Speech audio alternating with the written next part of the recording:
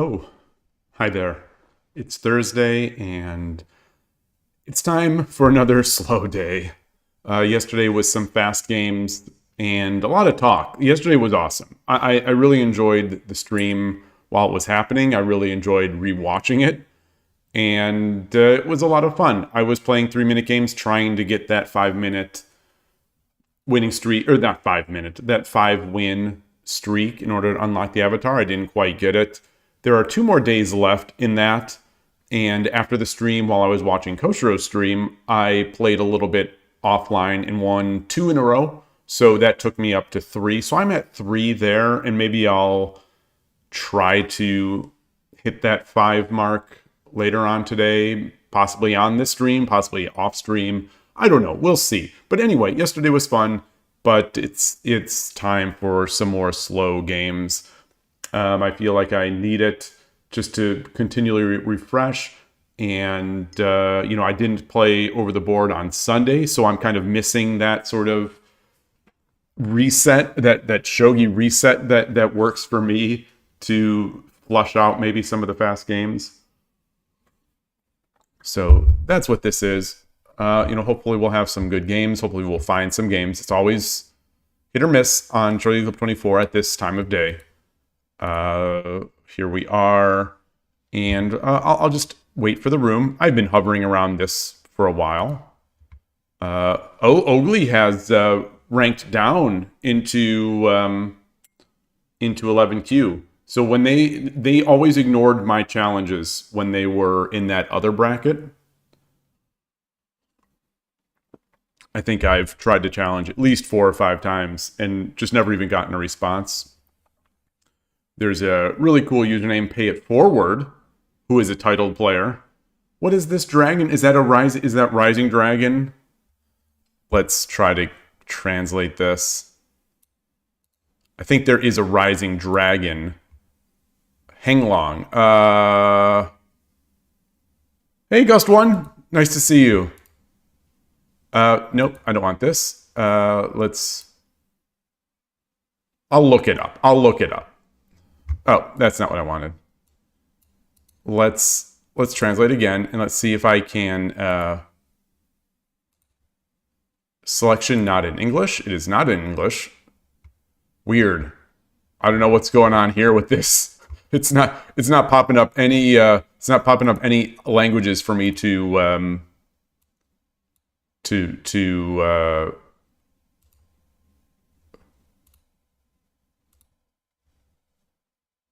gosh.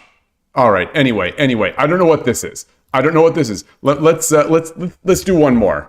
Google.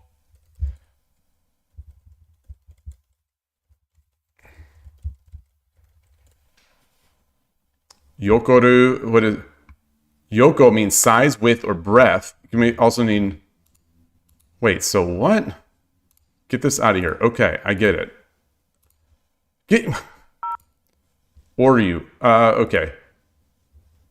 Ami ... I think we've played Ami ... before. Yoroshiku onegaishimasu. Can I copy here? I can't, and I could paste it here though. Yeah, I do have I think we've looked this up in the past, and it was Rising Dragon. Let me check the scene. Looking good.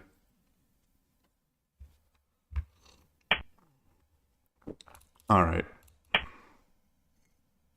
Got my tea.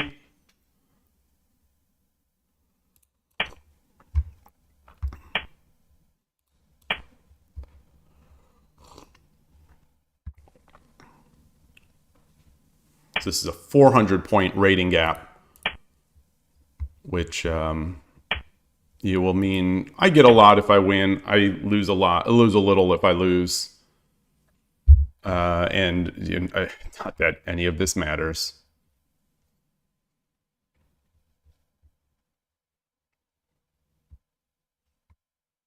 I just started getting a little brain fog there. All right.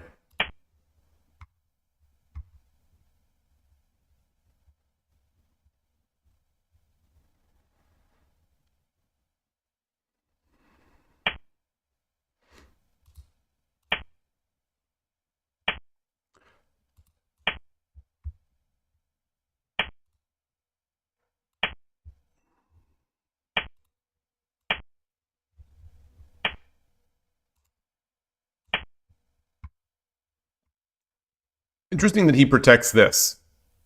That's interesting. Presumably he's protecting against my silver drop. You know, which I don't usually make. Because maybe I should. Maybe I should. Just because the engine doesn't hate it doesn't mean I shouldn't do it. According to the dictionary, yoko means horizontal. Yeah, that's what I was seeing in there. So what is that? A horizontal dragon?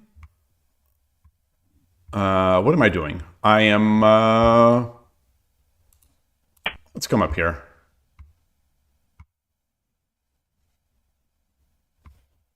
I think, is this a position where I'm supposed to drop 4-5?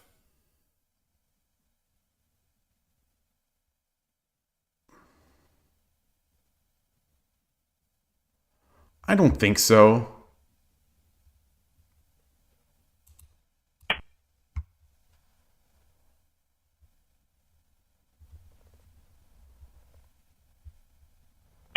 Yeah, the Coward Castle now. The Coward Castle is it's going to be annoying. It's going to be really annoying.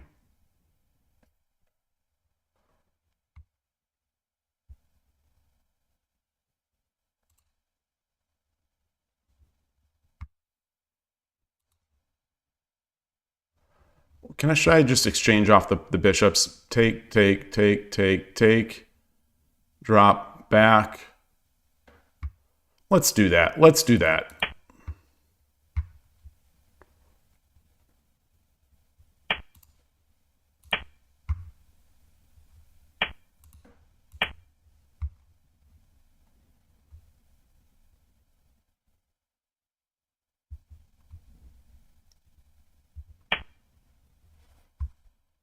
Ah, there it is. There it is. There it is. Okay, that's nice. That is nice.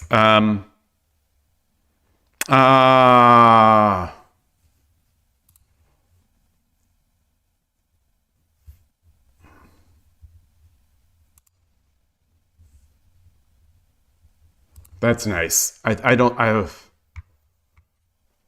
He saw that right away. That must be a very common static rook sort of faux pas that I've made here.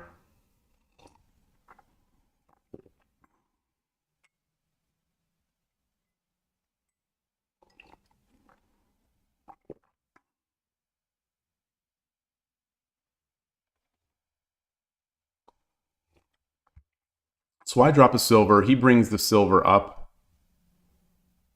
I come back. He drops the bishop here. I take, he takes, I take, he takes.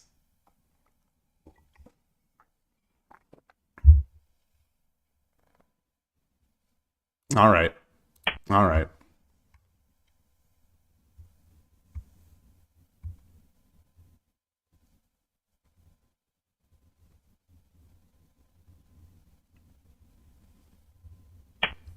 Okay.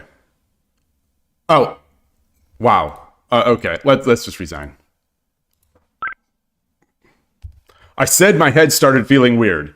I said, "Hey, Foradun. Hey, Brysandris. Good to see you. Good to see you both." You know, I said as I made my first or second move, I'm like, you know, my head doesn't feel right, and maybe something's going on here. I want one of those air quality meters that they used to do. Boy, when it was called the Magnus Carlsen Chess Tour, there was Chess 24 was streaming these tournaments with the pros, and it was called the Magnus Carlsen Chess Tour, and one of their sponsors was this. I can't remember what it was, but basically an air quality, probably an overpriced air quality monitor that you can hook up to the internet. Hey, Emperor Rex, good day. And I've been wondering about that. Like, you know, how is my air quality here? What's going on? Augusto, when you say it's the same kanji in Yokufudori, oh. The sideways action of the rook is strong. Okay. I wonder why it's a dragon, though. Let's copy this game out. I want to study, not study, but I'd like to at least get our stuff going here, and then I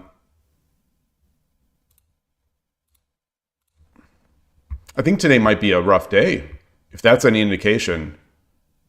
My head was just not there.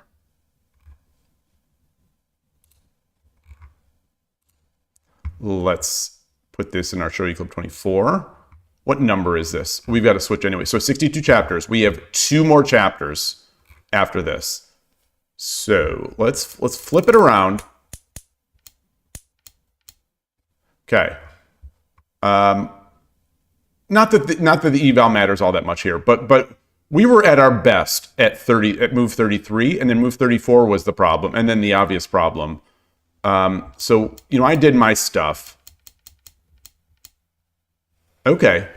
The engine doesn't like Howard Castle as much. Interesting. And then I pushed. What am I looking to do? My ideas here were knight. What else was with my idea? Silver. Exchange the pawn, which would be hitting here, and then I could bully away the rook a bit, potentially. Those were my main ideas.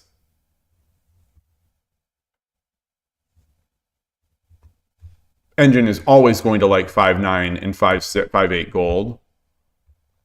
So let me flip this on. I pushed the pawn. Let's see what this engine's saying. Okay. Number 1 right now is, in fact, 7-3 knight. As it usually is. Anyone who's watched my streams knows how I struggle to sort of maintain this knight here. But I should do it. I know it's pretty good, and I know that I need to get better at doing it, so I'm gonna start doing it more often. So the engine's moves here are knight. These are tied for first, and then these are tied for first at -1, and then 5-3, 5-2 as I expected. Interesting, and 7-3. So these are all good. These are all nice little Gote advantages. Hey, Coach Ro, yesterday was rough for you? What? Hey, Just Filippo, good to see you. What do you mean yesterday was rough for you? Do you mean, are you responding to what I was saying about my head bothering me? Like, are you mean rough in terms of, like, were you not feeling so well?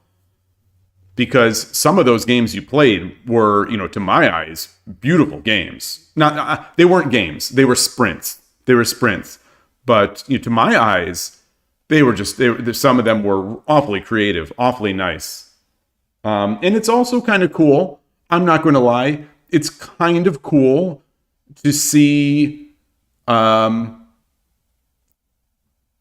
you try to struggle through some things. It's kind of cool to see that. You're giving respect for the position and all that kind of stuff. I've seen enough of your streams that I feel like I can read your face to see when you're struggling, or when you're confused by what the other opponent is doing, or when you're confident you're going to win. I feel like I can sort of read that in your face. And so it was interesting yesterday to see some of those moments where they were just confusing positions. Confusing for me, and seemingly somewhat confusing for you. But you played a ton. You ranked up all the way to 4 dan, which means that's 34 games, 34 games. That's a pretty darn big session. That was good. It was good. Today, though, mine. I'm going to get my head back. I've got to get my head back.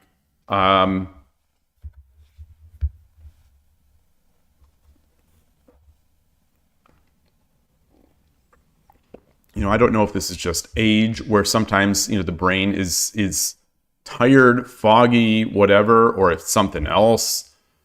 But I've got that right now, so I'm going to push through it.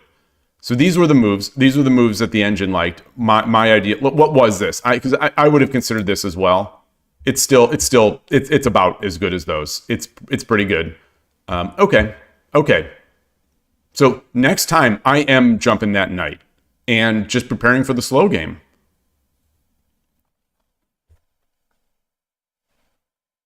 It was fun. You think it's a good training tool? It made you play out of your usual win condition plans.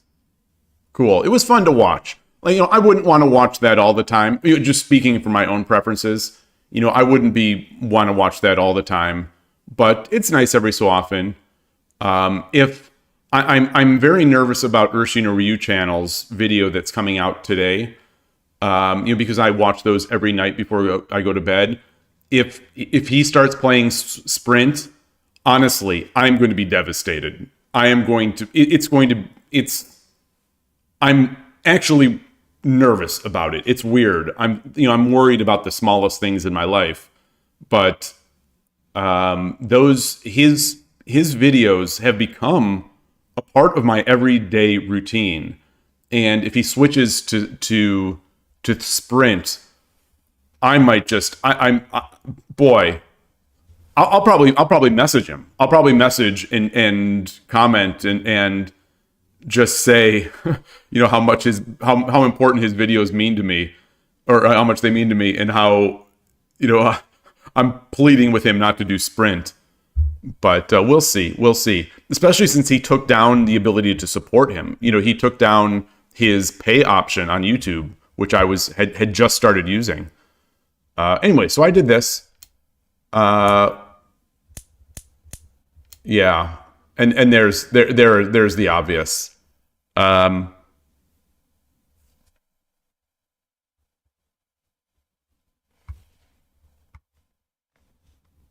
Okay. So the engine likes this. I could see this. The idea being, if he comes up here, I presumably we drop. The engine is saying that force 6 is the number one move for the opponent, but I am guessing if he takes, we just drop the silver. Oh, and that's the number 2 move. Yeah, and that is it. We drop the silver, so we break this diagonal, and then he runs, and then we take.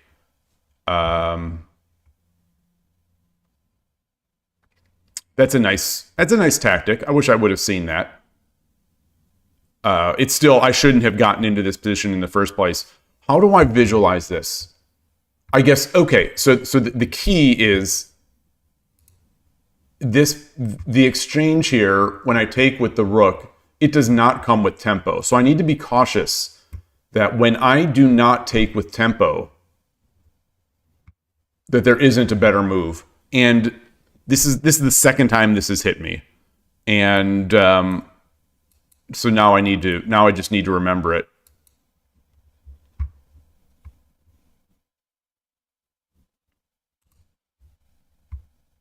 And then I just threw away my silver because I forgot I don't know what I forgot. Okay. All right. That's a start. Hey, Transport. Yeah, I do not like Sprint. It definitely doesn't. I don't know. Are you responding to that because you heard what I was saying about Urshin or Ryu channel? What is my favorite castle? Anaguma. Ranging Rook Anaguma is my favorite castle. I don't play Ranging Rook so much anymore these days, but that is my favorite castle. Second would be Anaguma on the left side. I feel great when I'm making Anaguma because it seems to free me up to do the kinds of attacks that I like to do, and it doesn't require a huge amount of speed. It doesn't require me to be. It feels sometimes like it doesn't require me to be perfect in my execution.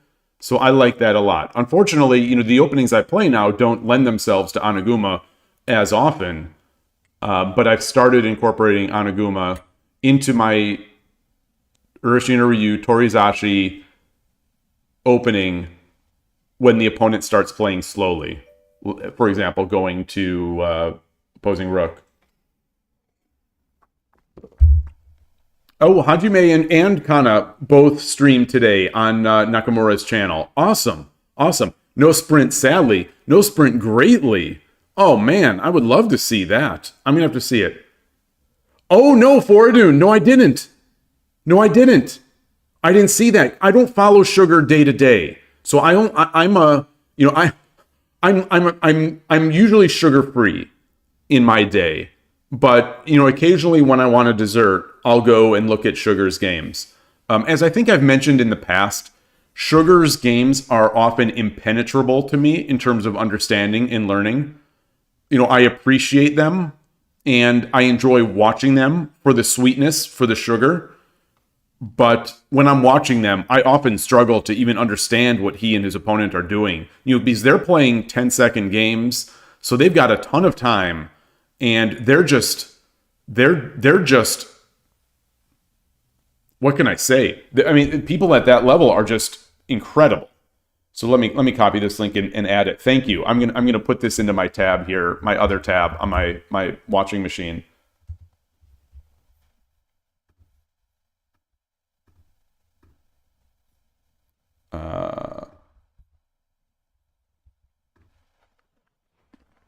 Awesome. And Zetai Ryoki is my new one of my new heroes. So I'll be cheering for him. I mean, clearly I'm going to be cheering for him. And if he loses, I'll just blame a bad position. That's a nice thing about Sprint, though. You don't have to worry about losing because you can just blame the position. You always have a built-in excuse.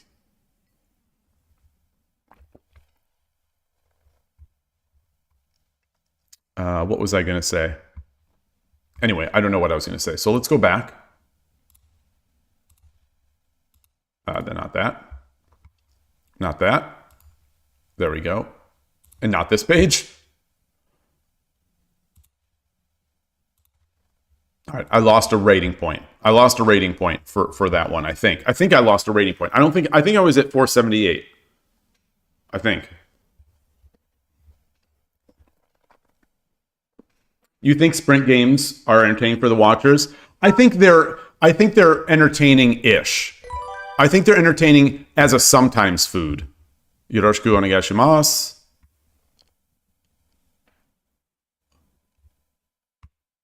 I think it's nice to see, someone struggling to play in these somewhat interesting positions. But the people I watch I generally prefer, and this is true in chess. So, this is just my preference. This isn't anyone else's preference. Obviously, this is just mine. But I like to generally watch people who play the openings and the types of positions that I play. That way, I can learn from them.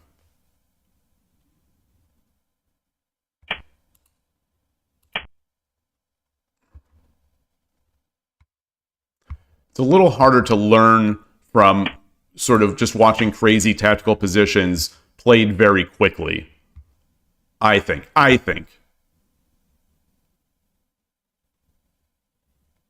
So if he drops the pawn again, thinking he's going to get this pawn, I'll take and then leave the... I'll take. He'll take. I bring up the silver. He drops a pawn. We're back into that sort of dangling pawn situation, which ends up a lot of times in us going to opposing rook.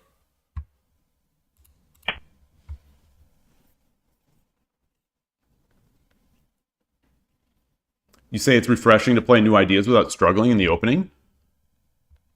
You don't struggle in the opening? Wait, what? Okay, so here we are. So now we're in. Now I am struggling in the opening.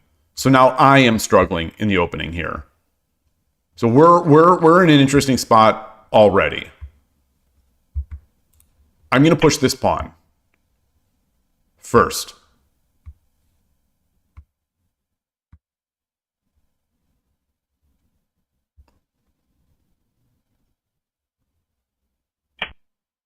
Okay. Push. He pushes. Push. Take. Pawn. No. So I'm going to come up here.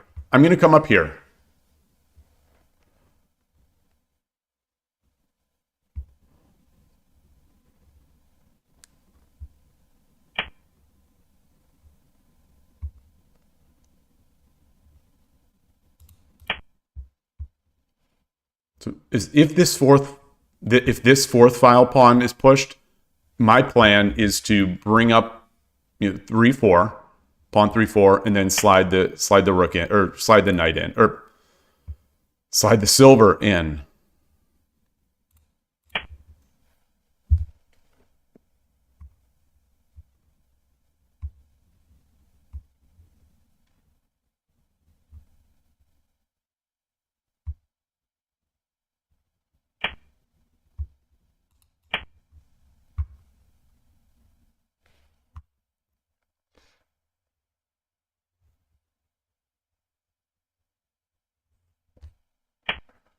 Have I played Kokoma before?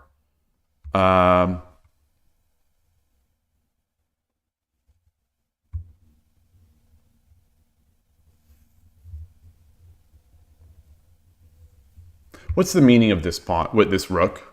What's the meaning of this rook?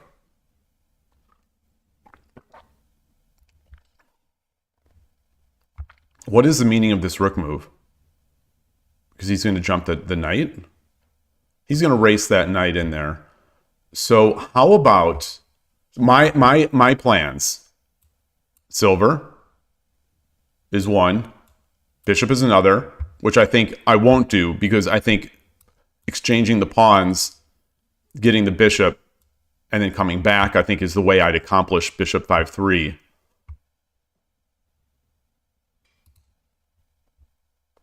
I think pushing this pawn is also potentially an option, and just starting to try to do my Urshino thing.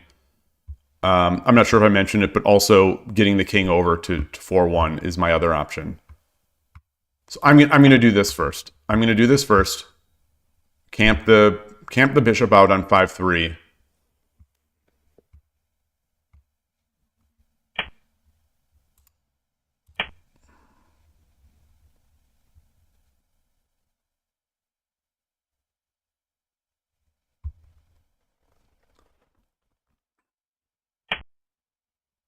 You say not anymore, but 95% of your life you struggled in the early game. But that's such a big part of the game, right? It's a huge part of the game.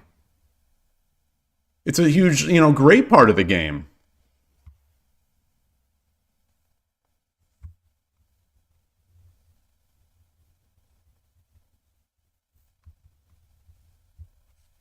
Wait, what? So if I drop the pawn, he comes over here.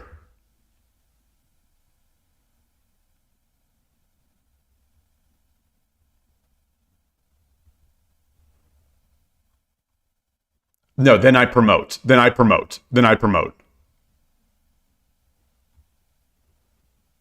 Yeah, so I drop the pawn. If he goes anywhere, if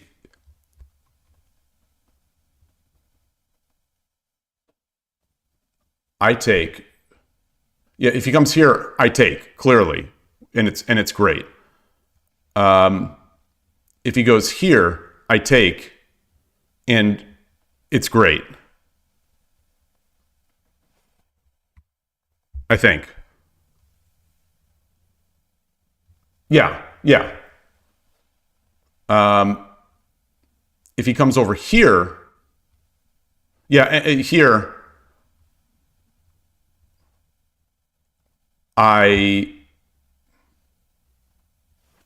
no, I don't promote. I come up. I come up with my silver. Yeah.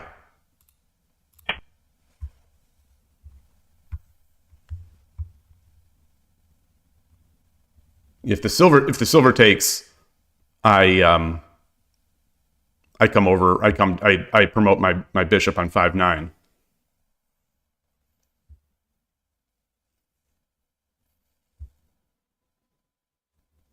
Do I promote my bishop on 5-9, or do I check? Do I check on 6-8?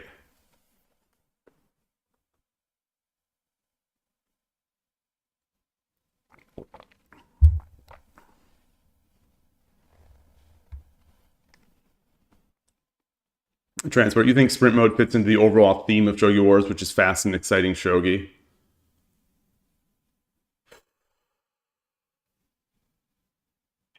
I guess.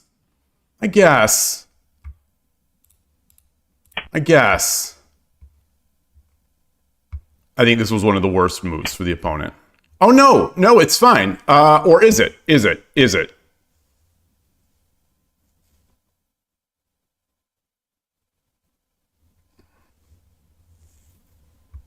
Oh, gosh. I also have this drop.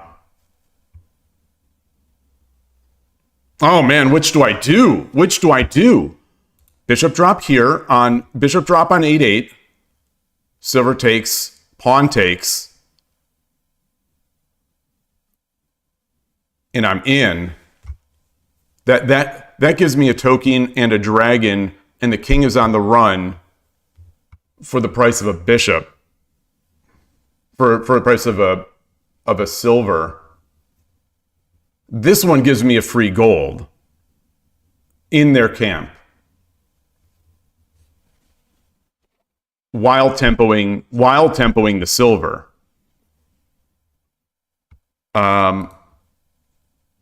Oh gosh. So what else can the opponent do here? If I drop this bishop, the king can just run.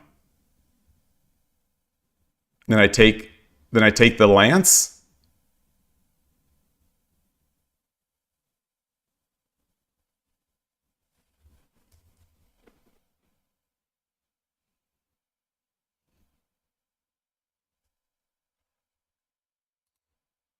All right, let's do this. Let's do this. Let's get the free gold, and then we drop the gold.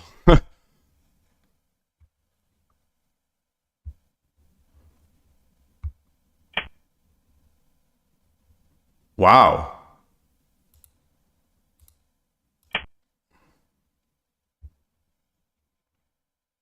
So now I'm looking. Now I'm potentially threatening mate here. I think. Yeah, I'm hitting this.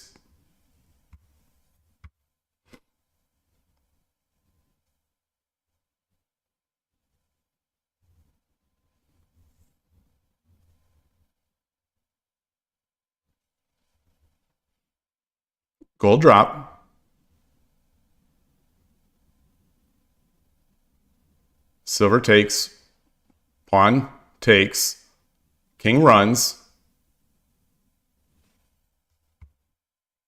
What if I just if I take here, if I take on 6-3,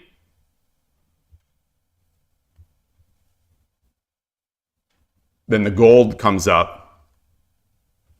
Drop the gold.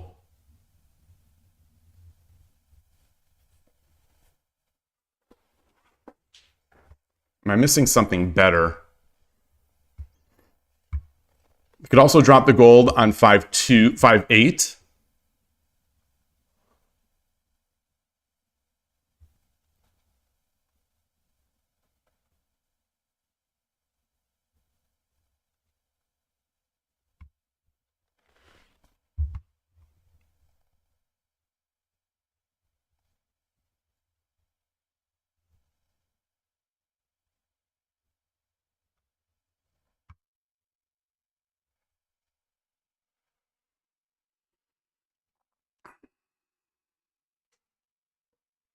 Hmm.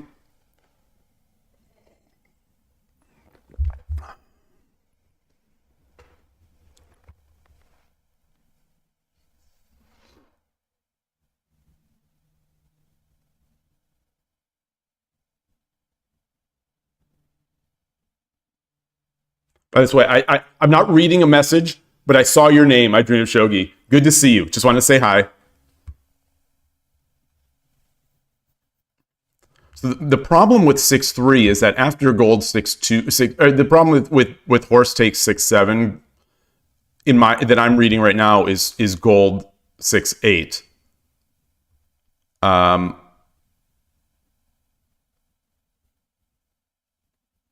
So I drop the gold here, and the king can run, and then I have.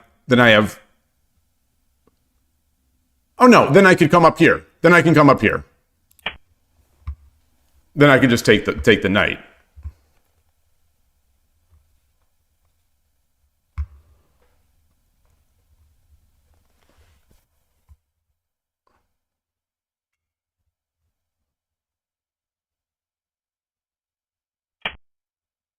Ah. Ha ha.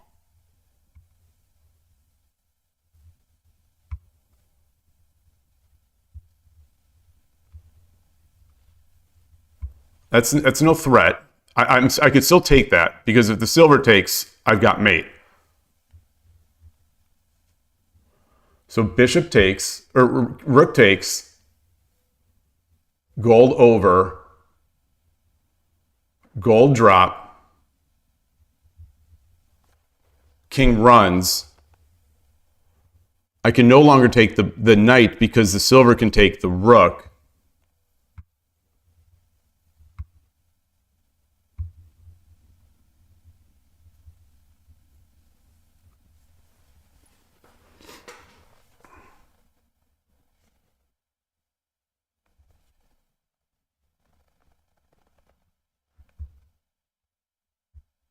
Gold, silver, pawn takes, king takes.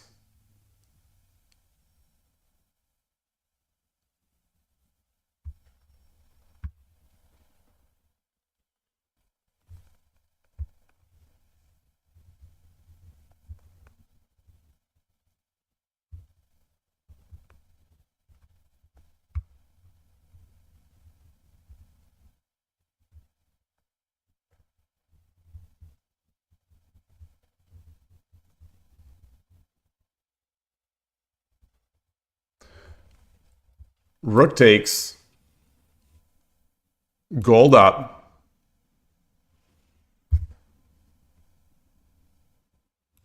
gold drop,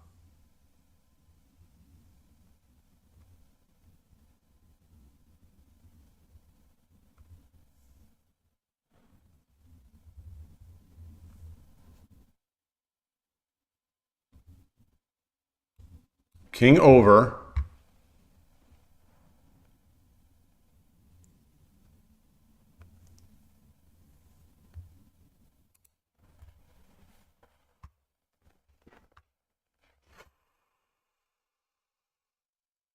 so how can I save? Is there, I mean, not just to save.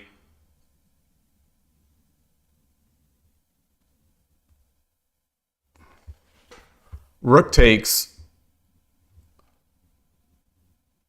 gold up.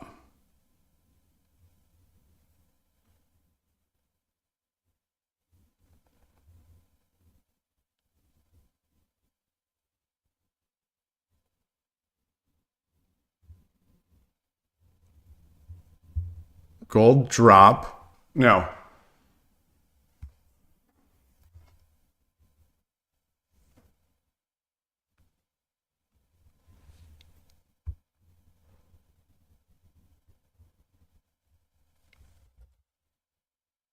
Rook takes,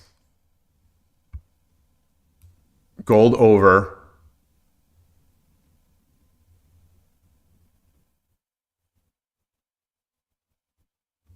if the gold comes here, then I have this square. So rook takes, gold 6-8.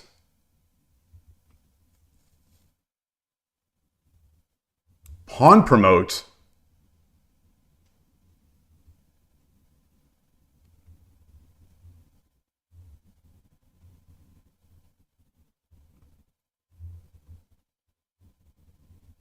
Silver takes, rook takes,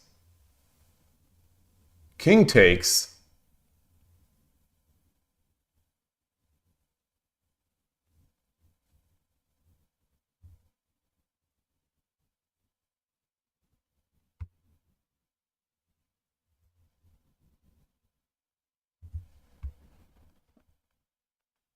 Horse takes gold? No, no.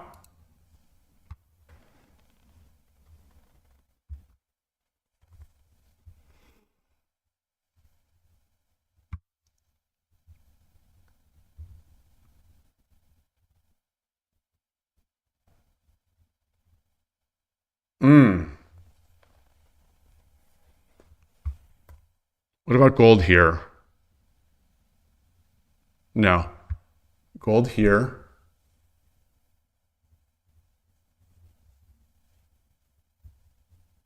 Is there another? Is there another? All right. We're taken. We're taken.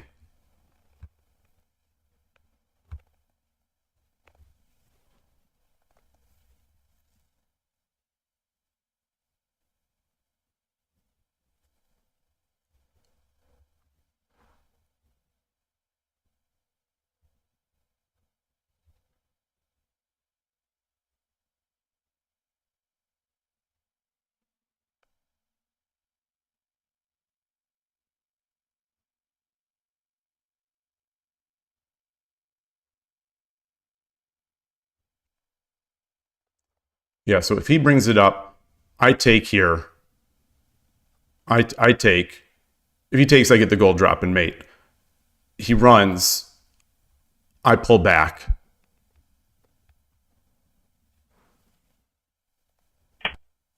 Okay. Oh, interesting. Oh, that's interesting.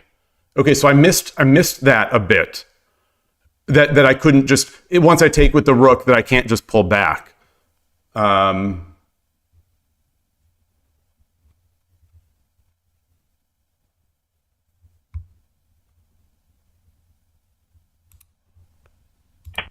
think I've got to force this out. Yeah. Now I think it's over because if he takes with the silver, I take. He's got it. He takes with the gold, then I just have mate. And if the king runs, okay. Arigatou gozaimashita.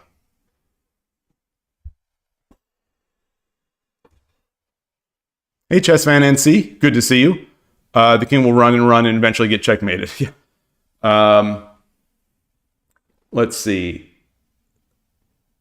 This isn't the bishop. Wait. This isn't the bishop you're looking for. My bishop drop 3-8 was free. PGA, my bishop. I did drop bishop drop 3-8. Hey, Skykeeper, nice to see you. Wait, wait, there's a big discussion here. Did I mess this up? Whoa!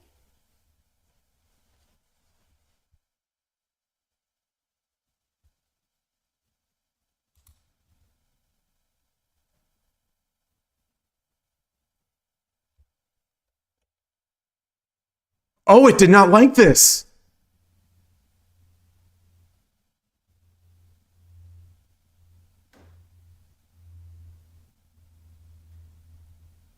Holy mo! Wait a minute. Okay, let me get. Whoa! So now I understand the Jedi mind trick.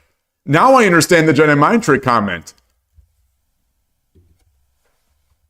What? It doesn't get any better than this. It doesn't get any better than this. This is not the bishop you're looking for. It doesn't get any better than this.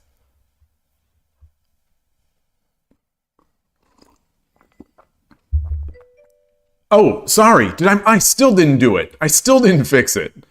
Thank you. Thank you to both of you. I said on the first or second move of the first game, I said, my head doesn't feel right. Whoa.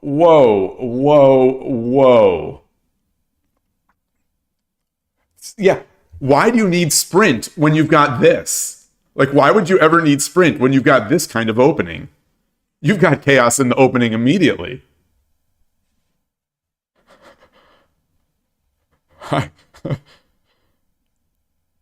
Okay. This is next level shogi. NLS, next level shogi. Boy, oh boy. I was so proud too. I was so proud.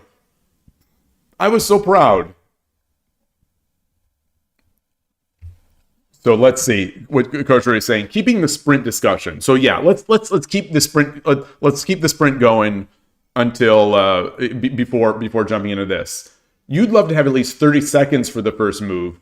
You think that even some positions are not fair for a human's perspective. Oh, well, I agree partially with the first and 100% with the second. Some of those, from a human perspective, from this human's perspective, one of those sides is much easier to play than the other side. In a bunch of those games I saw, I want to say in a bunch of those games that you were playing yesterday, there were some that I would dramatically prefer to be on the one side, which is, I don't know how you get around that. If you're algorithmically selecting these positions, they have to find a million positions. They've got to keep adding to positions so that people don't replay the same positions. So so they've got to do that. But yeah, it'd be nice to have some way to detect. This one might be even in the engine, but it doesn't feel so even human perspective. For the time, I think the second player should get a time handicap. This is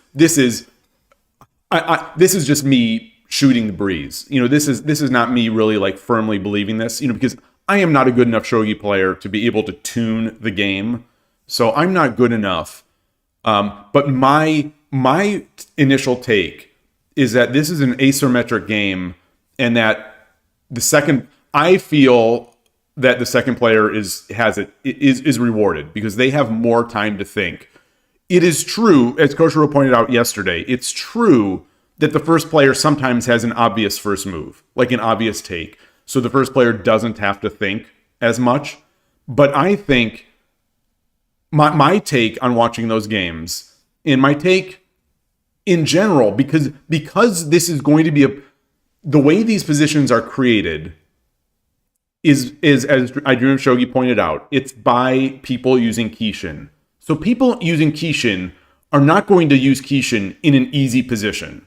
For the most part, they're not going to use position where it's like, okay, I've got an obvious take or I've got an obvious move here. They're going to use Kishin when the move is tough.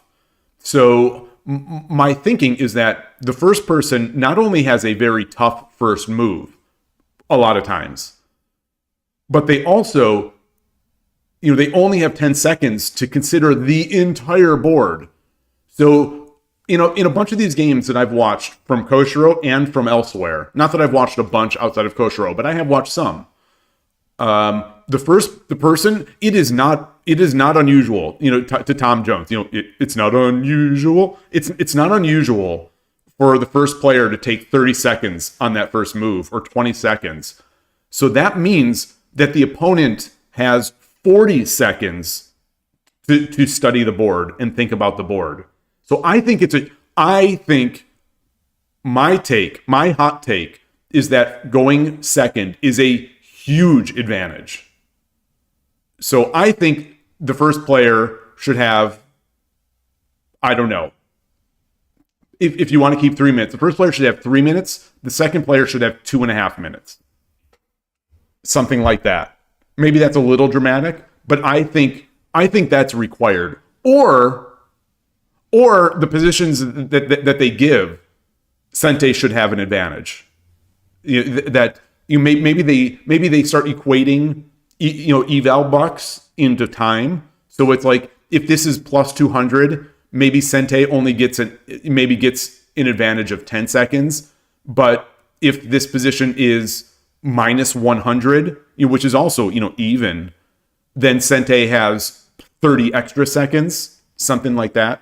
That might be confusing. It's a little harder to explain to people those rules, but in fairness, and not that fairness is everything in these games, especially in a game mode like that, which is kind of a throwaway mode as far as I'm concerned. I do think that the second player is significantly advantaged.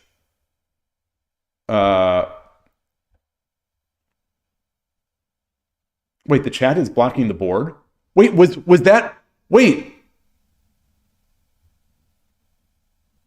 Did I wasn't, that entire game, I was not playing in the wrong scene, was I?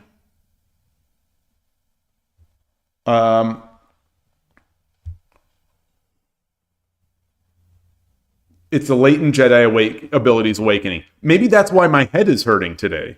Maybe it's like, there's an event going on. Okay, that was only after the game. Okay, thank you. Dream of Sogi is saying there's a bit of a bias to the positions that are presented because of how they selected the positions. Yeah. Wouldn't it be easier to just give people more than 10 seconds at the start? I guess. I mean, I think that would be one thing, but it would take longer to get into a game, which is maybe not desirable. But also, it still doesn't address the fact that the second player gets more time and potentially an easier position. Potentially.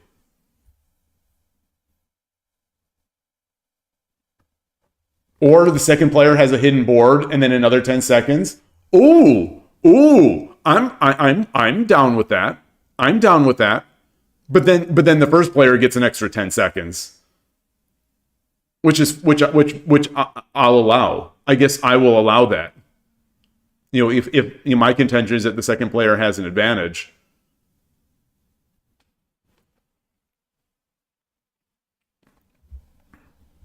It's interesting theory crafting at like this new game mode.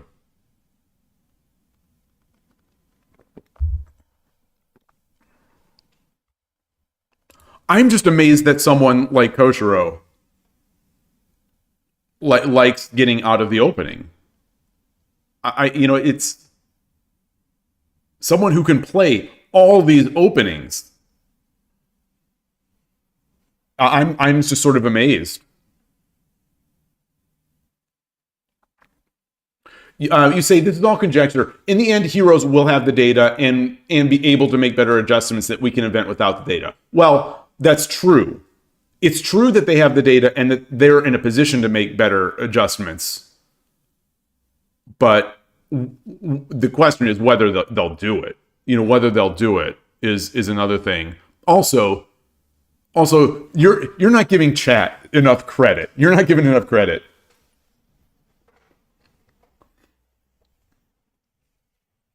You say you're biased because endgame is your strong point. I have to, I have to agree with you because you know your game and you know Shogi so much more than I do. But boy, it sure doesn't feel that way. Sure feels like your opening is strong. Like your opening is strong because your middle game is so strong. So like, yeah. Transport, that's an interesting idea. Yeah, we'll see that information. We'll definitely see that.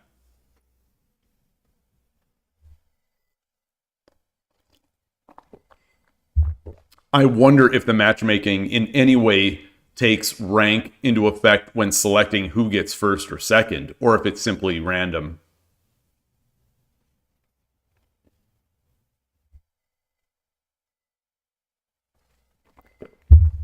All right, so I did this. Is the bishop drop? So my only other consideration was the bishop drop here, and that is the number one move, almost an only move. Yeah, best move for the opponent is king run, or king run. This was the move that I wasn't sure of. This is what made me make this move. 7-8. We just take the lance. Yeah. And that's it.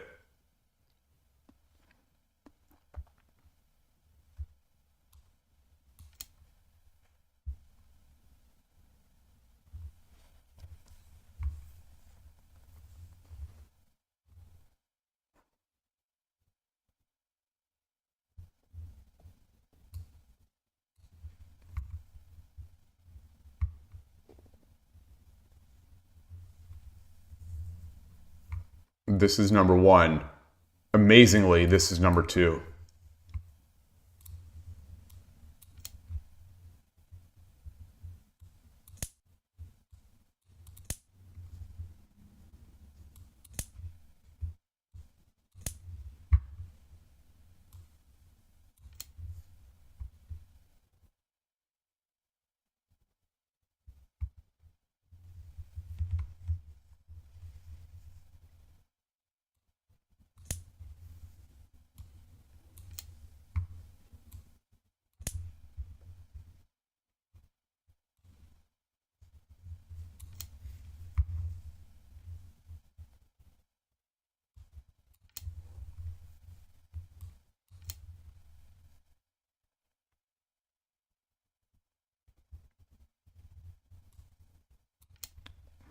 Wow.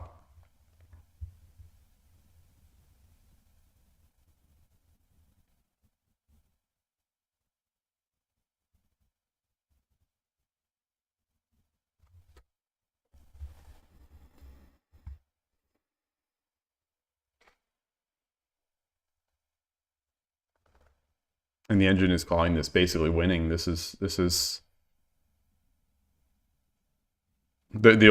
best move for the opponent. Oh, and there's a follow. Joko.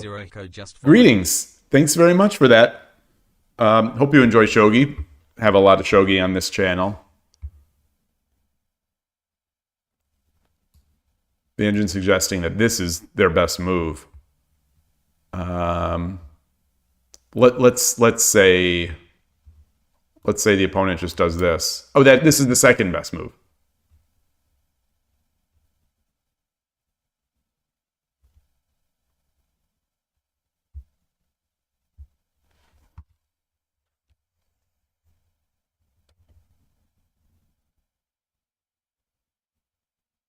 Bishop supremacy? Bishop supremacy.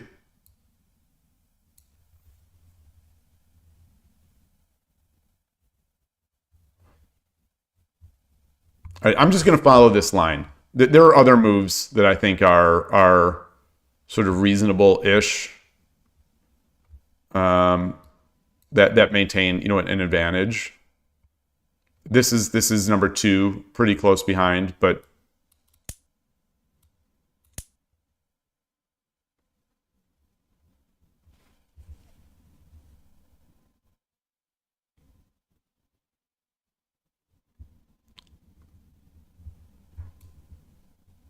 what?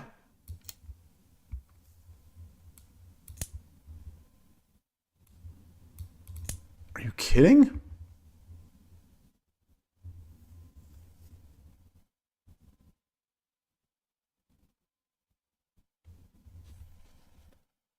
I feel like I'm in a Koshiro endgame here. Ah, you're a Go player, but you think Shogi is interesting. Welcome. Welcome, welcome. Yeah. I was a Go player a long time ago.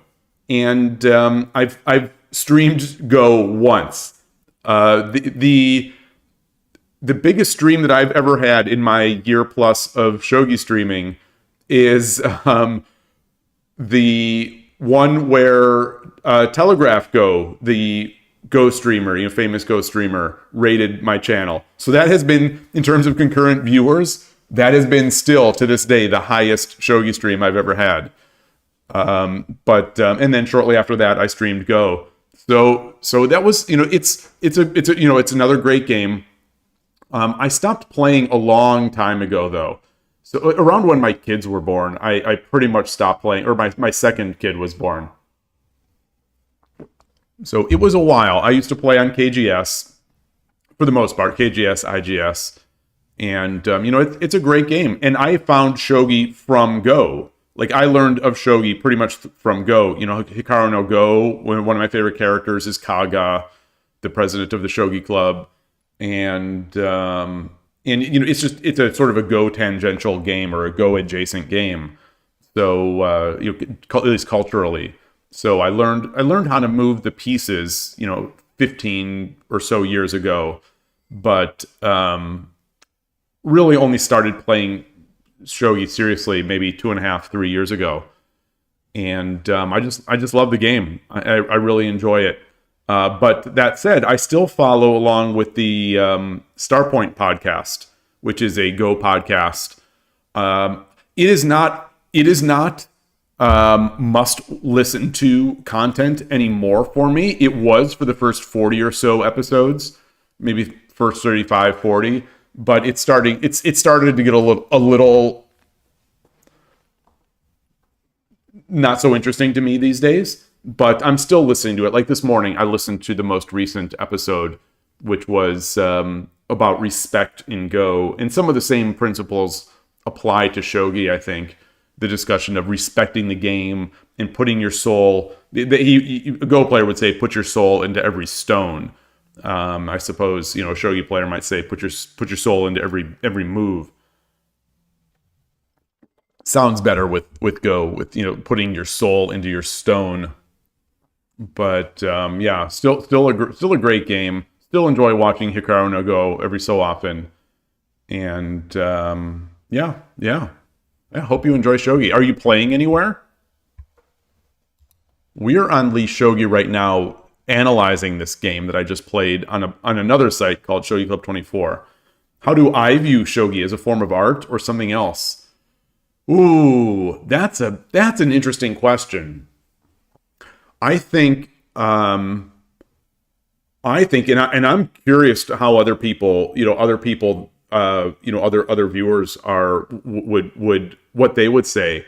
But for me, it is absolutely art. There is certainly an art component to it, where ignoring the game aspect, there is the aesthetic and equipment sort of component of Shogi, which I adore. I love that stuff. I am so much of an equipment nerd in chess, in Go, in Shogi, in backgammon.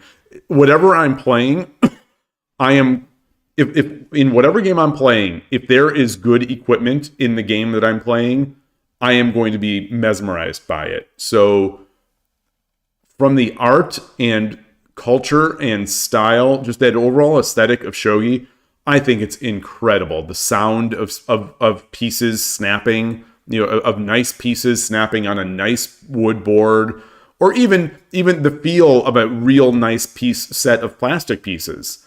I think when those are done nicely, like the nicer plastic sets, I think have a great feel in the hand, a great feel and weight. And so art-wise, I think there's that. If you compare the game itself as art, I think there are things that are beautiful. I don't consider it as much art as science, but maybe that's why I'm bad in it. It's, to me, it feels like there's a lot of calculation, and certainly there's a lot of play by feel, but it feels to me like it's a mix. It's a mix. Whereas Go, I think, still is more open-ended. Shogi gets incredibly open-ended in certain positions. In many games, you'll have these completely open-ended spots that require, to my level, requires a lot of. I lost track of my what I'm trying to say. It requires a lot of creativity. Whereas I think some better players might see some of these positions and be like, "Oh no, it's obvious. You just got to do this." But I think that's an art to it. The art perspective that I think, probably listening to the Starpoint podcast, I might have heard about this, but the idea that every Go game, you could take a Go game, either the ending, the middle game, some part of the game, print it out and hang it on your wall, and it would literally be like a work of art. I think the aesthetic of Go, the simplicity of the black and white stones, on the wood board, the kaya board, and or whatever, or bamboo, or whatever you use, that simplicity and aesthetic it simply is, as far as I'm concerned, it is art in itself. Not even talking about the game, but the game itself requires quite a bit of creativity and thought, and or at least Go players. I'll say I'll let myself in with Go players, since what I'm about to say is kind of making fun of Go players. So I'll include myself in that. But we like to think that these are creative moves that we're making a lot of time, when in reality they're just complete and utter guesses. They're complete and utter bumbling in the dark, trying to guess at a move, knowing that you're completely incompetent and incapable of finding a good move. So it's fun. but we like to feel that we're being creative when we're doing this. Oh, hey, Otis on YouTube. You're about 2450 OTB in chess. Oh, goodness gracious. Goodness gracious. You've been looking to learn shogi as it seems really interesting. Just wanted to say you enjoy my streams and your love of shogi is infectious. Thank you. That is such a kind comment. Those kind of comments really, hit me in the feels, as the kids would say. I really appreciate that because I love this game and I love streaming it. They're two separate things, and fortunately, I just really like to do both. I wish I could be better. I always wish I could be better so that these streams could be more useful. But I think I'm glad that comes across.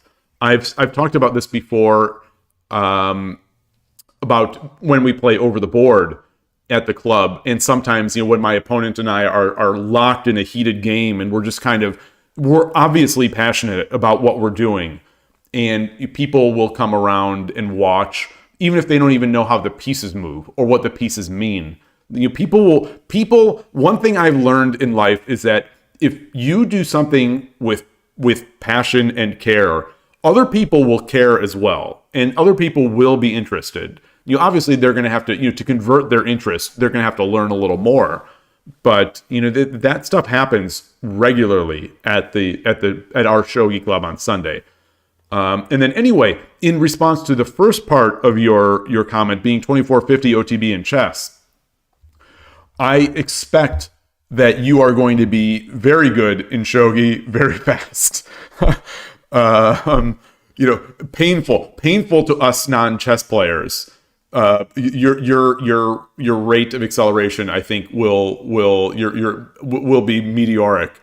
I've talked about this before. I don't know if you've heard, but there's a chess grandmaster, about 100 points above where you are in terms of, at least, in terms of FIDE rating.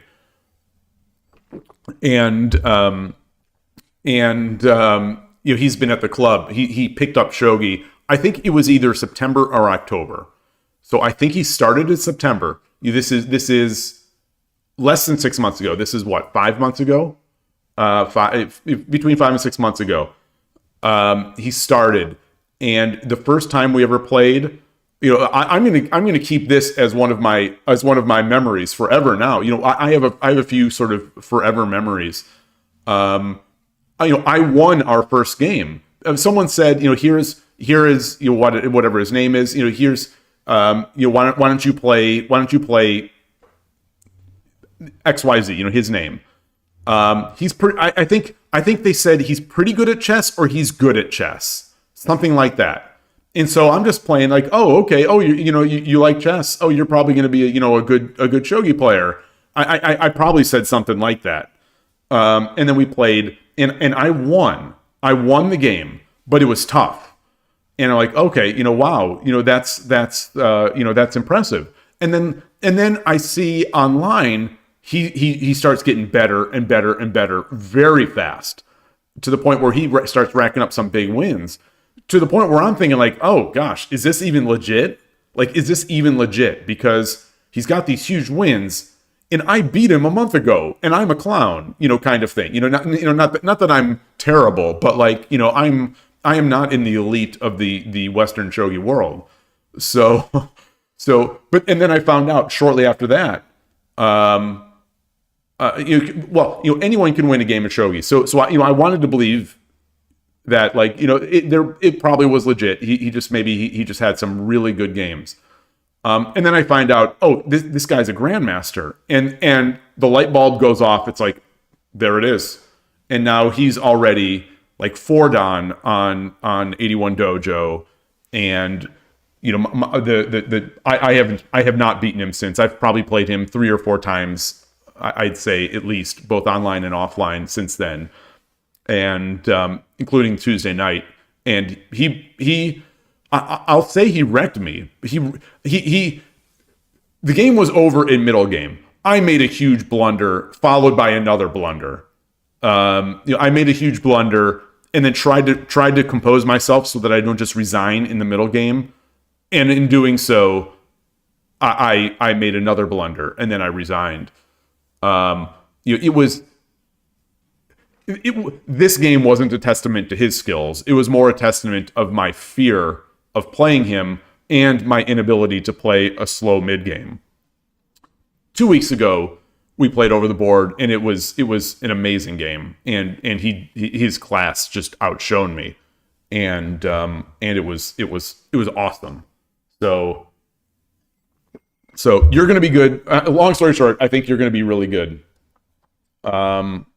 Yeah, as long as you like the game. As long as you like it, I think is the key. That's the key to so many things, is the love of the game for improvement. And you're just speaking about this guy again, not to be harping on him, but he seems to really love the game as well.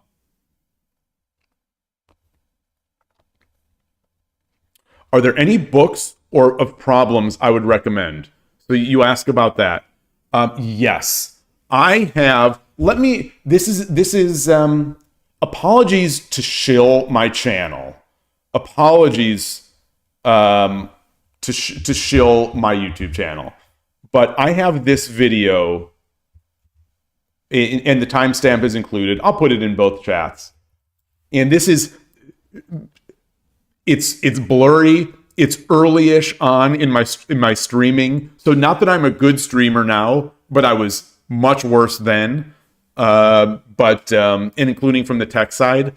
But that video, including the from the timestamp, has basically almost every English language shogi book, and I have them. So I went through them, and we discussed that with some of the people in the chat, and so that might be useful. There are also that's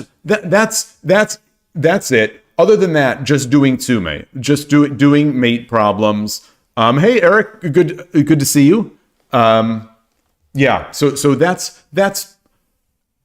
There are plenty of mate books. I think I might mention it in that stream also on the Nekomato site. Those are in Japanese, but it's very easy to. It's they're like mate in 3, mate in 1, mate in 5, mate in 7. There are plenty of these books where you can do mate problems, and the solution is on the back side of the page.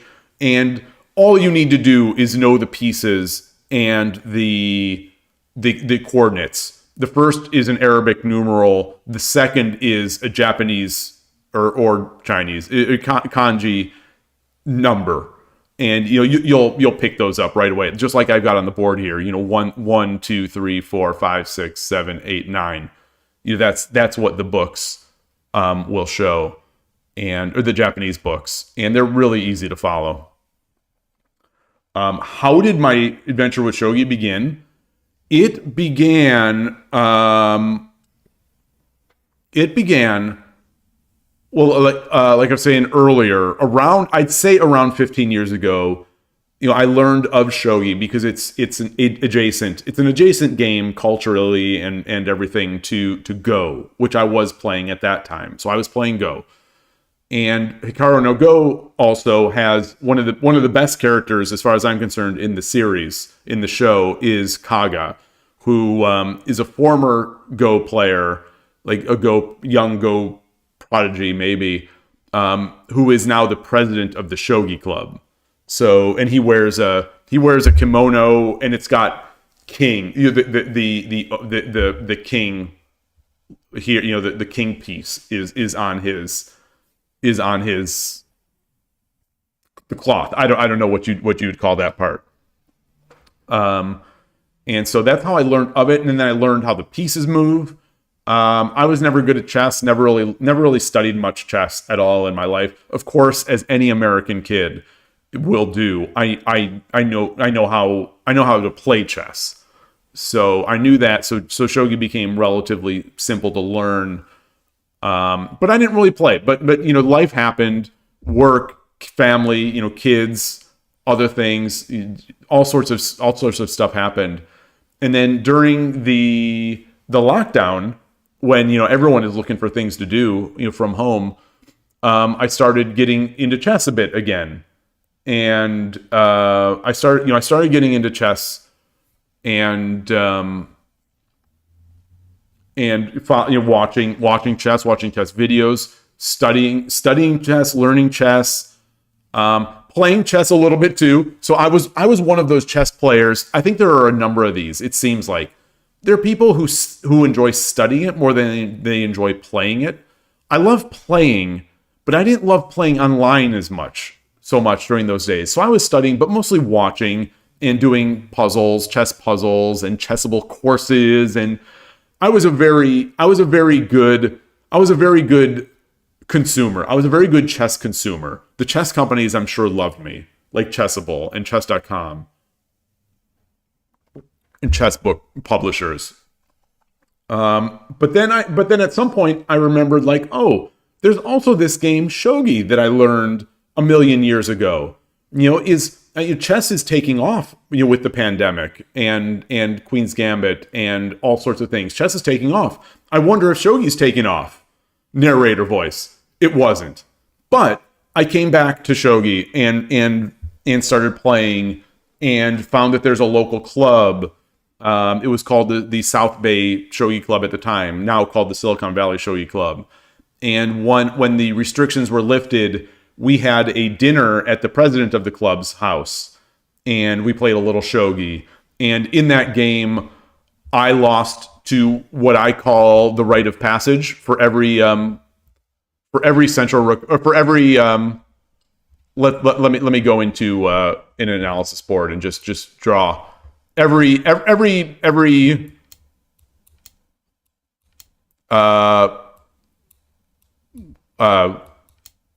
good boy loses this way.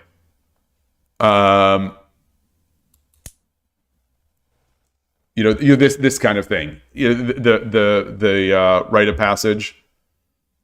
It's still doable, but I probably tried to defend like this. I don't know. So yeah, Ornald, good to see you. Yeah, it's not lost yet. It's not lost until you ignore one time, or like I might have done this.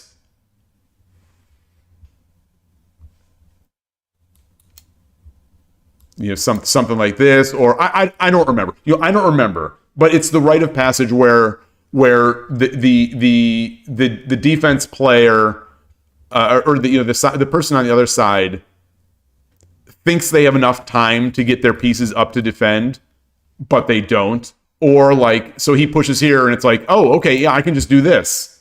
Wrong. Wrong. This kind of this might be actually how I played this game. They might. Wait, you think this is playable? I mean, as a duck player, maybe, but this is rough. I mean, this is very difficult, especially as a beginner.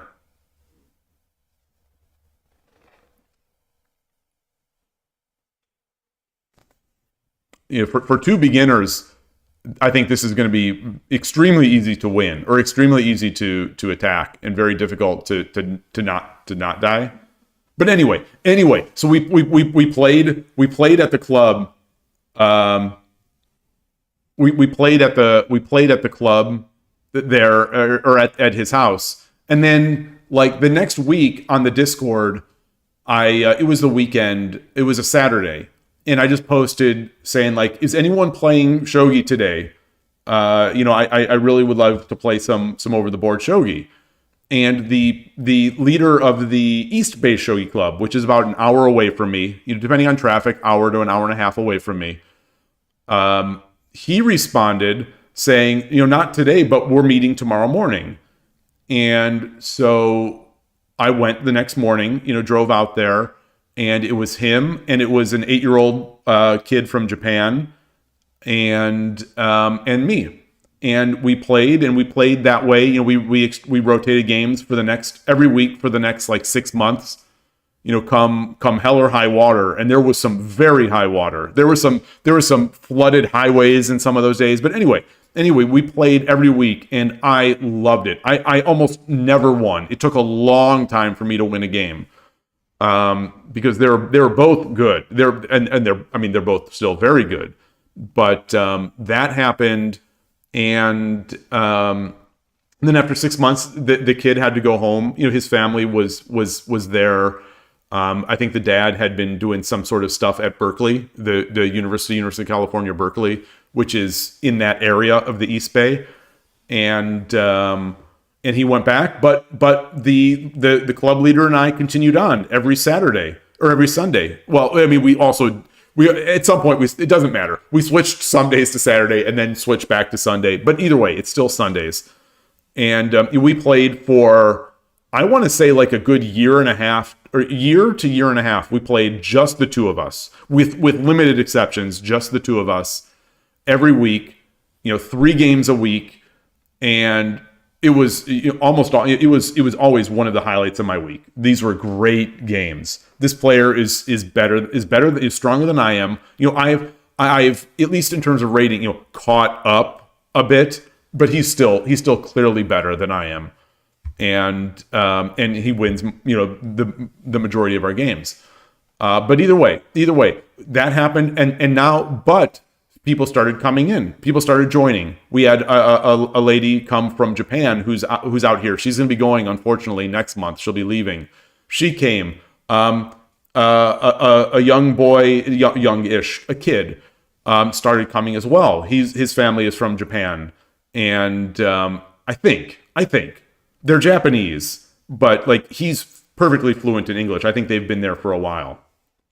So he's there, and now we have another lady who's there, who's really nice and sort of learning and getting better at the game. And we've got another guy who shows up every so often. So like we'll have between 4 and 6 people at this club every Sunday, and it's just awesome. So that's sort of the thing, is over the board play got me in. And then last December of 2023, I decided I'd start trying to stream to really try to improve my game and make, because I wanted to get better, but I wasn't getting better as much as I wanted to. So I thought, I've got to play more. And I don't love playing online so much, especially since the Shogi software, outside of Lee Shogi, the software story in the Shogi world is a horror story. It's very bad. It's unfortunately, it is very bad. It's extremely far behind Go. I mean, chess. I'd say it's behind Go, but Go is also kind of bad. It's rough. But anyway. So the goal was to stream, improve my game, find a love of online shogi that I have with over-the-board shogi, and sure enough, I did find it, and I really love playing online. Shogi Wars, the Shogi Wars primarily is where I play, but yeah, and then that's where we have now. We just that was there last April. I played at the U.S. Shogi Championship, which was a big tournament in Los Angeles. And, that just ratcheted that love of the game up even more, meeting all sorts of cool people and, seeing top amateurs, play and playing against these people. And it didn't help that I played out of my mind and had some massive wins. So, really good. And so that's it. I see Chess Fan, you say you got a really nice checkmate this morning. Oh gosh, chess notation. Oh boy, I don't know if I'm going to be able to follow chess notation. So it was a quick one of these kind. I'm reading Pawn 2D Rook. Oh wow, awesome. Were you playing a bot?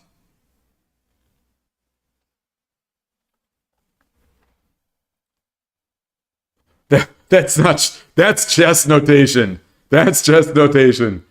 with the C's and the A to H's or A to I, A to H. You'll see in that book conversation video, one of the books that is very highly considered that's been translated in English I can't abide just because it uses the Western notation. Oh, it was a human. Awesome, awesome, awesome. I dream of Shogi. You say you think it's a massive overstatement to say any kid in the U.S. learns how to play chess. Really, you think so? I mean, maybe in my day, or my experience is, I grew up. I went to a Catholic school, just kind of in the Midwest, just a regular kid, and we'd have recesses, and they would bust out the chessboard, and so my perception is that everyone knows chess. Maybe that's not true. Maybe it's not true, especially anymore, in modern times. But back in the day, we didn't have many things. We had chess, we had checkers, and we had flicking football, and that's about it. What do I think of that? So I'm having trouble visualizing that. I think I'm seeing it. So like the king came over, and then you pawn, you took the pawn. Like that's sort of what I was drawing ish. That it looks like that static rook attack. That's a satisfying kind of attack to make. If I think I am reading that correctly.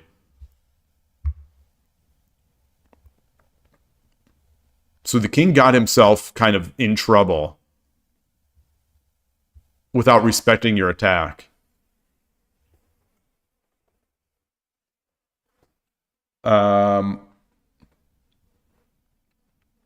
You say, just Filippo, it's such a pity Shogi isn't as popular as chess. I mean, I understand why it is. I understand. I think I understand. It's, I agree, but to my perspective, if Shogi is not as popular as chess, it's self-inflicted wounds. It's not because of chess. I still think. If the Shogi world, I think, wanted more popularity of the game, I think they could get it. I definitely think there are plenty of ways to get it. I just don't think that they're all that interested in it, and that's fine.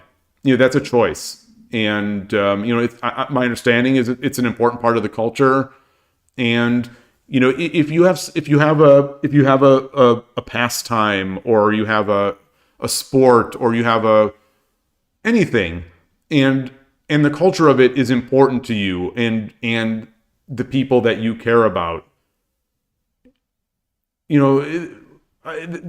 sometimes growth ruins that.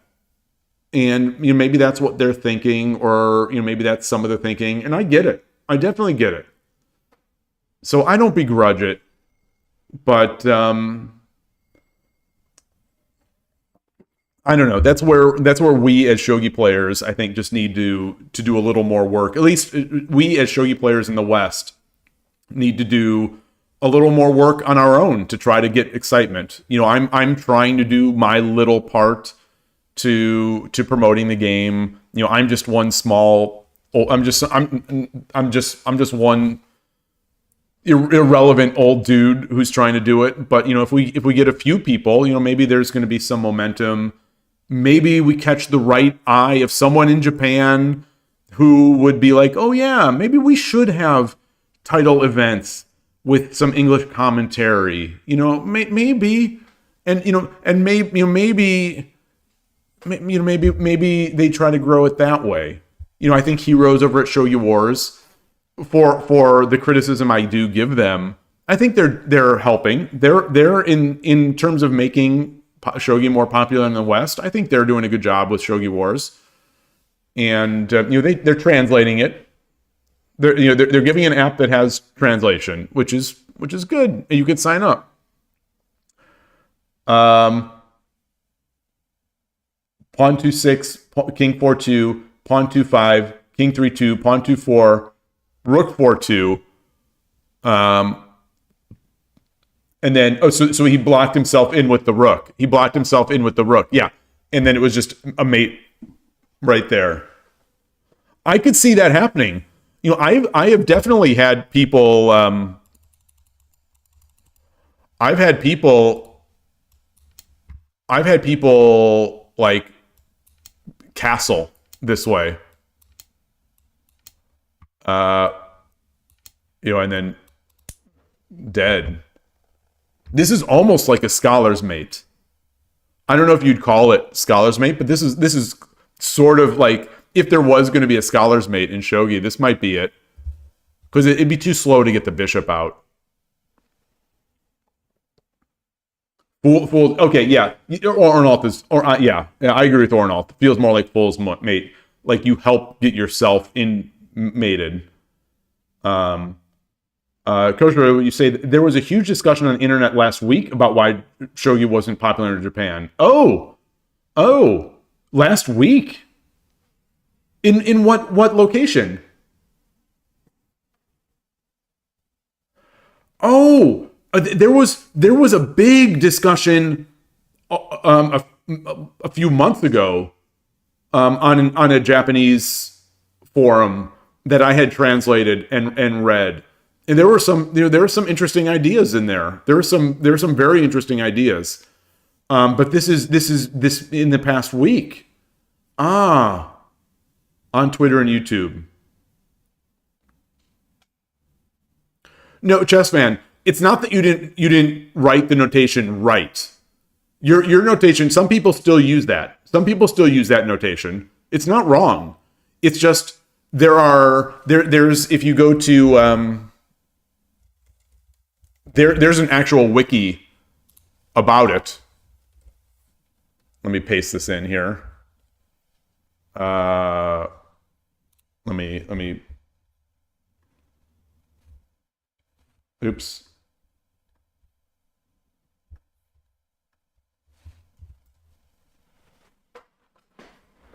There's a wiki about this very topic, and it's way more complex than it needs to be, but it is what it is, because different people have over time translated shogi in different ways.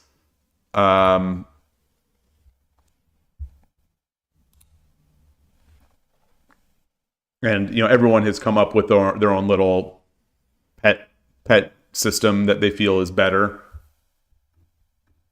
I think that's one of the things that the shogi community or shogi world gets in the weeds a little bit about, is kind of those kinds of discussions. These are topics that are sort of easy to discuss and easy to disagree with. Same thing like pieces. So I think they get overwhelmingly overwhelming focus compared to some other topics, like some of the harder problems to solve. I know that Japan and the people that are doing good work in trying to popularize shogi outside of Japan, such as like Madoka Kitao, a ladies pro. There are regular meetings of people trying to grow the game, but they're always talking about the pieces. And it seems like every discussion starts and ends with a discussion of, how can we make these pieces easier to understand? And I just think that's the wrong problem. I don't think it's that big a deal.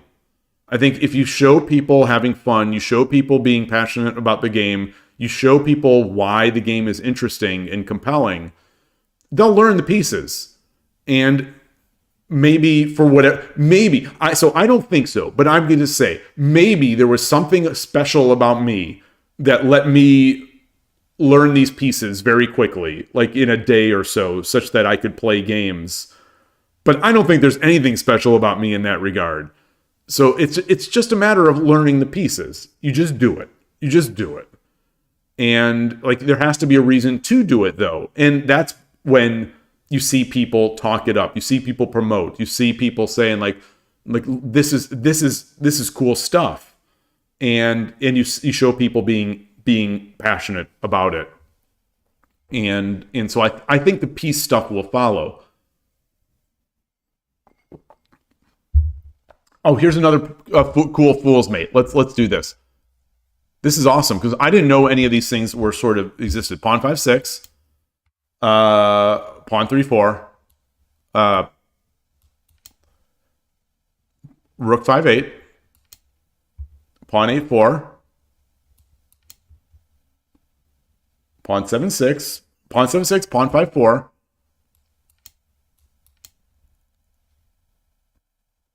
pawn 5-5, pawn takes, bishop takes,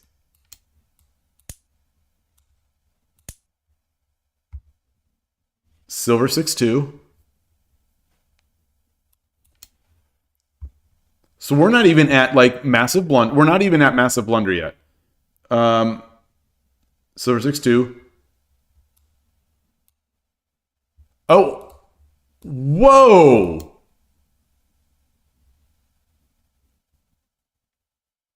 Are you kidding me? I wouldn't see this as a central rook player. As a central rook player, if this ever happened, I wouldn't see this. I would. You never expect the Spanish Inquisition. I would not have expected. I wouldn't have even been looking for it. Whoa. Well, maybe I would have. Maybe I would have. I bet I would have just taken. I like if this was just a Shogi Wars game, I probably would have been like, oh, I've got my discovered attack. Let me take this free bishop. And then, you know, he's got to defend, and then I keep taking. This is probably what I would have done.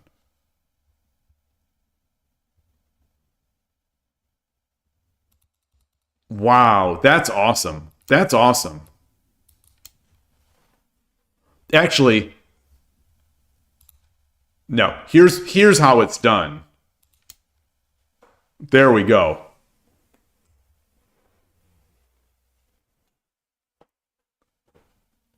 I would take 7-3. Oh, darn it. Darn you, Coach Rowe. You're probably right. You're probably right. You're actually probably right. This probably is what I would do.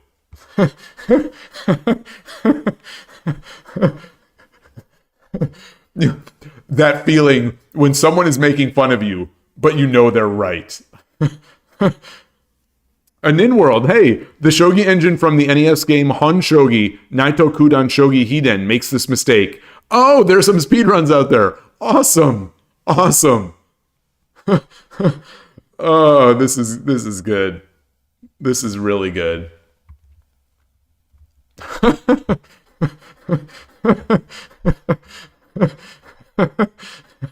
Oh my gosh. This is one of those moments. Occasionally something funny happens on stream. And then later on, I'll be laying in bed and I'll just remember it and I'll just start laughing while I'm laying there, and my wife will be wondering what's going on.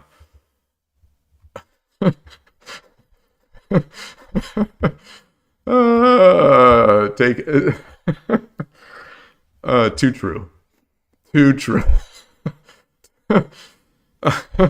All right. Anyway, I am going. On that note, I'm going to take a bio break. I'm going to fill. I have no water. I have no liquid, so I'm going to get some water and be right back, and hopefully get another game.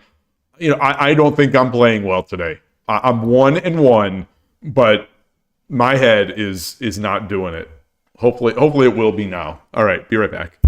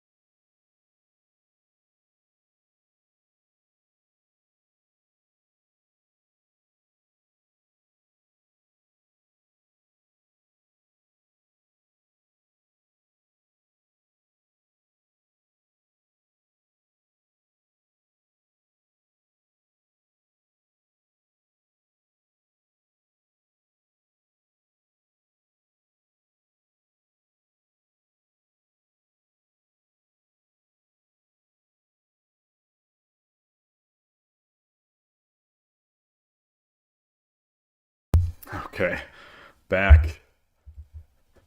That happens to you all the time during Shogi, and your wife thinks she did something to make you laugh, and you're just remembering something random. Yeah, it's just laying there, and shaking from the laughing.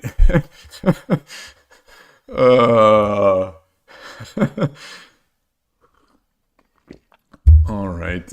Oh man. Have I tried any of the AI code editors like Cursor? I have not. I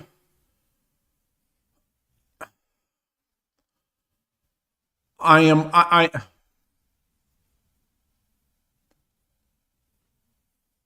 I have not, despite the fact that I have occasionally, I think I have a couple thumbnail little things that I've used on stream that have been generated by AI.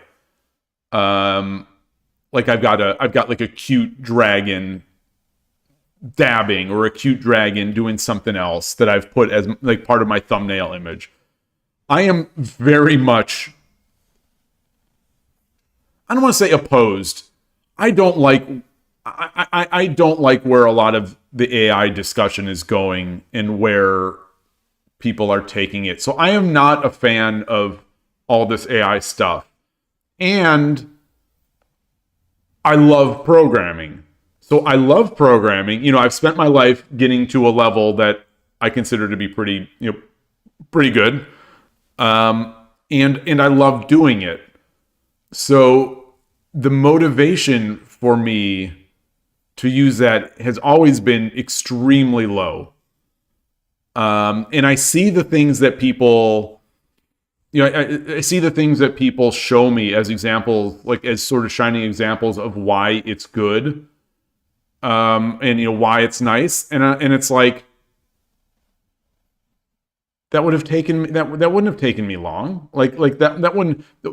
Not only is it not good, like the end result is not great. It's good enough to sort of work. From the examples I've seen, and this stuff is obviously advancing at a tremendous pace. So what I might have seen 6 months ago, might just be old state of the art. So there's nothing that I've seen where I've been like, wow, oh man, that's pretty incredible. There's nothing, and to me, time is not necessarily the thing. People will be like, oh, you can do this so much faster with AI. And for me, a lot of the programming itself is not, it's the thinking about the problem, and it's living in the problem space. And it's not the writing of the code. I can write code, a lot of code, very quickly and enjoy doing it. I love doing it. So having a tool that writes some of my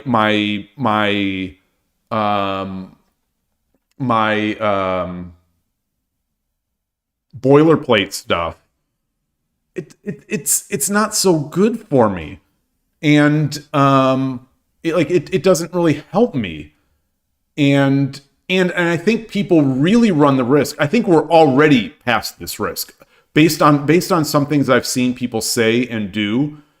People are outsourcing so much of their mental process programming. I'm talking about programming. I think this applies for everything, but just keeping it to programming. They outsource their thinking and their programming to in AI, and then what they end up with is this ball of crap that has to be maintained by somebody. But now they don't have the skills to be able to maintain this ball of crap that the AI has pooped out. So it's like we're going to end up with just all this garbage. I'm concerned that we're going to end up with all this garbage that is unmaintainable and isn't better than what a human would have been able to do in the first place. And our reward for this is that a bunch of humans who have been making a very good living, like myself included, will no longer be able to make a nice living. Like that, is that the reward? Is humanity's reward for using AI that we've hurt a bunch of humanity? Like, is that it? Like, what is the end game here? Like, what is the end game? Oh, I've got an AI program that was able to write a rudimentary JavaScript game that looks like it could have run on the Atari 2600. Ooh, like, come on. That stuff cracks me up. And it's doing it, and it's doing these things. If you look under the covers, it's also using some libraries, or it's using some clear derivations of existing human code to do this. So it's like, not only is it not creating great work, but it's creating bloated great work. Anyway, I don't want to ramble. I don't want to ramble. I don't know how to. I don't want to ramble. Because I will very much turn into old man shaking fist at cloud. But like, if you think about all the stuff, or you know, like the stuff that I want. So like, we ask, if I ask, why is Shogi Wars so buggy?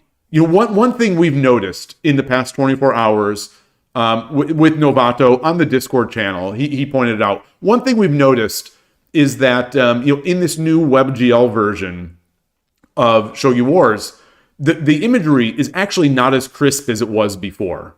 It's a little blurred. In some cases, it's a lot blurred. And the a lot blurred cases we noticed on stream yesterday when I was streaming. But if you look at it, you know, the board itself is more blurred, and the pieces themselves are not as sharp. And that is a regression to the existing program. You know, they've added new features, they've regressed it, and so like, these are things. If we had an AI, would we get a better Shogi Wars app? Like, would we get a better Shogi Wars app? I don't know. I don't think so, because the things that are keeping Shogi Wars from being good, these are, as far as I'm concerned, these are human issues, or issues, as Jean-Luc Picard would say. These are human limitations. You know, my guess is Shogi Wars, just like most software projects, it was started and written by some very competent, you know, if not very, very skilled people. It was written, it was handed off, and now they've got, like, you know, the third team is in maintenance mode. And so that's why, like, every software project for a company, as time goes on, it only gets worse. Like, software never gets better. Like, software once the team size is more than like a couple people that originally created the program, software never gets better. And I think it's because of this. Not never. I mean, obviously there are some instances where it gets better. But if we define better as quality, like, yes, more features will be added. So like, if you say, is Shogi Wars better today than it was yesterday? Some people would say, yes, it's better. It has more features. But, you know, I would say, no, it's worse. The imagery is less clear. Now when I look at the castles, if you look at a castle, the back button is gone on the web version. It's still there on the mobile version. But like, if I want to look at Oniguma, I basically I click in and I see Oniguma. There is no back button. So I have to click the X button, which takes me all the way back to the home page, you know, to the main screen of Shogi Wars. So you can't just be like, oh, let me see Oniguma, go back. Let me see Strawberry Castle, go back. You can no longer do that in the web version because the back button is just gone. So there's all these little bugs in any new piece of software where the software degrades. It degrades over time, and those bugs are no longer sexy to fix. No project manager is going to get promoted based on being like, we fixed 7 bugs. No, they're going to get promoted and they're going to get funds by being like, let's add sprint. Let's add a new feature. Let's add a new Kishin. Let's do that. So people are going to be incented to add features. They're not going to be incented to go back and fix features. And at the same time, they're also going to be incented to lower the cost of their programmers. So not only do you have lesser quality programmers, because not every programmer has the ability to create something from scratch. So like Shogi Wars or any app, it took a certain type of programmer to create the first program and to do this. And oftentimes the people creating the first version of something are the first users of that program. So they care about it. They care enough about it because they are users of that particular software. So they'll continue to make improvements and keep going and keep building. And all the while, since they're users and they care about the software, they'll also be fixing the things that they come across that are problems. But at some point, at some tipping point where a software gets successful or a team grows too large, those people kind of go into the background. The people who created it go into the background, and you get a new breed of programmer. Maybe these programmers, you'll say these are maintenance programmers.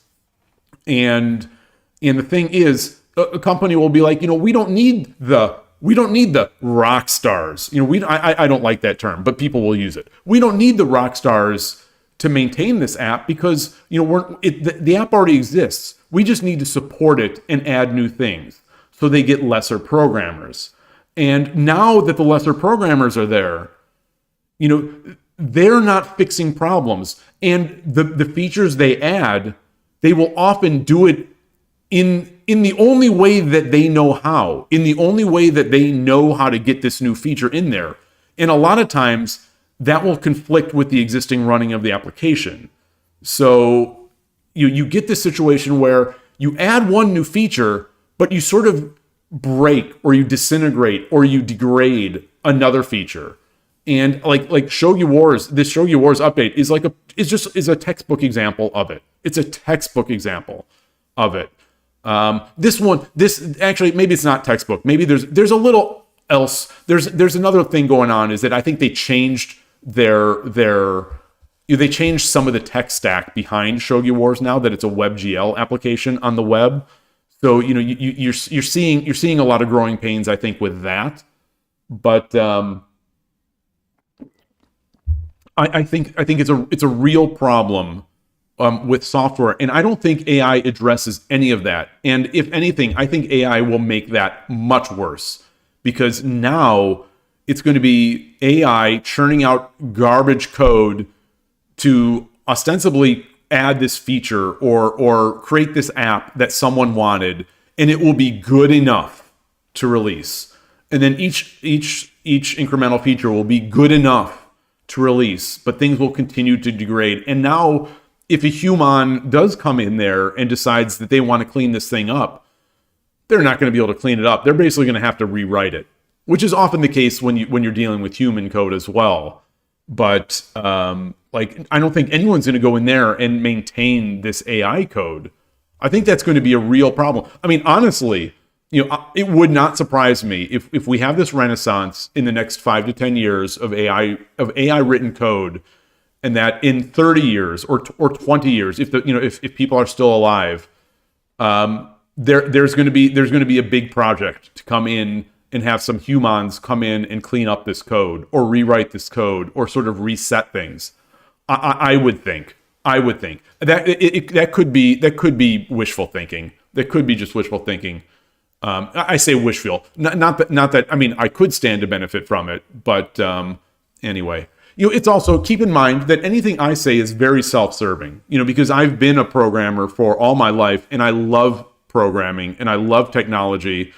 And, this is the thing that I was best at in my life. This is my life's work, is programming and creating software and designing software and maintaining software. Like this is, or was, and still may be my life's work. So when something like AI comes along and it's just creating this garbage, but it's impressive garbage to people who may not be as familiar with this stuff, or people who may not be as passionate about this. And So anyway, that's a long answer. That's a long answer. Sorry. In World, you say Adobe programs are a textbook example for this. Oh, for decades, yeah. I'm making the assumption that it won't improve and be able to fix itself in the future. Well, sort of, but I think that's a not only a realistic assumption. It's probably it's probably to me, obviously, it's just me. It's the probability is that it's not going to be able to, because how is all this stuff trained? Like all these the LLMs that are creating this software now, they're just stealing software that humans wrote and reshuffling it. And sure, there is some or a lot of intelligence in there, and it's thinking, but this stuff is stolen software. Like this is like the example that someone had given of that JavaScript application, that JavaScript application that like people were touting as this example of a game. It was outright stolen 3.js. It's like, okay. So the majority of the framework, majority of this code is just something that some human had already written. I don't know. I don't know. I think here's another heuristic that I use just for myself when I am trying to understand whether or not someone is lying to me or exaggerating to me, or whatnot. So if I don't know, like say if I don't know if someone is lying about something, one thing that I will do is I will choose a topic that I know very well. And then I will see what these people say about that topic and how they say it. And if I see, and if I see that they are just spitting nonsense, now I know that I probably can't trust them in other things. So if I go and I see, I'm watching a news story, like, can I trust this person? And I see, they're talking about programming, and I don't even know how to make an analogy here or create a scenario where they're saying like, the best programmers are hopped up on ketamine and they type with their toes and they're, drug addled. They're just drug addled, just monsters churning out all this great code. I'll know. No, that's not true. I'll know. No, that really isn't. That isn't it. So I'll know something like, okay, these people are not making sense. They are saying things with authority about a topic that I know very well and they do not know very well, and they are flat out wrong. So taking this into the AI world, one of the things I did just recently, because there's all this hype around DeepSeek and Grok. Supposedly Grok has now been so great, yada. So I download that, and the first question I ask it, please teach me the Urashino Ryu Shogi opening. And what does it do? It's like it starts with all sorts of stuff that sounds right. It's like it's an opening created by this. It starts with silver 6-8, and I'm like, okay, we're getting there. It could have been taken from Wikipedia. I'm thinking but anyway, it says like the opening is measured by silver 6-8, and then descending or not descending. Is it descending or pulling back the bishop to 7-7? And I'm like, say what? What'd you just say? So the Urashino Ryu opening is characterized by silver 6-8 and then pulling the bishop back to 7-7. Excuse me? Like this article, and I continue to read, and it was more of the same, where it's like it reads very authoritatively. It reads like it's exact fact. Its response is presented in a way such that it is fact. It's not that it's like this is not some like this is my guess. No, this is coming as fact, and I'm like, all right. So my very first test of the best new AI is a flat out lie, is flat out incorrect, is just flat out wrong, and it looks correct. I don't need this. I don't need this now. I can think on my own. I could do my own research. And you know what? Maybe I'll be slower. But the thing is, people talk about speed all the time. But in software, speed is important and time to market is important. But speed is not the thing that really makes or breaks a lot of software. Like Shogi Wars, this Shogi Wars update, like Shogi Wars is not bad. The application is not a bad application because of time, because it takes too long to make a good application. That would be patently absurd. To make Shogi Wars, this does not take a long time. So it's not like if someone said, well, if we gave it to AI, we can make a better Shogi Wars much faster. The speed wise, like if a program takes a month or it takes a day, in the grand scheme of things, in most markets, for most pieces of software, that is absolutely irrelevant. So if we get a good piece of software written by a human in a month, that is going to destroy in a properly functioning market. Caveats aside, it's going to be much more valuable than a piece of software that an AI generated in 10 seconds. That's the thing. Is like so much of what are we? We've had this discussion before. What are we as humans? Like, what are we? What are our goals? Where are we trying to go? Like, what is the motivation? Are we trying to just not think? Like, what is our end game? As a civilization, what is our end game? Is it to be able to lie on the beach? Maybe somehow everything turns into a beach. We lie on the beach, hooked up to a mechanical spigot of giving us nourishment, and we don't have to think anymore. Like work, like I say, my work, my programming, all this stuff, like this was my life's work. This is what got me out of bed every day. This is what I'd be thinking about in the shower as I'm showering. I'd be thinking sometimes so much about my work that I love so much. I'd be thinking same thing like now with Shogi in a way. I'll be thinking so much about this stuff that I care about that I will forget if I even soaped myself when I'm in the shower. So sometimes I'll be in the shower, I'll be thinking about like in the old days, I'd be thinking about my program or whatever I was going to do at work that day. I'd be thinking about that. I'll have been thinking about it in the middle of the night. I'll be thinking about it in the shower. And at some point it's like, oh wait, am I done? Or did I use soap yet? So I'll have to start over and just in case I didn't use soap, I'll have to use soap again. Like to me, that's a good to me, like that's what makes life worth living is this passion for doing things. I don't understand the passion, like the passion for creation, the passion for learning, the passion for building.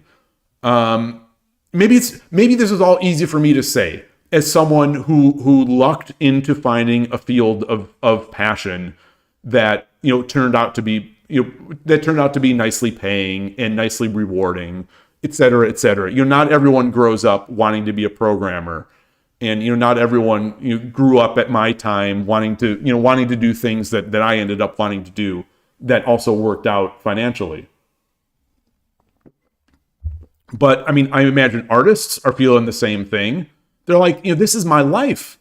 This is my life. It's not just about money. It's about creation. It's about improvement. It's about the world. It's about civilization and making the world a beautiful place. And AI just craps on that. Anyway, I'm going to read some comments because before I just start going completely off. Hey, Kanto Dragon. I'm scrolling up. I see Kanto Dragon. Great to see you. Great to see you. This parade, you say you're a graphic designer. I just said it. I just said it. You're a graphic designer. You have to deal with people sending AI artwork that you have to fix. Yeah.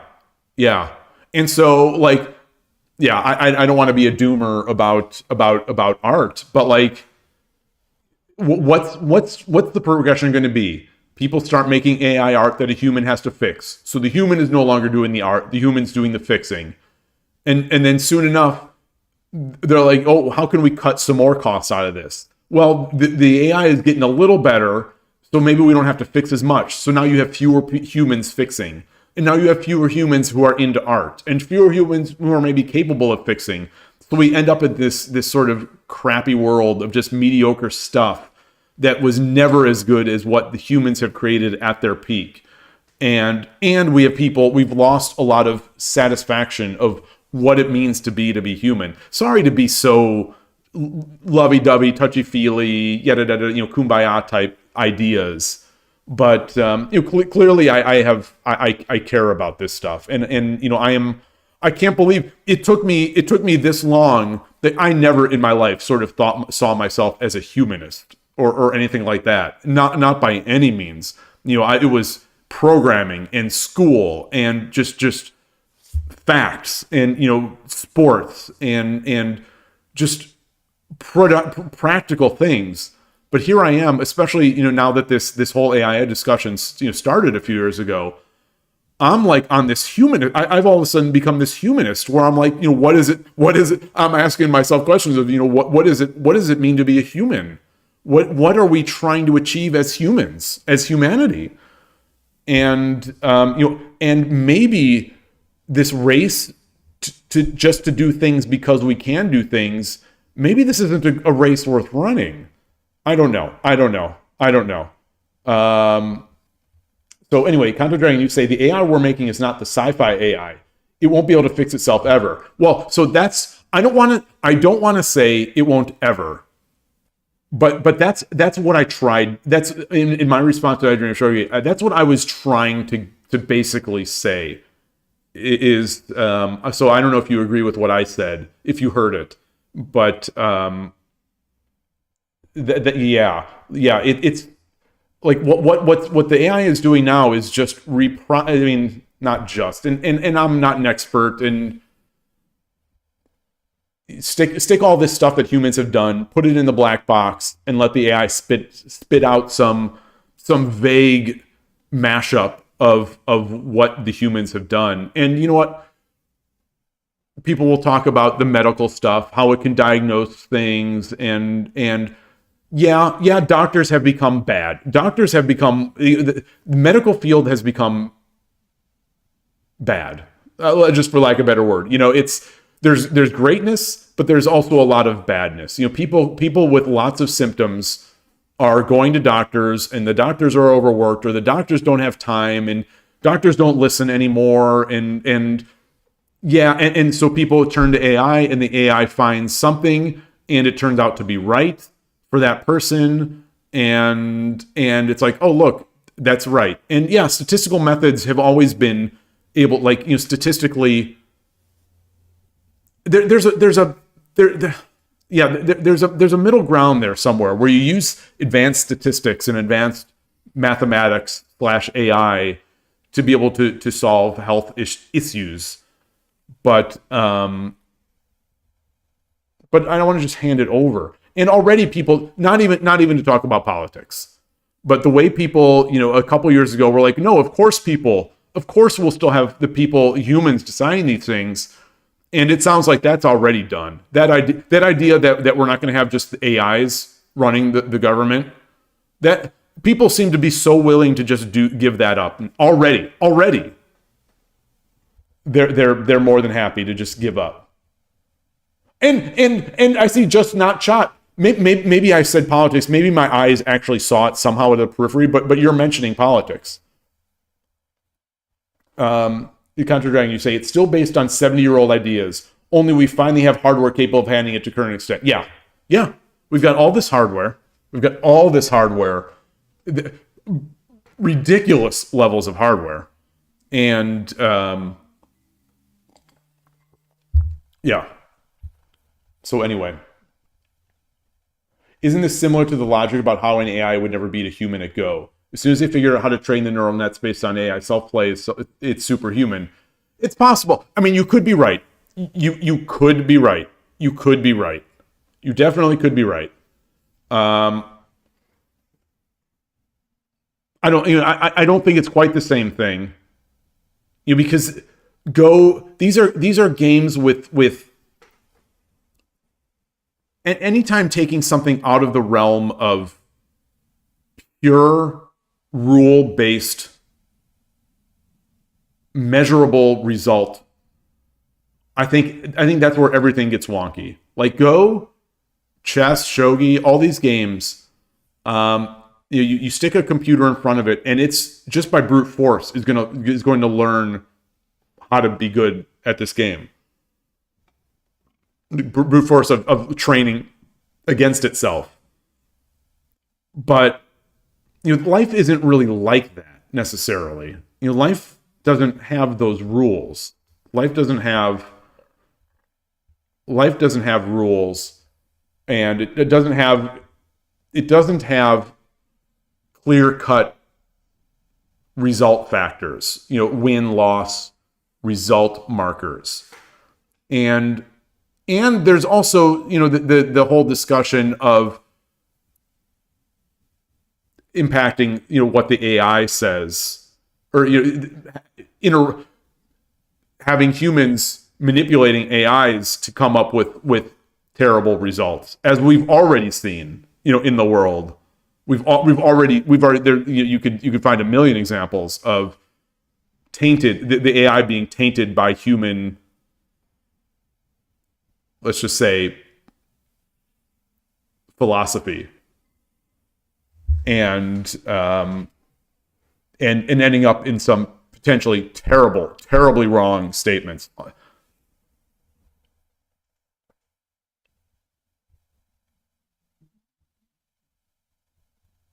Bias. And I don't think that bias ever goes away. And then even if it does go away, so some of the things that might be the best approach for, some of the things that might be the most efficient approach might not be the best approach for humans. When talking about, in the end, the fate of humanity, in the end, if we're going to offload the responsibilities for the fate of humanity onto these AI systems, at some point, everyone has conflicting goals. What is best for some won't be best for all. What's best for all won't be best for many. And I don't know. And then once we're at that point, there's no stopping it. And then you end up in the dystopian video games, like where I'm trying to think of. There was a game recently. It's a top-down kind of shooter-ish kind of game, kind of almost like a looter shooter. It's red. There's a bunch of red where there's basically the oh gosh, I don't know what the game was. I played it. I enjoy it, but like it was this kind of thing where the AIs are very important, and the city is sort of based on the AI, and the levels. The city just grows into levels. It becomes sort of efficient to grow upwards, and you've got the poor, the poor people, and the people who are basically outcasts in society. They're at the lower levels, and you rise up to this sort of executive level, and at that executive level, that's where you've got the ultra, the people basically running the machines. And anyway, I thought it was a great game, but I don't remember the name of it, so it's pointless for me to even have mentioned this for the past 5 minutes. When it comes to chess, shogi, Go, people were just delusional. Those games are pure mathematics. With hardware development, it was inevitable for engines to beat humans. And as hardware will still evolve, current AIs will achieve better results, but they won't create new stuff. They won't become sentient. So the thing with Go, I don't know if you were here earlier, we started off talking a lot about Go. And so when I was playing Go 15, 18 years ago, it was a wonderful time in Go where, the game was, and still is to a certain extent, but was magical. because you could not ask the AI for assistance. You just couldn't. It was pointless. I don't know what they were.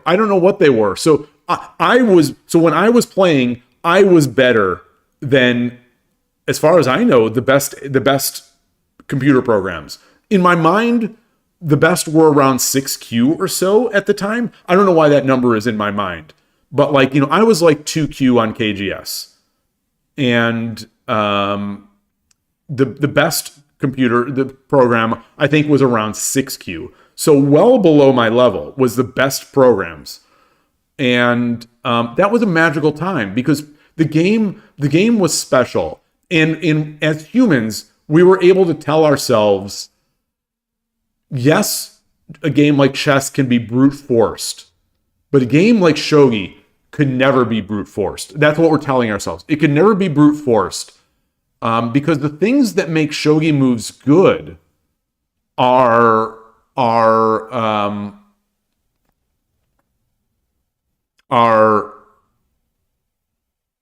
like intuition and whatnot, and computers are not going to be able to do intuition until we get to a point where there's AI. And we were delusional. We were a bit delusional, looking back. And I think a lot of us thought, myself included, that once we get fast enough computers, someone's going to come up with the right heuristics to define good moves. So I think that's a lot of the problem.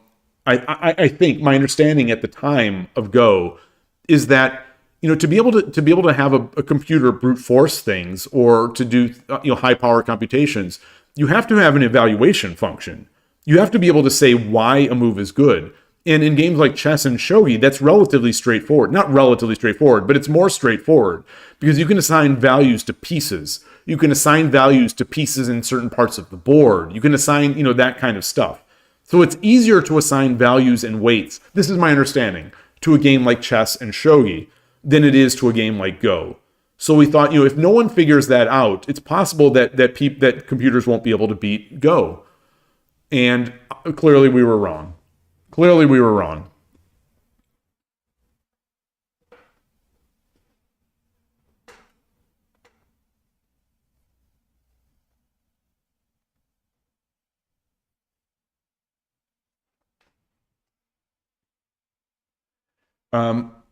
You say it doesn't need to improve itself.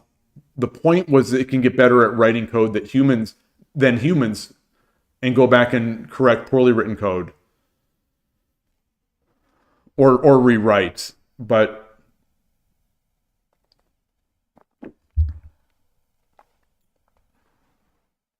if we get ourselves into a world of just a bunch of really garbage AI generated computer systems, then that is the reality. And then you sort of have to kind of maintain the status quo of those, and they maintain, I don't know.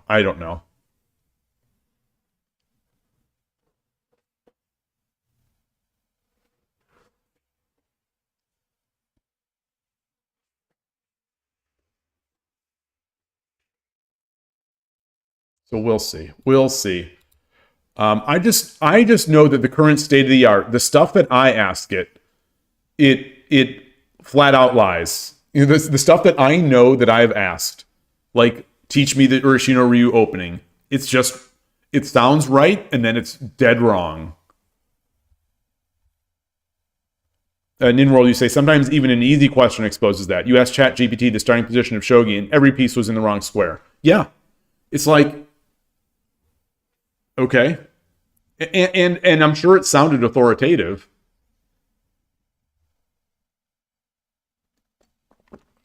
And we can always say this is going to improve. But is it? And how much? And at what cost? Well,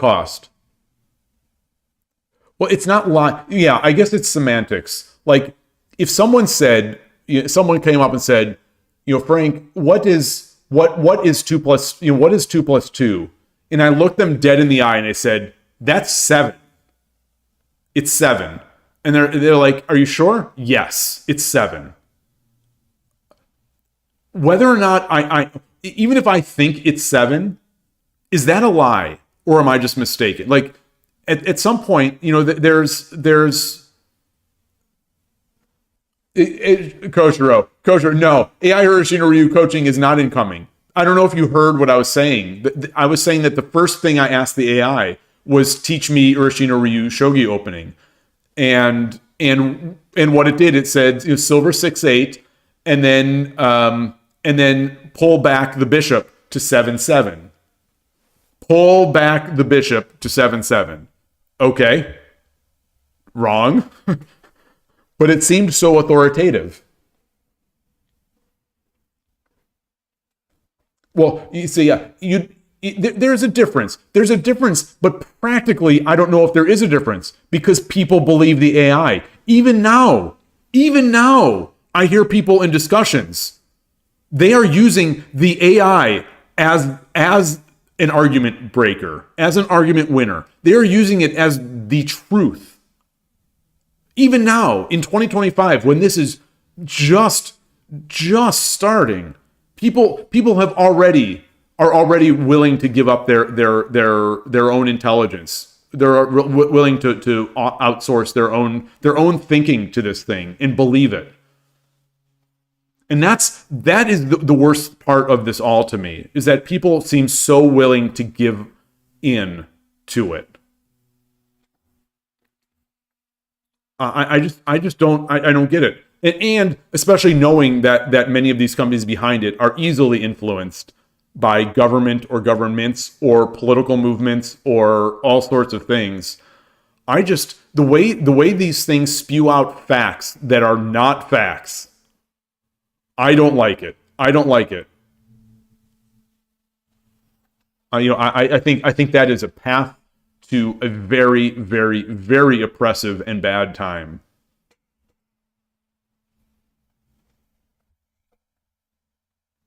Okay, LLM suck at Pokemon? Yeah, Koshiro, I have done the same. I was saying earlier. So here's the thing. Like, this is supposed to be the state of the art. I'm like, generate a cute image of a blue dragon holding a shogi piece, and it shows a dragon, and it's got like a chess piece or whatever, and no matter what I do, I upload an image. I said, consider this image that I've uploaded. Consider this to be a shogi piece. It's an image of a shogi piece. Consider this image to be a shogi piece. Now draw a cute blue dragon holding a shogi piece. It's like, no, it doesn't do that. So I'm just amazed at all these people that are finding these great uses for it. Everything I've tried has been like a complete disaster. And even so, a simple thing, I'll be like, draw a cute image of a blue dragon holding a cup of steaming coffee, and I'll draw a picture of a cute dragon holding a cup of steaming coffee with no background, because I want to copy this in and put it as my thumbnail on top of the board, like on one of these days, and it'll draw it, and it'll be all right, whatever, and it'll have hearts all over. It'll show hearts. I'll be like, okay, this image is good. Please draw this same image, but remove all the hearts, and it'll draw a completely new image. And I'll respond, no, please draw that first image, but take out all the hearts. It's like talking to a brick wall. It is like talking to a brick wall. And the way people talk about these things being so great, I haven't seen. So I see that stuff, and I realize that people just don't care about quality. People don't care. Like, you can give people slop as long as they didn't have to use their own brain or do their own work to do it. They'll take it, and I think that's not good for society.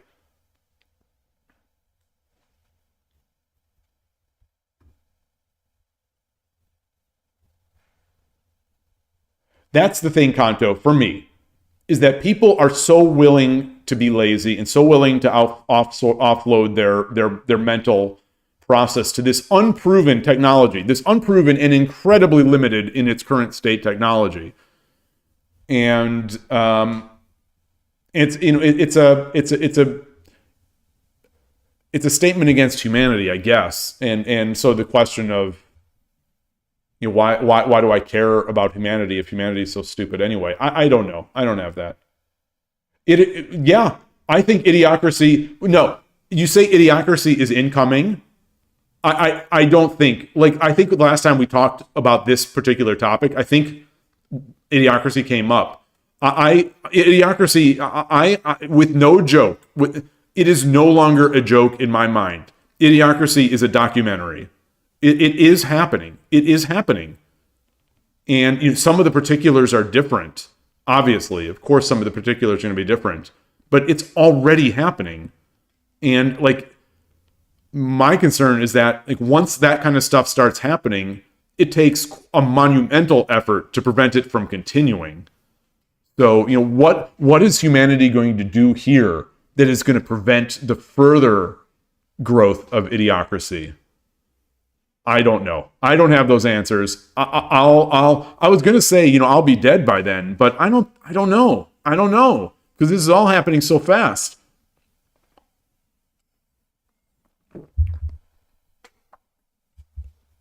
The lockdown broke everything.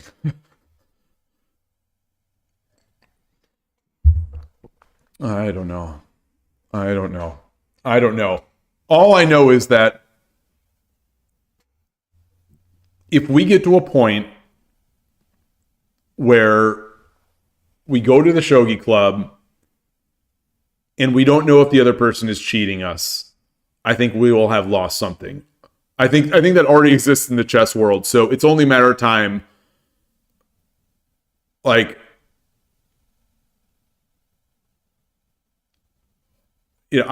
think we're at that level right now. I think if I decided I wanted to just buy one of those Meta Ray-Bans, one of those AI glasses, I could probably cheat at the club. I could probably cheat at the Shogi Club. If I just, all I've got to do is write a little program to do it, and it's going to do it, and that is only going to get easier in the future, and that sucks. That sucks. It's my paranoid behavior. I was playing. Oh, someone was playing. It wasn't me. Someone was playing that I had thought was not so good. Or not that they're not good. They weren't so strong. And they got a win, or they claim to have gotten a win against this other person over the board. And all of a sudden I'm like, this guy wears glasses. So I'm already paranoid. I'm already on Team Kramnik. I'm like, is it possible? This person, he just, anyone with glasses is now suspect now, even though the technology is going to be available easily, in the future outside of glasses as well. But now everyone with glasses is immediately suspect in chess, in shogi even. That's unfortunate.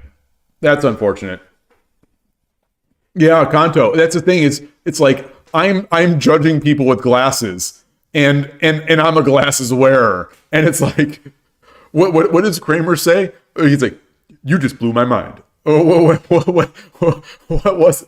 I don't remember. Yeah, I think he's like, you just blew my mind.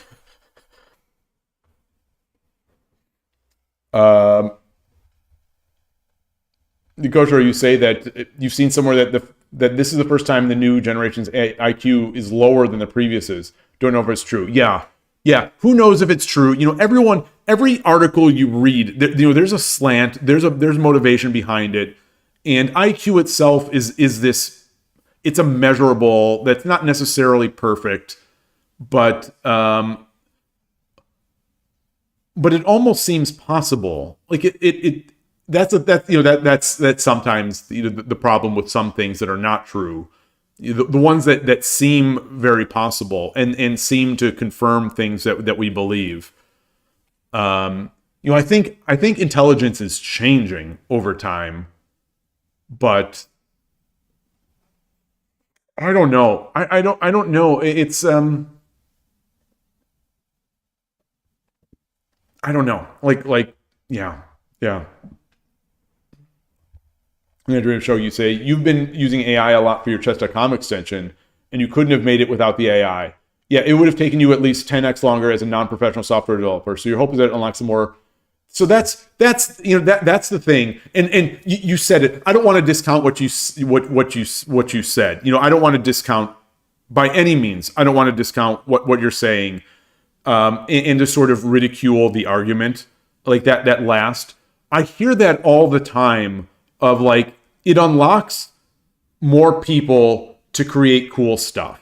That it will unlock, the ability for people that can't do X to be able to do X, or it will free up the famous line that people say. It will free up people's time to be able to do the things they really care about. And at some point, my feeling on that is that. Is that a good thing? Is that a good thing? So we have people.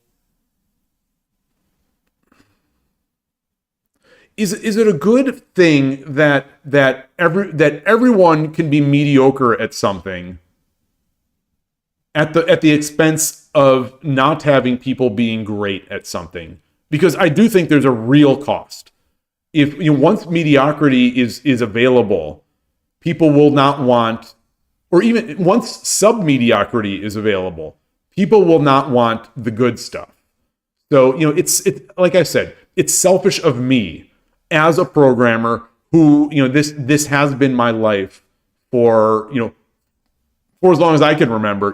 Programming and computers, these have been the things that I've cared the most about.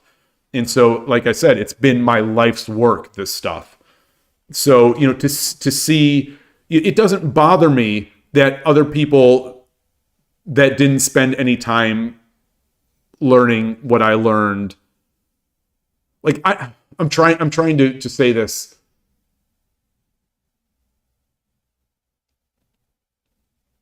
I don't know how to say it, but it doesn't bother me that people who aren't programmers are getting a lot of utility out of it. That seems great. It seems great on the surface, but what I think will happen is that all of us will just get garbage. So everything is going to be bad. I don't think there's not going to be a market for good software because people will be willing to pay very little or nothing for good enough.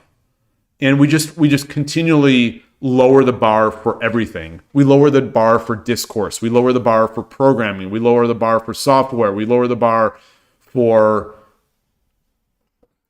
mobility, driving around. We lower the bar for all sorts of stuff so that the AI can fit it.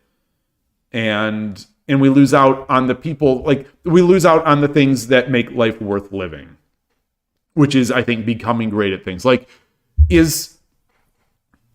Is it worth being Fuji in a world where everyone is, has at the tap of a button on their glasses or at the tap of their implant, or not even at the tap of anything? Is it where everyone has a superhuman shogi engine at their, not even at their fingertips, in their mind? Is it worth, what have we lost? What do we lose by that becoming a thing? I think a lot. I think we lose a lot, but it's hard to stop that kind of progress. Well, people still value Magnus for now. For now, these are existing people. These are people who already liked him. These are people that already liked him. And the thing is, we're not at the state yet where everyone has it. like where you cannot detect this. So I'm talking about implants or whatever big product Apple releases that's going to be the thing that augments reality, in the most seamless way possible. We're going to be there, and we're probably going to be there pretty soon. And everyone is going to have this on at all times, or most people are going to have it on at all times. And so there won't even be a bar to cheat. Like, there won't even be a hurdle to cheating, to the point where I think it won't even be considered cheating. Because if everyone has this at the outset, it's like, we don't, if someone said, what's 7 times 32, and another person looked at a calculator, no one's going to think that that's cheating. Or, someone asked their phone, what's this? Like, these are just, it's not cheating. It just is. Everyone can be a good, there's no reason to play shogi because everyone is good at shogi. Oh, the YouTube chat is not on screen anymore. Thank you. Let me restart that. Let me restart that now. Thank you very much, Eric. Let me get in there. Let me restart this. So, like, in a world of software with bugs like this, the idea that we're going to get good stuff from AI, to me, is almost laughable. I think we're just going to get a bunch of garbage. Let's where are we? Trying to find it. There we go. There we go. And then you say IQ is not one thing. The new generation perform better at some IQ. Exactly. Yeah, that's what I was trying to express. It's not one thing. It's a moving target. And current generations, current generations are better at I'd say they're better at multitasking. Now, whether or not that's a useful a thing that humans should be good at is another question. But the reality is, it's a thing that modern society is sort of making useful by the nature of how we deal with information. Vinky666, you have no idea about this type of chess. It is a great type of chess. Yeah, it's Japanese chess, shogi, and things are very similar. In some ways, things are similar. The pieces move a little slower, and the dimensions are bigger, 9x9, and obviously the starting position here is different. But the big factor, apologies if you already know this, but the big change is that, similar to games like Crazy House and Bug House, those chess variants, when you capture an opponent's piece, you put it on the side of your board, and then you can drop it, for the most part, anywhere else on the board as a subsequent turn. So it makes for some real tactical gameplay and back and forth affairs, and the game sometimes, when it feels over, is not over, and you end up with a lot of fun mutual attacks. Real fun game. I love it. I love the game. Obviously, I wouldn't be streaming it I wouldn't be streaming it every day for, a year or whatever if I didn't love it.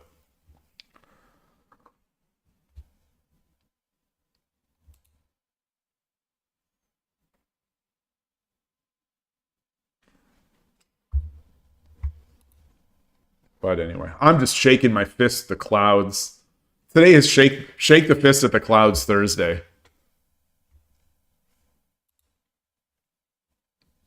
I still can't believe I made this move. I mean, I can believe it. I can believe it. And I can believe that I will make it again. But hilarious. Absolutely hilarious to me.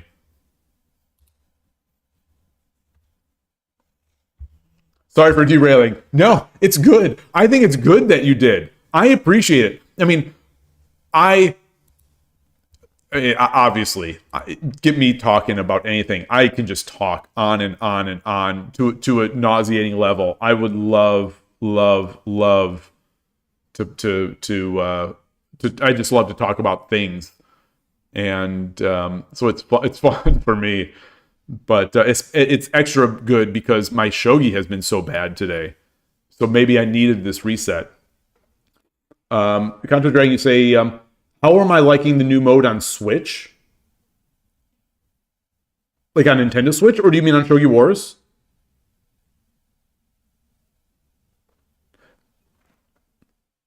It's not for me. If you're talking, yeah, the Shogi Wars. It's not for me. Like, I love the opening. I love the opening in Shogi. So it's not really something that I'm looking for, especially since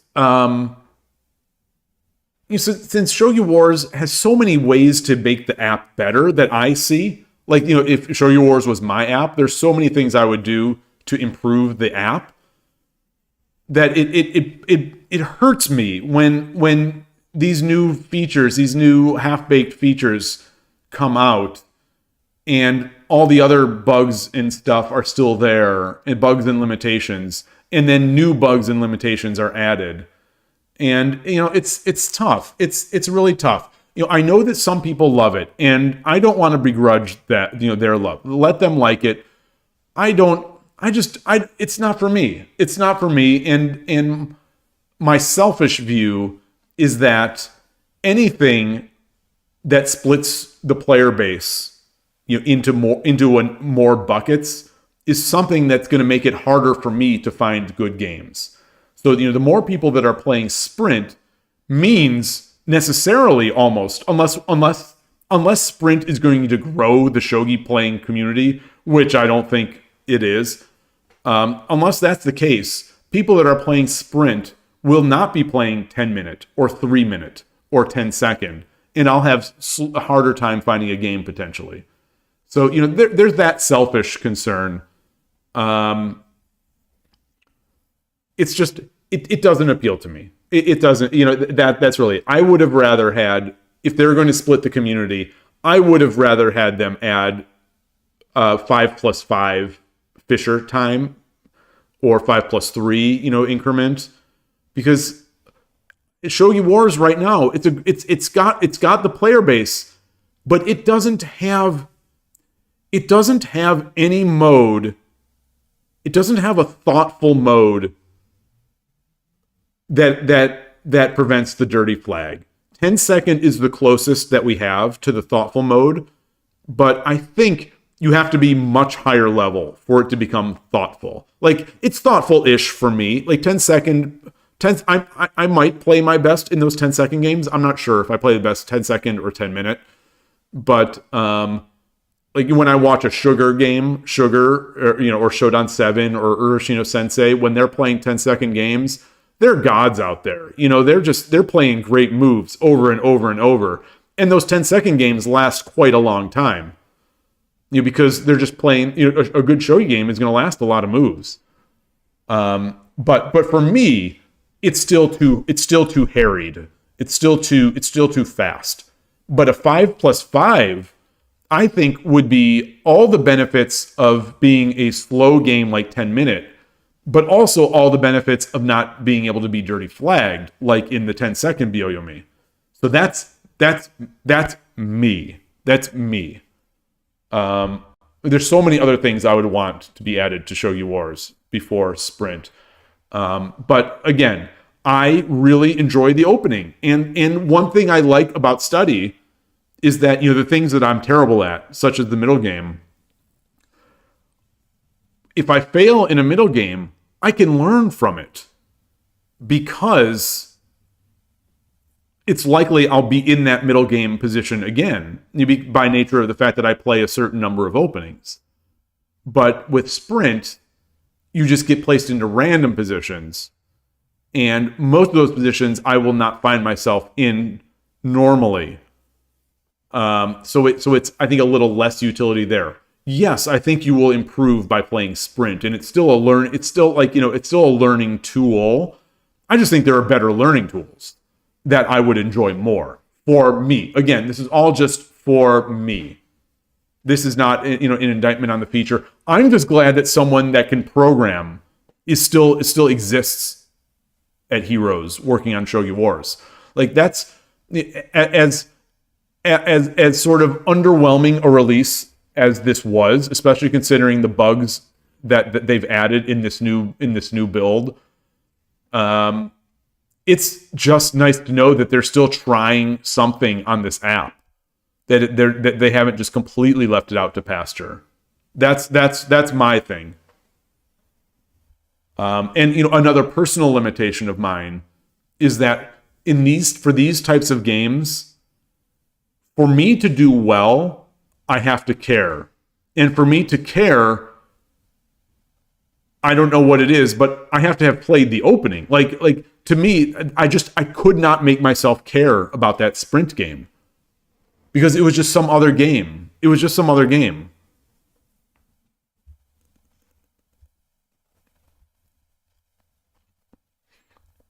Eric, you're talking about the reduction in concentration. Yes. So we see a reduction in intelligence connected to repetition, like vocabulary and mathematics, but we see an increase in analytical thinking and imagine new solutions. Well, so but the danger there, humans are losing vocabulary, mathematics, these things that require repetition. But that is what learning is. So people, I think what we get analytical thinking. We get an increase in analytical thinking and imagining new solutions. But the thing is, just because someone can present a good, because people are good at mimicking adults, or people are good at mimicking what they see on social media, so they can make compelling arguments with ostensibly analytical thinking and new solutions. But are these ideas good? If you build ideas on a foundation of garbage, they're going to be bad ideas, no matter how good they sound. And so my fear is that if we throw away, as we are, at least in the education system, it seems like we are throwing away hard work, as in repetition, vocabulary, mathematics, and so on. If you don't have that foundation, like the reason we learn those, as far as I'm concerned, the reason we learned those things with repetition is not so that we can know that 1 + 7 = 8. It's so that we can know that just instinctively. It's so that we know how to learn. It's so that we train our mind, so that we build discipline, of thought. And what I see, even if some of these ideas coming out sound good, or kids seem so smart, like kids right now seem so smart. Like if they get up and they make a speech and they're in 3rd grade or they're in high school, they seem so smart. But I don't think they are. They're just regurgitating stuff that they heard someone else say, and they're mimicking the behavior of a speech that someone else did. There's not really that foundation for thought, for rigorous thought. There's no rigorous thought. Old man shaking fist at cloud. It continues. Old man shaking fist at cloud intensifies. I think that's the thing. And I'm open to being wrong on those ideas. But I firmly believe that repetition and discipline are keys of meaningful intelligence. And I'm an idiot. I'm just a programmer who's now a shogi player. So I don't. So what do I know? I'm right now. I'm the AI saying to pull back the bishop to 7/7. I'm just saying stuff in sort of an authoritative tone, not intentionally, but I love talking about stuff that I'm getting into it. But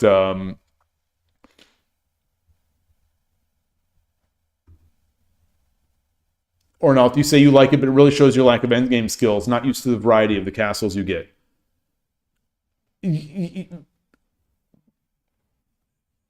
Yeah, but does that matter? Like, if you like playing duck, you're not going to get those positions. So like, what is Magnus Carlsen in a recent podcast was talking about he was comparing himself and Kasparov. So he was talking about how Kasparov was such a dynamic player, and Magnus Carlsen himself is positional, is more positional, and he would say that he was training with Kasparov for a bit there when he was a kid, that Kasparov was trying to teach him to be more dynamic, and it would never happen for him, but it did help. And it got me thinking. He also talked. One of the questions was like, how many openings do you know? And he's asking Carlsen, or how many when you sit. He was one thing that I found interesting is that I hadn't heard before is that Carlsen said that sometimes before a game, if he's got he's got a few options of what opening to play, and what he will literally do is open an app on his phone to pick a random number or whatever, so that he randomized his opening so that he doesn't, because otherwise he's just going to stress over this decision that effectively doesn't matter if you talk about expected value. If the expected value of him playing, if he's expected to win 70% of his games with King's Indian and 70% of his games with Italian opening, or 70% of his games with Rui Lopez, if it's all the same, all he's going to do is agonize over this decision. So he offloaded that decision, speaking of offloading decisions to the computer, he offloaded that decision to a randomization program. And so he says that helped him. But anyway, the question that followed that was, okay, well, how many are you choosing from? And I think he said between 3 and 4 as white, he considered to be his openings.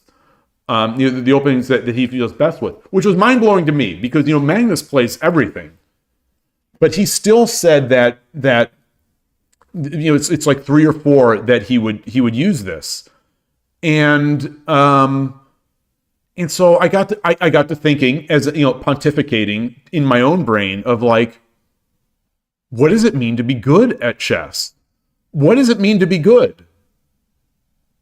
And like, if someone else is better at an opening than he is, does that mean he's better? What I started sort of, sometimes I like to ask myself a ridiculous question and not just initially shoot it down. Just kind of be like, all right, let me mull this over. Let me think about this a bit. It lets me take different points of view to a certain extent, so that I can hopefully, I tell myself that hopefully it can expand my thinking such that I'm taking in all sorts of perspectives that I wouldn't have considered in the past. So I do that with myself as well, where I'll ask myself something that's probably a stupid question, but I'll try to see what I think about it. And then the long story short is, I don't know what it means to be good at chess. I don't know. And the same thing, taking that, so that got me thinking about sprint. And it's like, is a 7 dan in sprint better than an equivalent 7 dan in 10 minute, who is only 6 dan in sprint? Like, if player A is 6 dan in 10 minute and 5 dan in sprint, and player B is 5 dan in 10 minute and 6 dan in sprint, who's the better player? I don't know. I maybe that's not a worthwhile question to ask, but I'm still going to ask it. Kanto Dragon, you say what bugs? There are a million. I won't list them all, but stuff that is new now as of yesterday that we've noticed is that in the web version, the resolution of the images, some images, some more than others, but they are grainy. They are more blurry. The imagery is not as clear as they were in the previous version, and I'm going to chalk that up to the change to WebGL. It's now resizable more, but There's that. So the parts of the board, including the pieces, are a little blurrier than they were the day before. When looking at the castles and the badges, now on the web version, if you go into that badge list and you click one of those badges, for example, Anaguma, you click in there and you say, okay, well, now I want to see a Yagura. The back button is gone. They removed the back button on the web version. The iOS app, as of this morning, still has the back button. So you can go Anaguma, back, and which will take you back to that list of castles. Then click the next castle and go back. Now that back button's gone, it's just an X. That X takes you back to the home. I call that a bug.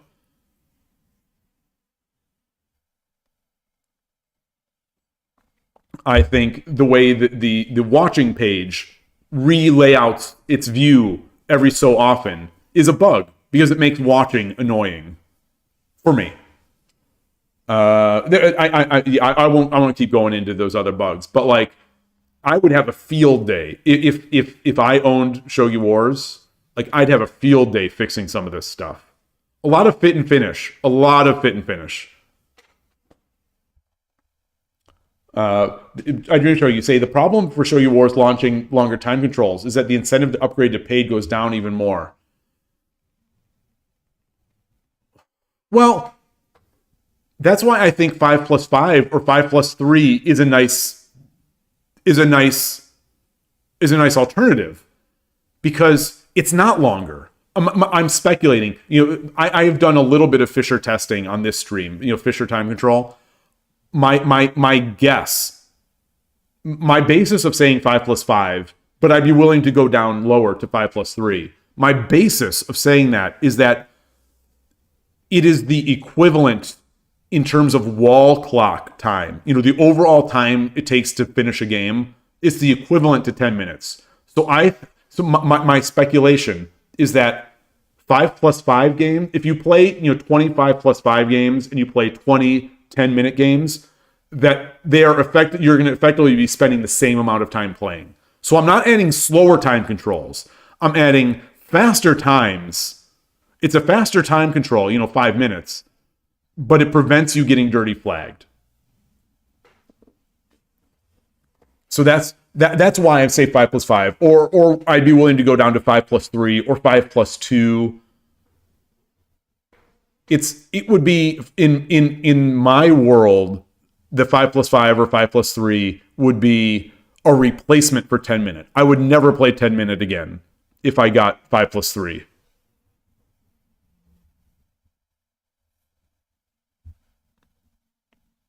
And a Country Dragon, you say, do the kids seem these days seem smart? If they see, in your opinion, they seem the other way around.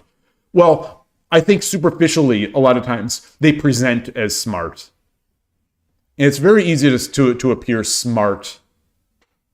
It's a lot of it's an act,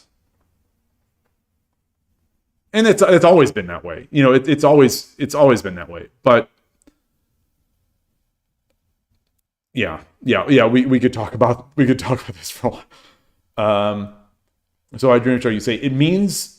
It means you win games versus other people who win games. It's just ELO. Oh, you're talking about the rating. And then, but how does launching 5+5 get more people to use Kishin? Well, that's the thing. So I think that is limited thinking. I think it's limited thinking. I don't. So you'd say, how does it get people to use Kishin? I might argue. So I could argue. I don't know. I'm just going to say this because I haven't thought about it. But I'll make the argument anyway, just to put a position out there, that a lot of people do not play Shogi Wars because it's only Blitz and Bullet. You see this on the Shogi Harbor Discord. Where people will say, the reasons people don't play on Shogi Wars that I have heard from multiple people. So these are the main two reasons. One, it's only Blitz and Bullet. Two, Kishin is a bad idea.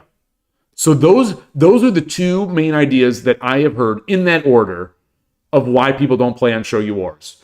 So I think yes, 5+5 is still sort of blitz, but it's a thoughtful blitz. It's a more thoughtful blitz, as far as I'm concerned, than 10-minute.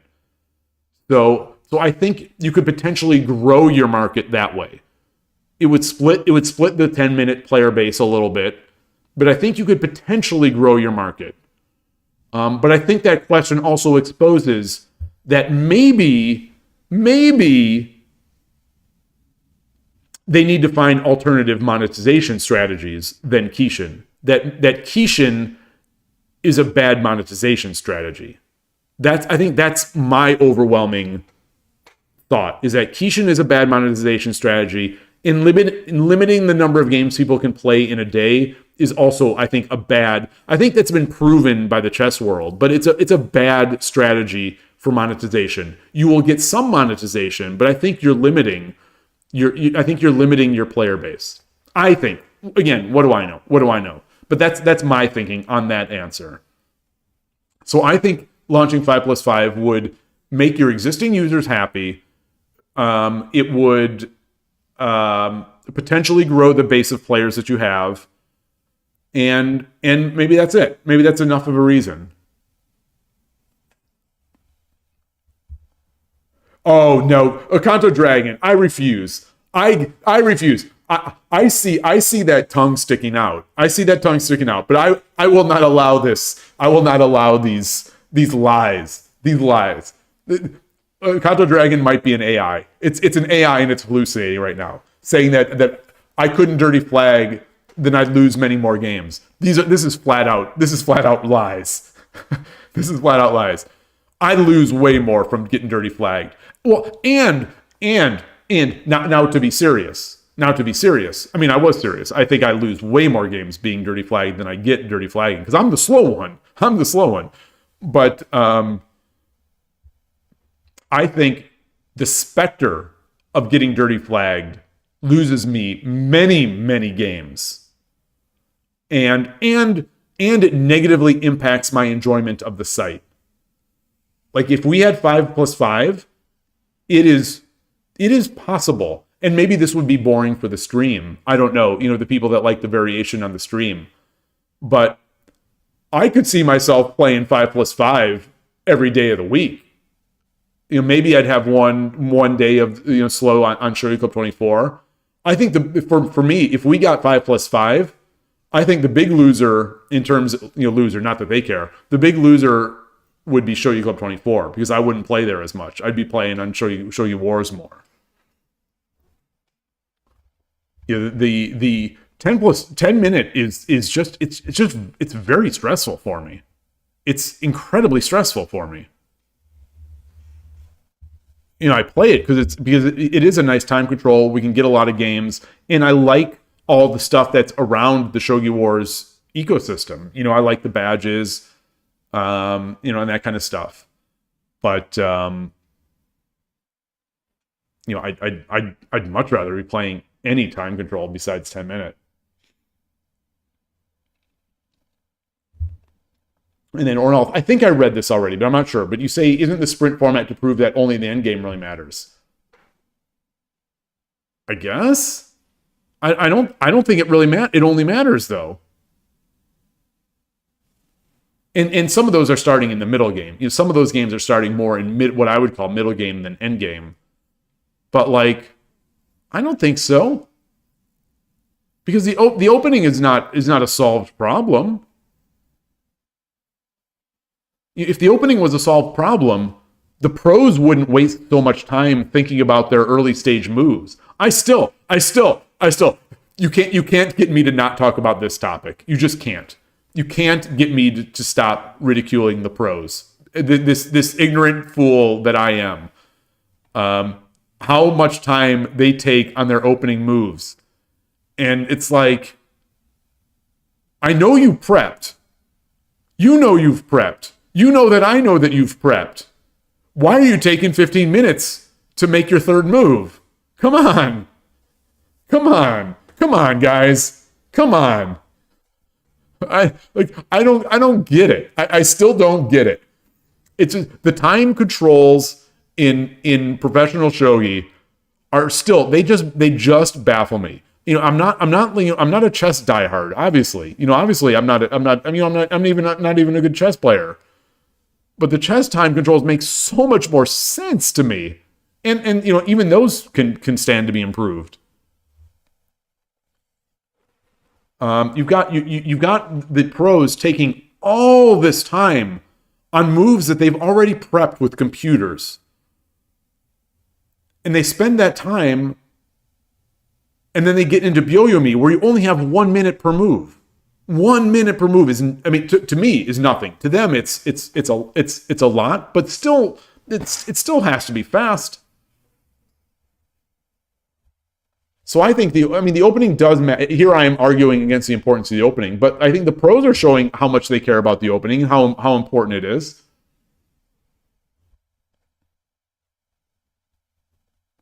And you want me to launch a 5+5 with a competing app. You want me to launch a competing app to Shogi Wars here from California, from sunny California, launch a competitive app to a Japanese company.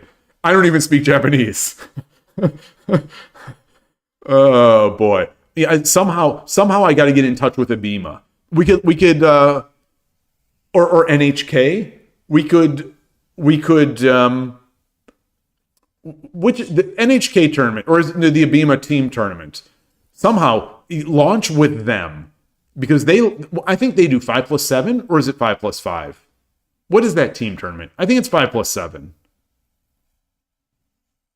5+5 is fine online, because it takes too much time. Okay, 5+5. So 5+5 is basically like 5+3. Oh, it used to be 5+7. Okay, now it's 5+5.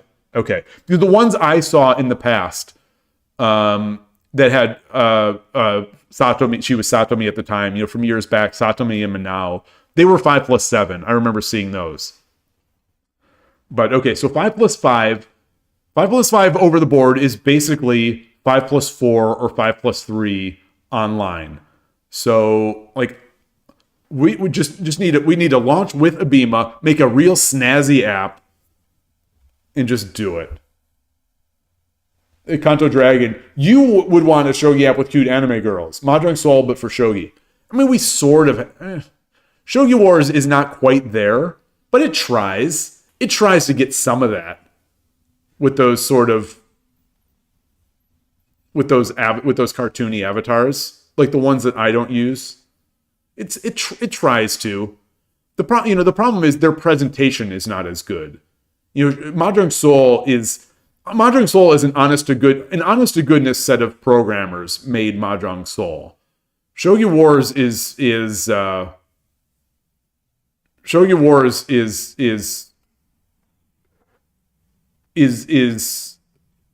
not like the game developers made Mahjong Soul. I'm not sure that game developers made Shogi Wars.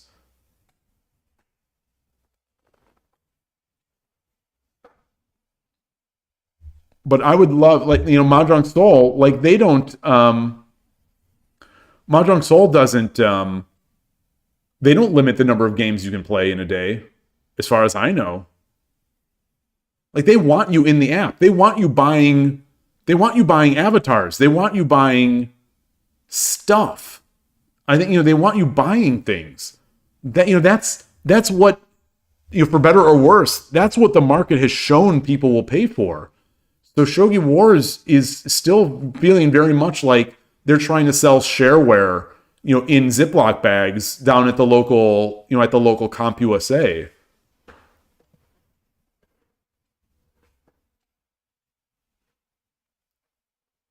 And keep in mind, I have no idea how well Mahjong Soul does financially, compared to Heroes and with Shogi Wars. It wouldn't surprise me if Mahjong Soul is doing better, but I don't know. And I don't know how large the relative player bases are between Mahjong and Shogi.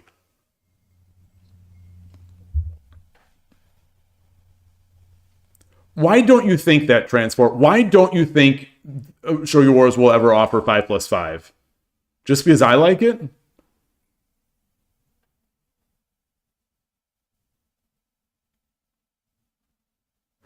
Kanto, Yeah, I'm not trying to compare them. I'm trying to say that they're in sort of this, that it feels to me like Shogi Wars is trying to capture some of that crowd, some of that audience. I'm just saying, I'm trying to say that they're trying to. I agree with you that they're completely different levels of execution.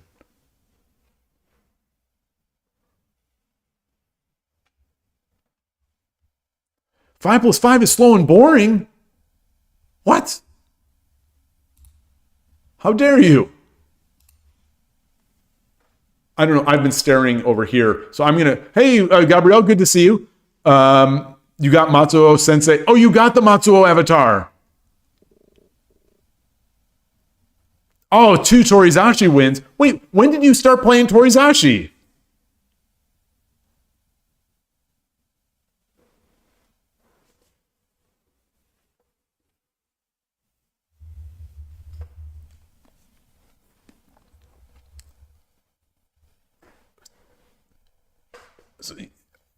You say transport. You say that 10 minutes is the limit for the game length.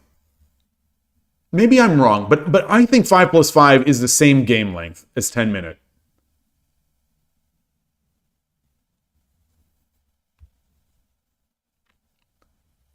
Because I think you're still going to have people. You're still going to have people playing like one side of the game, playing all their moves in 3 or 4 minutes. When I play 10 minutes, how many of those games end and my opponent still has 7 minutes on the clock, 7 or more minutes on the clock? I think a lot. I think a good amount of that is. So those games are fast regardless.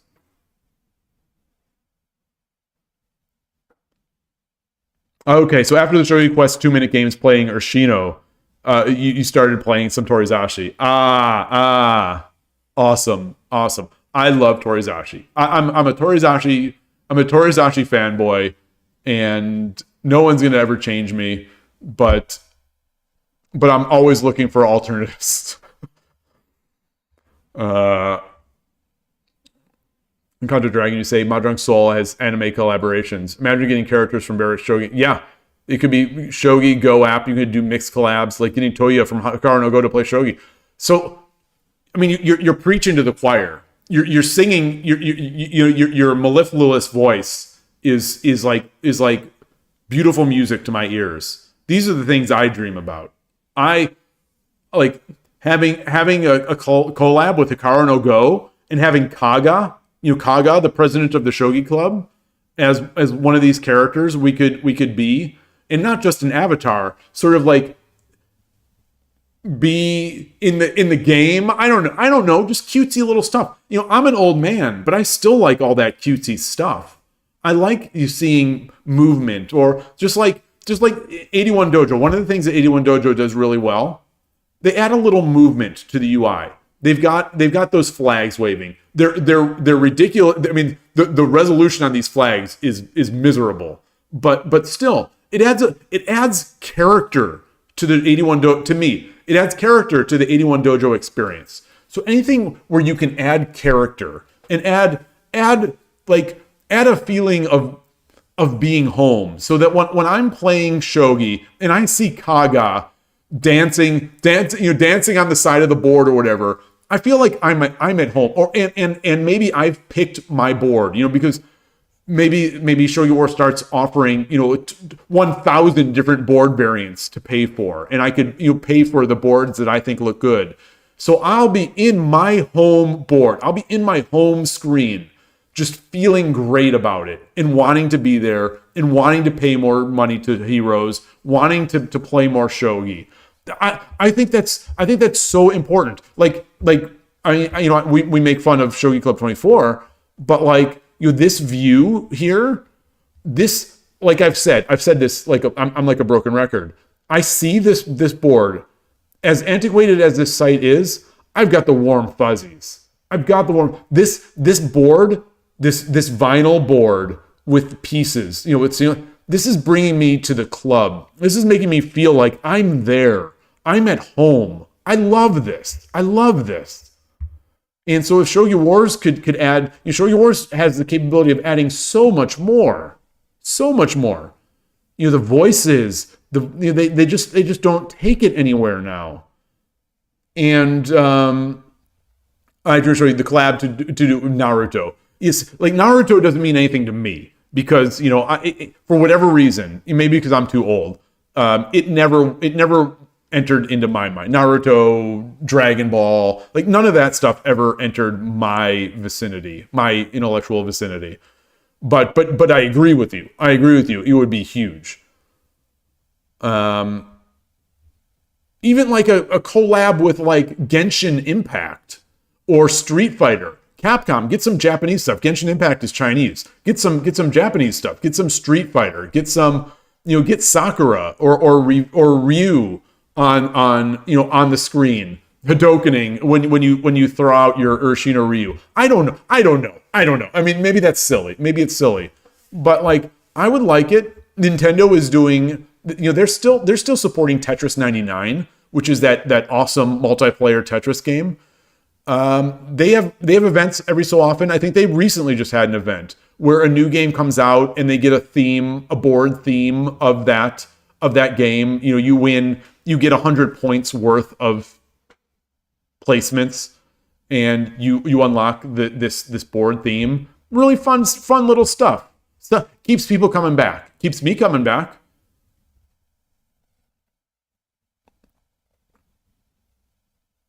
Transport, you don't think I would like the MJS anime girls in Wars? Well, I have my tastes. I'll leave it at that. I have my tastes, and you might be surprised, but yeah, I'm not going to turn it away, especially since I wouldn't have to use it. I think the thing for me is that for a game. One thing I don't want to see is something, and this equation is different for every single person, and I am not judging any single person anywhere on this spectrum.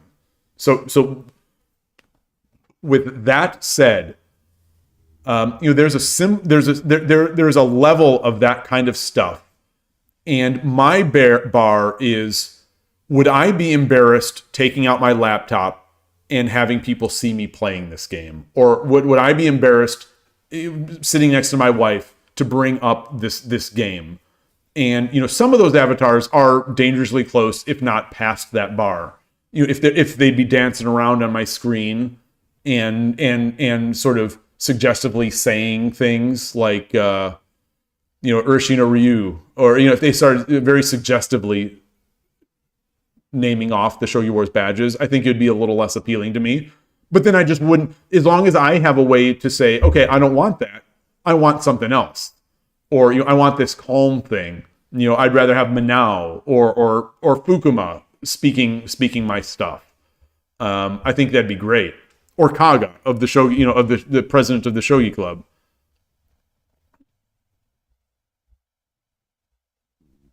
So that's my answer to that.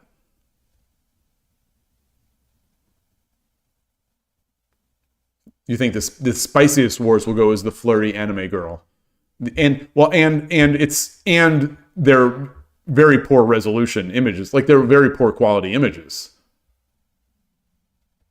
Oh wow, Mahjong Soul from release to 2023 did 150 million in sales. Oh wow. What is Code Geass? I'm not familiar with that. I'm going to look.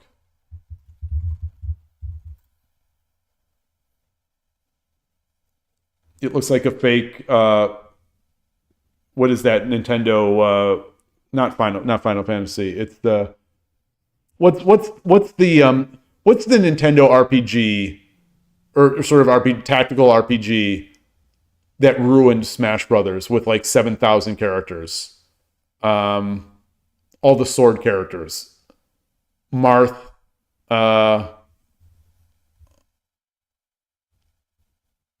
What is that called? Fire Emblem. Yeah, this looks like a fake Fire Emblem.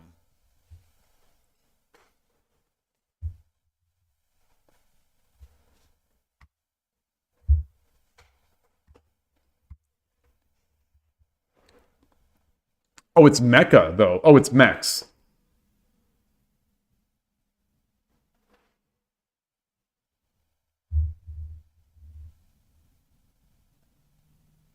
Wait, it's loosely themed around chess. Wait, what is the code? Yes, is loosely around chess. Do I have to start watching this?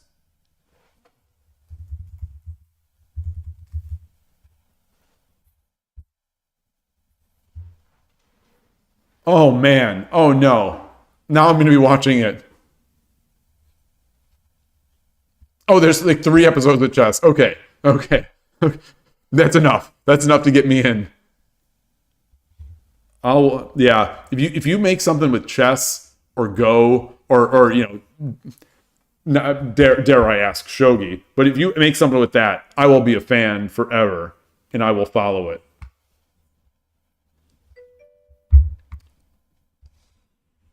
The checkmate scene lives in infamy. Oh no.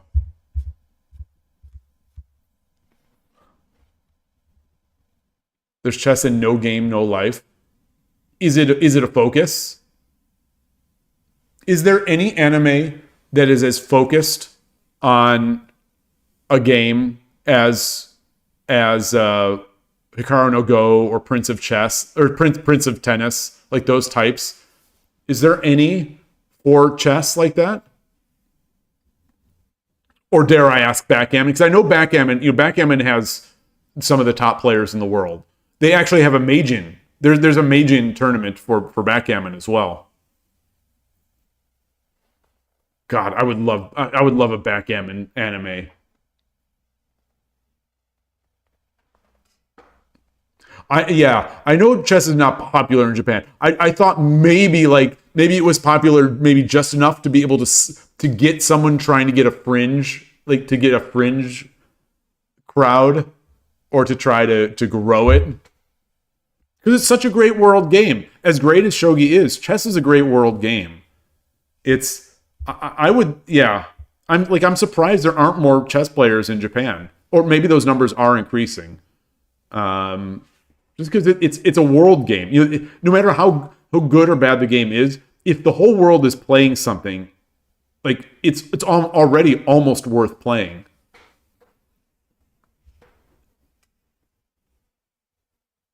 And the fact that chess equipment is really cool would make that an easier decision to make.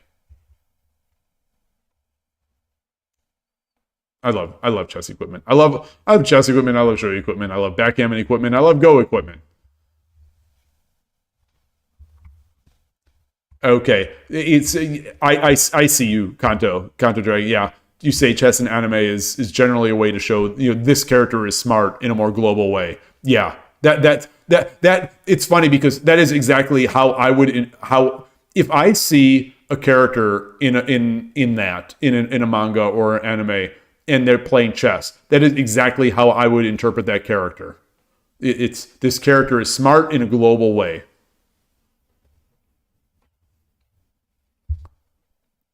Chess.com should fund some mangaka to do a manga on a shogi player who fails Shurikai and turns to chess and becomes world champ, try to get Japan into chess. Oh God! So this is that's such a good premise. All we've talked about AI in the past.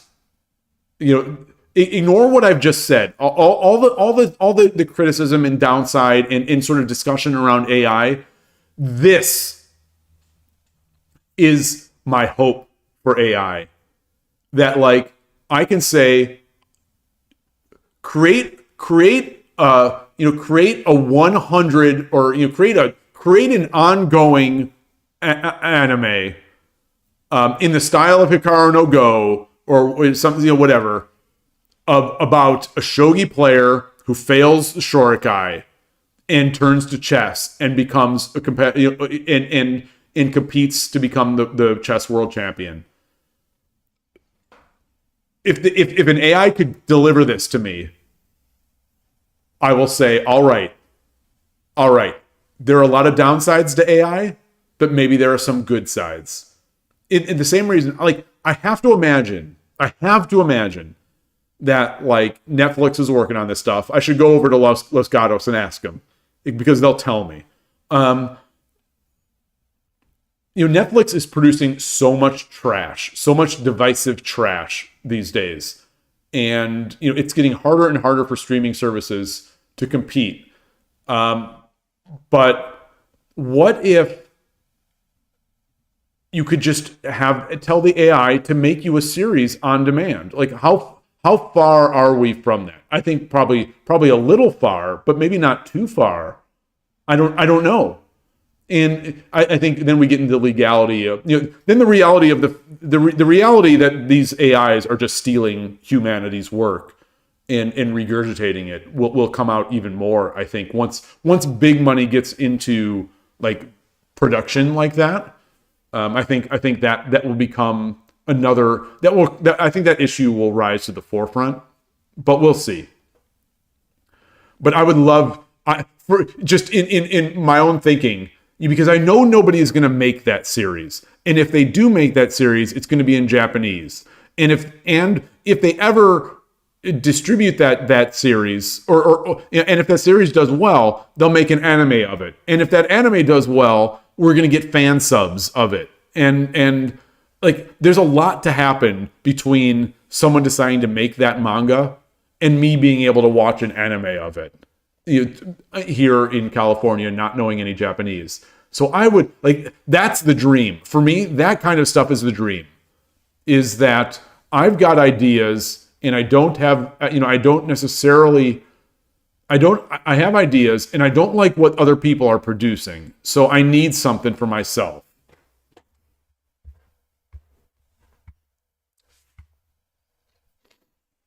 You could probably do a decent manga with AI. You just need to provide much more writing. And AshenSilverwolf says, yeah, I think a manga is doable now, but it would take a very motivated human with a good idea of what they want. Yeah, I think it's still going to need a lot of humanity for now anyway. But, it's so more effort from me. I am going to want this. So the odds of a human existing right now that will take that idea and run with it are lower than me being able to just say, oh, I want this weird thing. I want this manga. Oh, and I also want it to have this other fetish, like that kind of thing. Like that seems like the future for these things, where you get these real particular tastes intersect, like that you'll never get otherwise. But it's personalized for each person. That could be kind of interesting. It ruins art though. It ruins artists. And it takes away so much from what artists can accomplish. It's tough. It's such a tough thing. Wait, Reborn no Kishi. Wait, what is Reborn no Kishi? Yeah, the God. I haven't looked at the God Before Me in a while. I should look at it. Because I enjoyed it. I really enjoyed the God Before Me. It just, I finished what was on offer. I don't know if it was like 6 episodes or whatever it was. I finished what was on offer, and then it kind of just went out of my mind. And now, it's been so long that I'm basically gonna have to start from scratch again, which isn't a problem. I'll enjoy it. Eric, you say I can write the story and then collaborate with someone who can draw it. Well, that's the thing. Yes, but but now you're talking full-time job. And I don't think I'm a very good writer. So, I like to think that I can make a Larry David style comedy series. That's always been my thing, is because, not to diminish anything that he does, but I think that is my kind of humor, and that's the kind of thing that I write and think about is like those kinds of things. And I'm a weird, quirky enough person that I think I could be a good version of that. but writing a manga is something else. That's like, oh yeah, exactly. Like I Dream of Shogi said better than I could have. I don't want to create the story. I want to consume it. That's really the thing. If I'm going to be putting my effort into things, I want to be putting my effort into shogi. I want to So I want my entertainment, and I want my my entertainment, and obviously shogi is entertaining as well. So there's an overlap, but I've got my work and my entertainment. And right now, my shogi is my, for lack of a better word, work. It's also entertainment because I like playing and I like watching. I like consuming it. I watch a ton of YouTube video, a ton of shogi video, a ton of shogi content because I really enjoy it. But writing, like, I don't want to write I do sort of want to write a tsume book too, but like, I don't want to be writing a tsume book so that I can use it. I just want to consume it. The same thing with this kind of story. I didn't know that the author and artist is not the same in Hikaru no Go, though. That's interesting. That's amazing.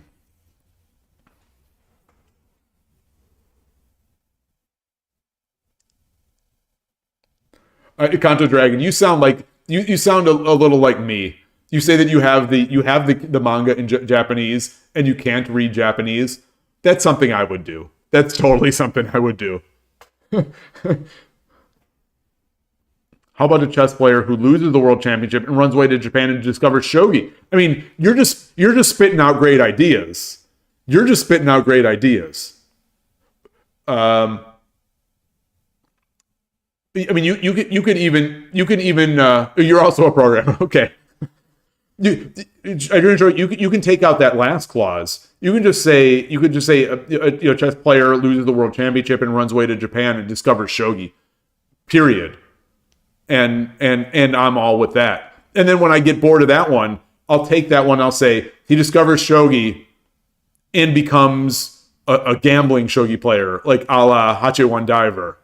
And then just keep adding ideas, little changes, little tweaks to the format. And I'll watch that for the rest of my life. I'll just like some of these, like I was just talking about the other day. There is a Netflix show. I think it was produced or funded by Netflix, but it was Rikuo. It's a Japanese show about a tabi, the socks with the two toes, a tabi maker who the president of the company gets this idea that he wants to make running shoes. And I want to say it's 10 episodes, around 10 to 12 episodes, each of them around an hour each. And it's a great series. My wife and I really enjoyed it. It's a slow burn, because not much happens, but stuff does happen, and they draw it out. And then, as in a lot of these J dramas or K dramas, you get the slow scenes where the music pops in, and then people are crying, and you get all that kind of stuff. So it's long and drawn out. But like with AI, you could draw out these stories forever. Like you could just keep adding things happening. And it's like, okay, so now they're making these shoes. What happens if someone decides to come in and sabotage the factory? Now you've got a whole little sidebar.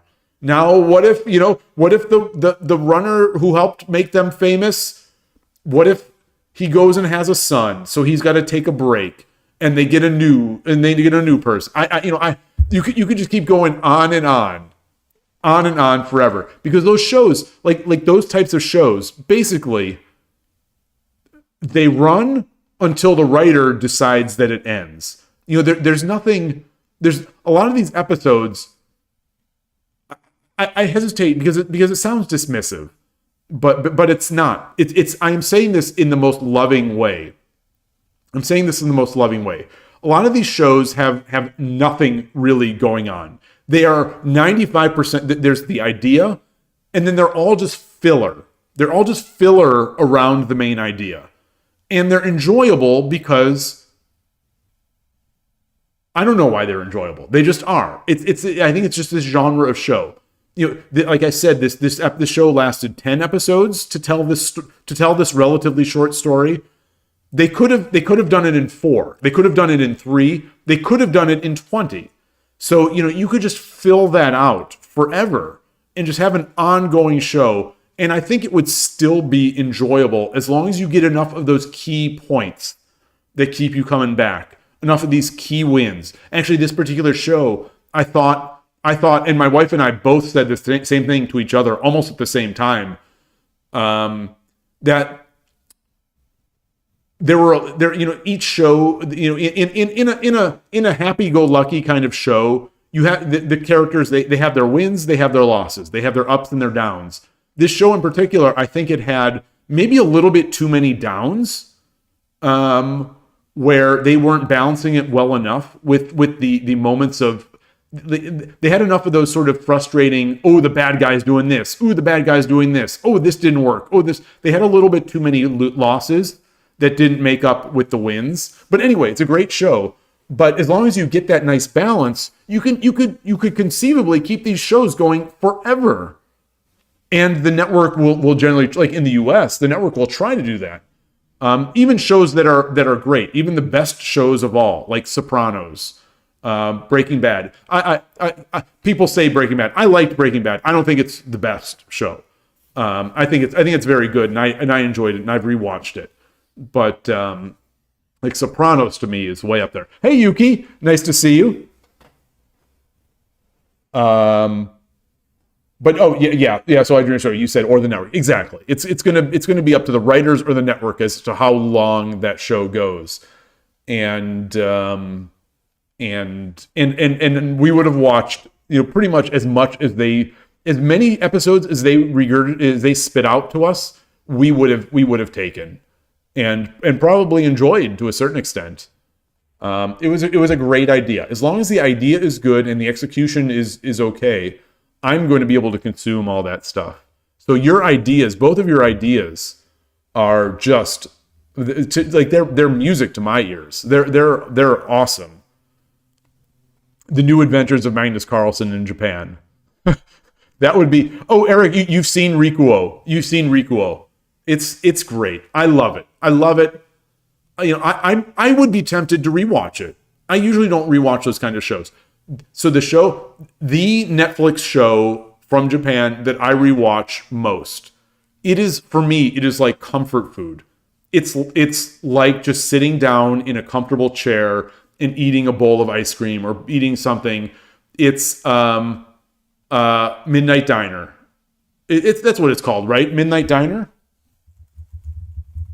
I can't believe I'm blanking. Yeah, Midnight Diner. I could just watch that show over and over. No, not Terrace House. Not Terrace House. Terrace House. I tried. I tried Terrace House.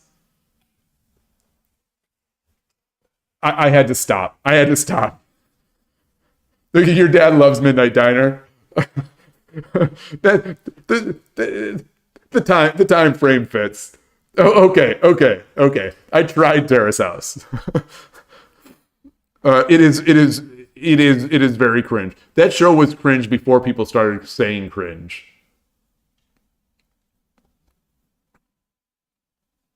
Hakimete no Tsukai is too cute. Hajimete. What is that? What is that? Eric, is that? What is Hajimete no Tsukai? Is that Midnight Diner?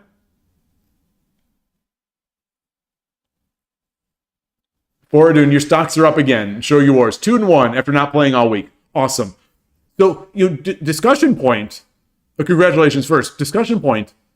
Do you all find that you play better, worse, or about the same when you come back from an extended absence?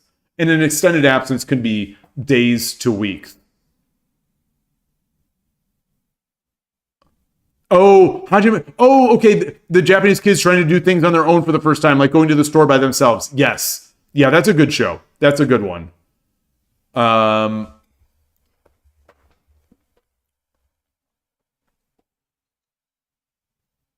Because, the last week, the reason this is on my mind, for Arjun coming back after being away and doing well, it's on my mind because last week because I was sick, I didn't stream that much, and I didn't go to the club on Sunday. So not that I didn't stream much, I didn't stream at all starting Wednesday, Thursday, Friday, Saturday, Sunday. I didn't stream, and I didn't even go to the club on Sunday just to make sure that I wasn't getting them sick, like bringing any residual illness.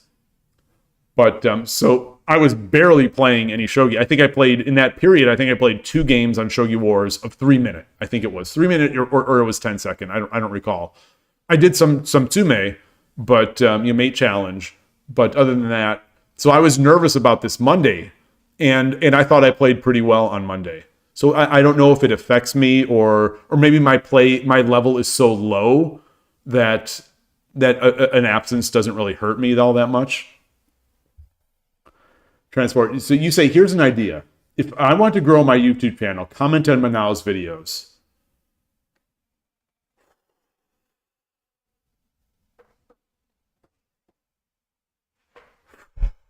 That seems like that seems like a tight line.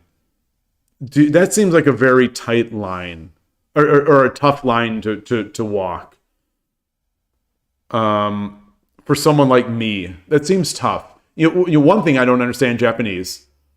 2, I'm an older dude.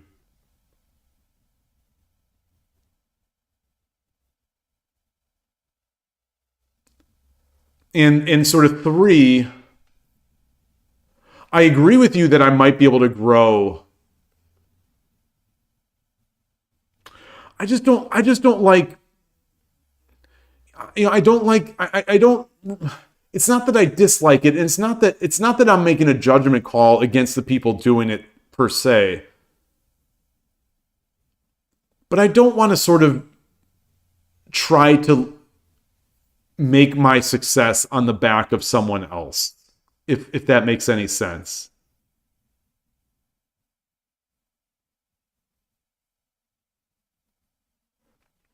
You mean just go to comment on her videos? No, I don't. So in YouTube, if you make a comment, I don't think there's a link to the person, right? Like, or maybe it's just in live videos. If like in live videos,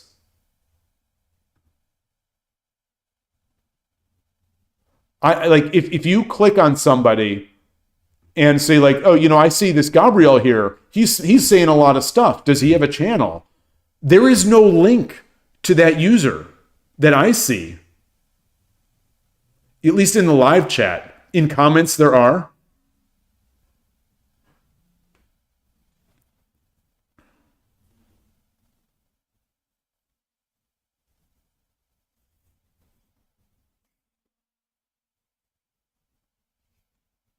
Okay.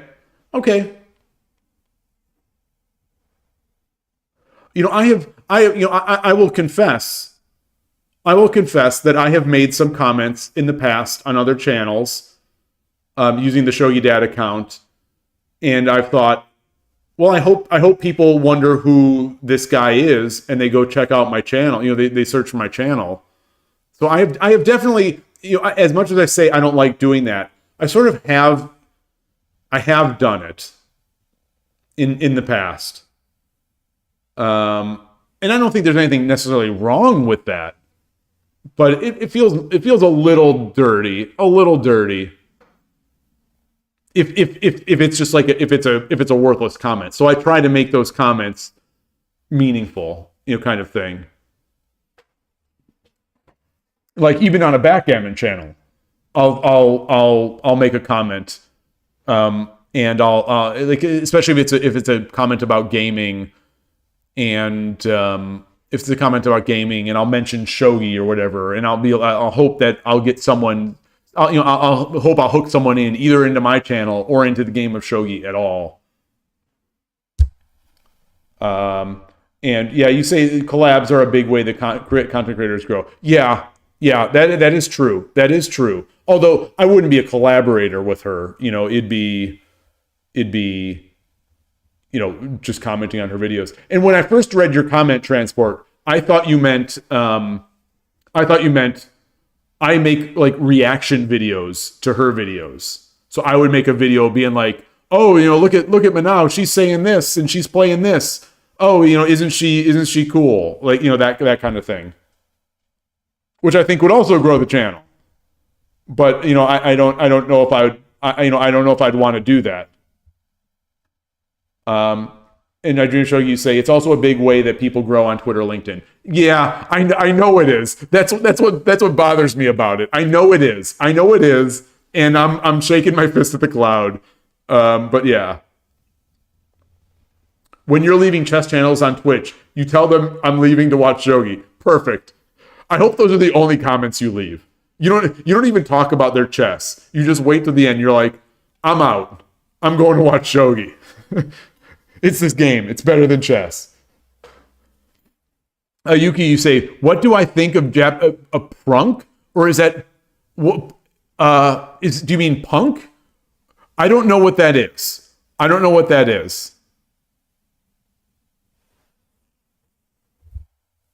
I'm going to try to look it up.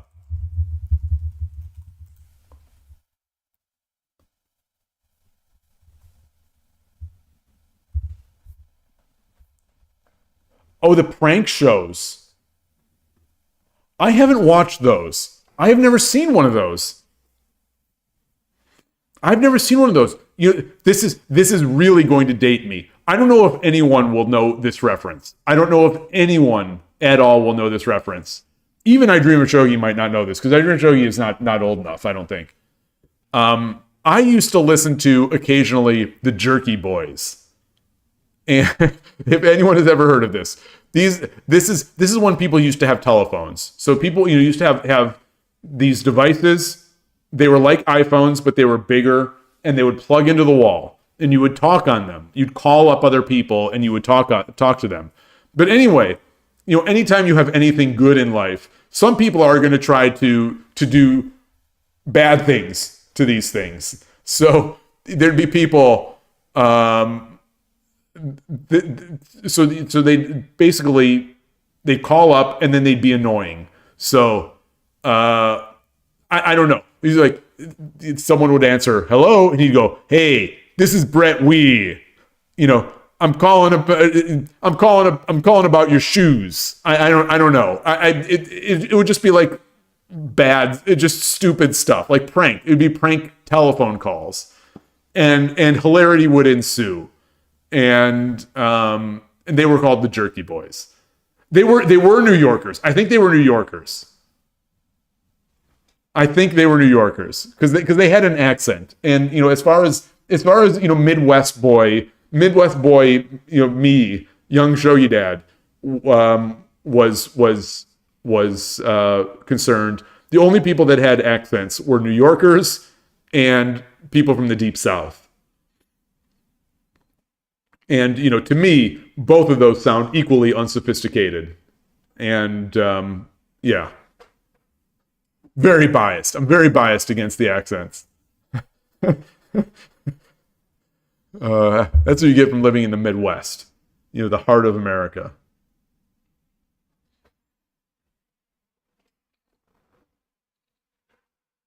Yeah. I don't know if it's Brooklyn or Bronx or where in New York or Jersey. They're the Jerky Boys. So maybe they were actually from New Jersey.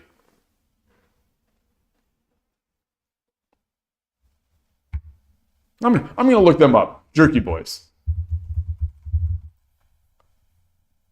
Okay, this is it. Yeah. American comedy act from Queens, New York City. Okay. Perfect. And they would record these. They'd record these and then somehow release them. I don't know. All right. I have no water. I haven't had water for like the past hour. So I'm gonna take a quick break and get that and come back. And I need another game.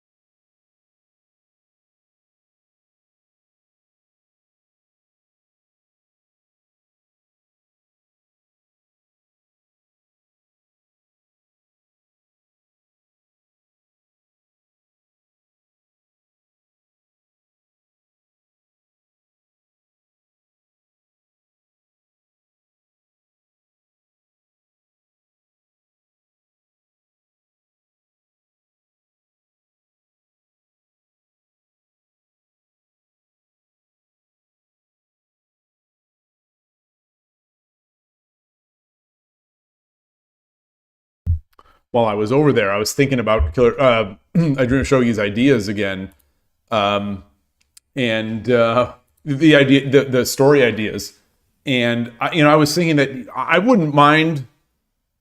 It doesn't even have to be manga or anime. I would like it to be those, but just give me a novel too. I'll take those in novel form.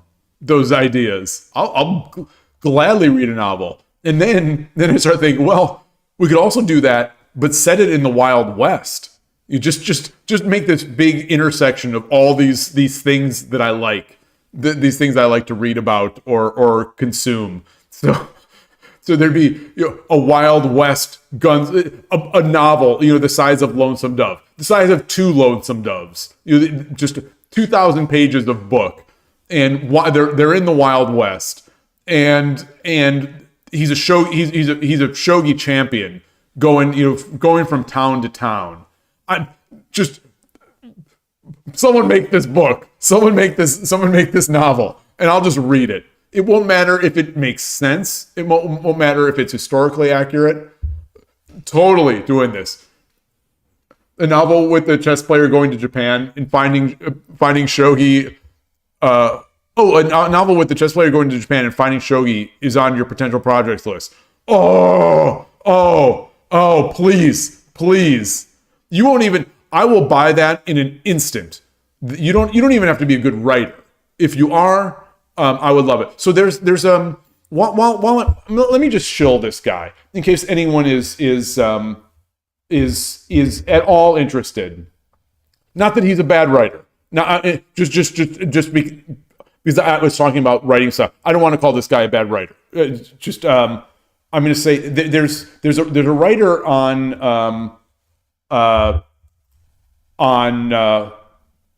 that I found because he posted in the chess on chess.com. There are forums, as I've said before. I take part, or used to take part until someone ruined it. To the chess, I think it's called Chess Books and Equipment Forum. So a lot of us would discuss our equipment and share photos of equipment. But an author had said, I've got these books, or someone had been asking about. Someone asked, are there any chess novels? And this guy, I think, did it. So here is the first of these books. This author is named Michael Weitz or Weitz. I don't know how to pronounce it. And I'll just paste this here. I like mysteries, and I like chess. So it's like I just wanted to read anything about chess, or Go, like The Master of Go by Kawabata. That led me to reading pretty much all of Kawabata's books. They're all great, but Master of Go is about Go. I don't expect to get anything about shogi, especially in English. So chess and Go and anything else are basically the things I'd go to. But anyway, this guy, he's got 3 in a series, three in this series. Chess is a central part of these stories, and they're mysteries. And for the most part, they're mysteries, and it's the same character in all 3. And I was really glad that he posted that. I don't know how well he does. I don't know if he's sold 10 copies of these books or just the 3 copies that I bought. Because there are 3 books. But I'm grateful someone was out there writing it, and I'd be happy to support it. So if you write anything like that, oh my gosh, I would be all over it. Obviously, it's not going to be done anytime soon, but I would like it. Eric, thank you. Sorry that I didn't play Shogi enough today. Sorry. Great discussions. I'll see you soon. You were watching Brandon Sanderson's lectures on how to write. I'm not familiar with Brandon Sanderson. Who is Brandon Sanderson? I'm looking him up.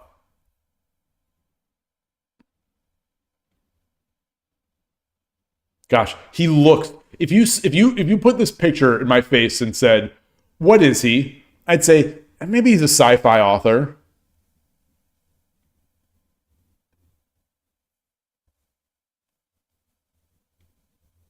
Okay, I'm not familiar with any of these, but I'm not. I am not. I don't know much about that world.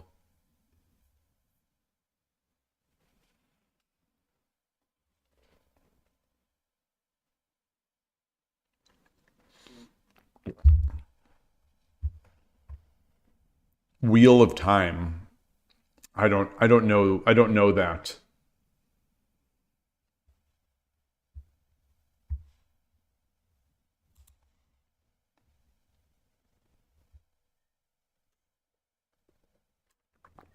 Wow, it's late.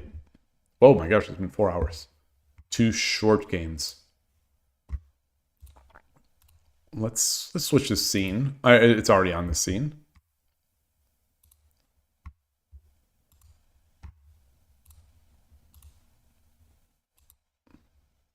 It's so late. We've been talking so long that the crowd came in.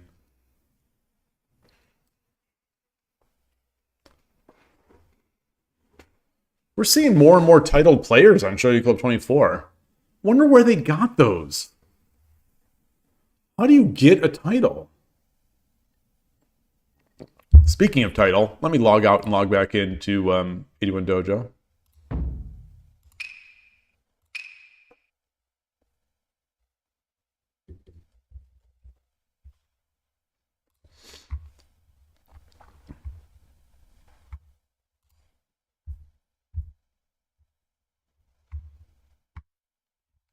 Get this here. All right. It's a 14-volume fantasy series. Yikes. Yikes.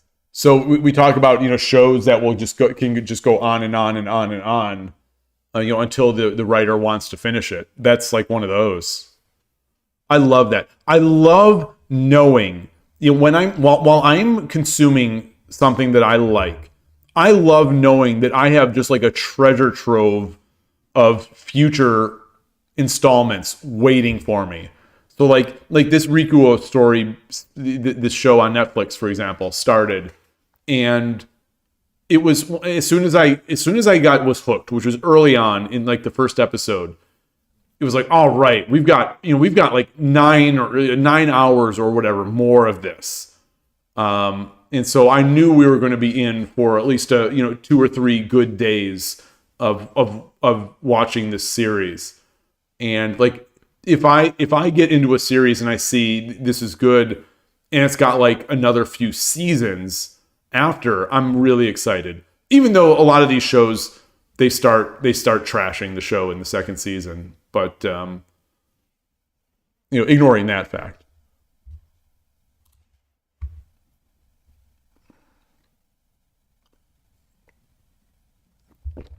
All right.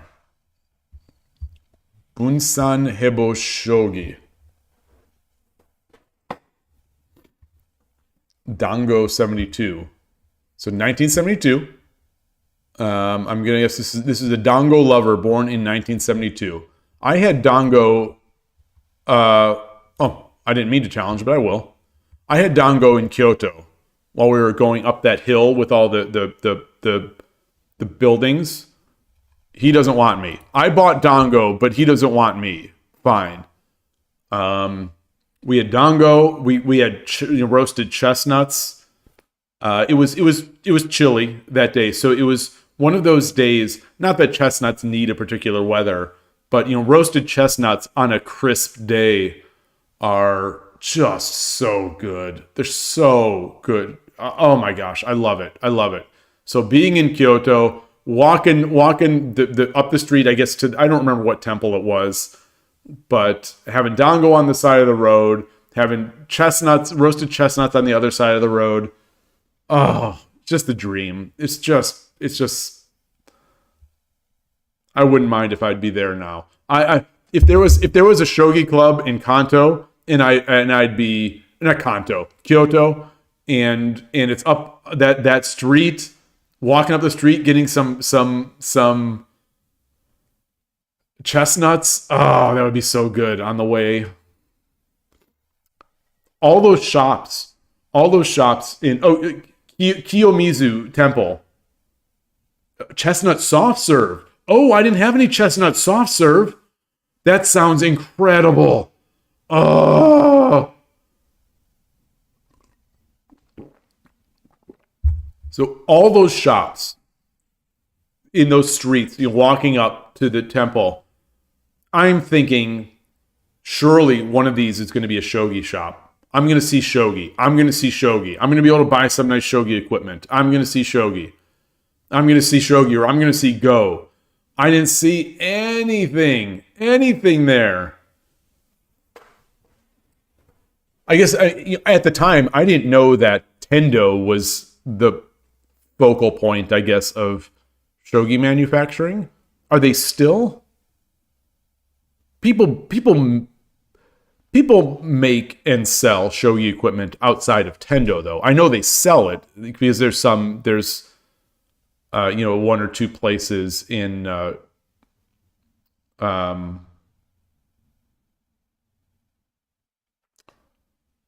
gosh, I can't remember the name. Shinjuku.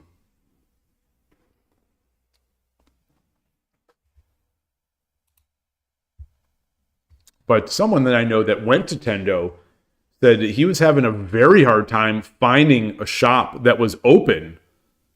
Like he'd go to these shops that were supposed to be the shogi place, and like the door would be open, but there's just no one there. Okay, so you went to Tendo. You say it's a must-go-to town if you like shogi. So did you see the shops? Did you have trouble finding shops?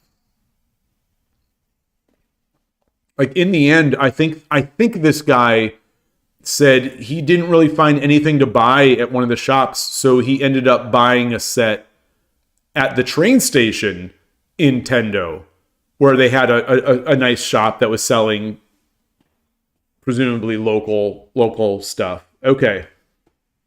Maybe it was the time of the year. Did you go? I think Tendo has that human shogi. Did you see that? Or was that not running at the time you were there? I don't know if that's only once a year.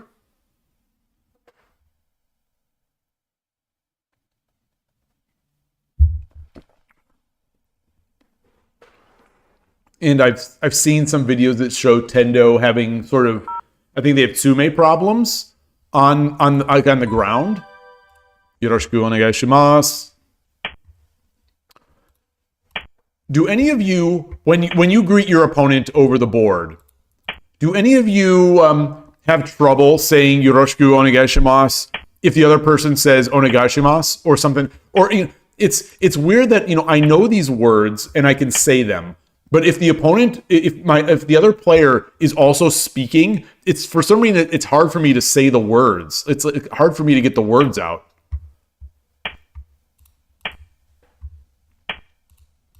Okay, so we got another early king run, king push.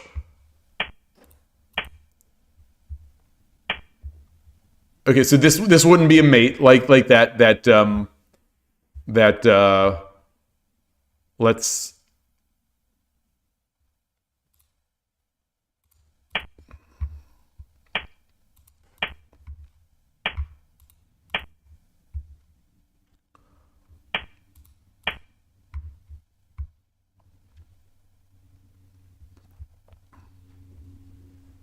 So I've got to be very careful. Very careful.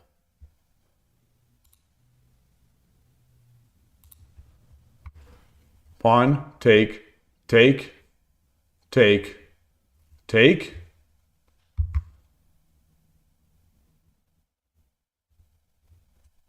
Got to be very careful.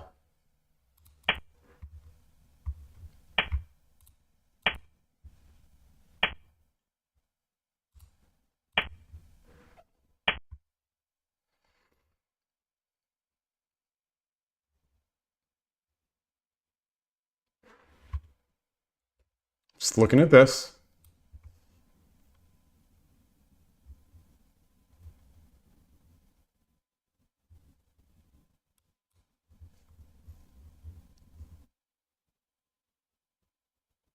That doesn't seem so good.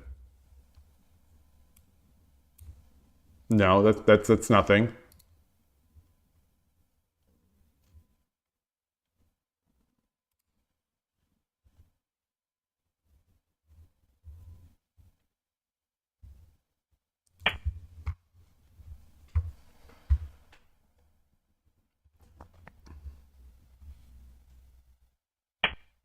Okay. Let's get this up. Let's get this silver up. Okay. Boy, I don't know about this. This looks rough. This doesn't look so good for the opponent.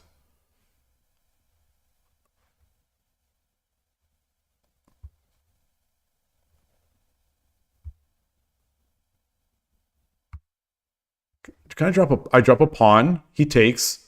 I drop a pawn.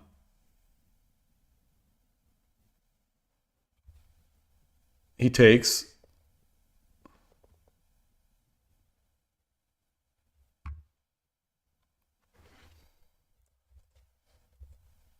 Pawn, take. Pawn. If he takes, then I've got rook takes. All right, let's do it. Let's do it.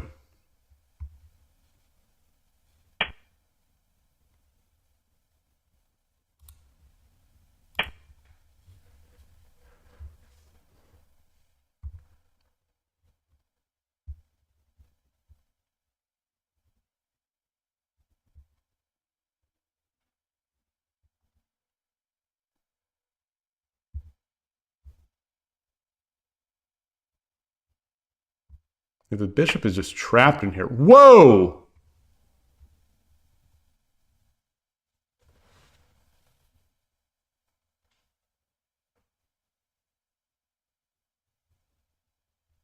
Do I take immediately?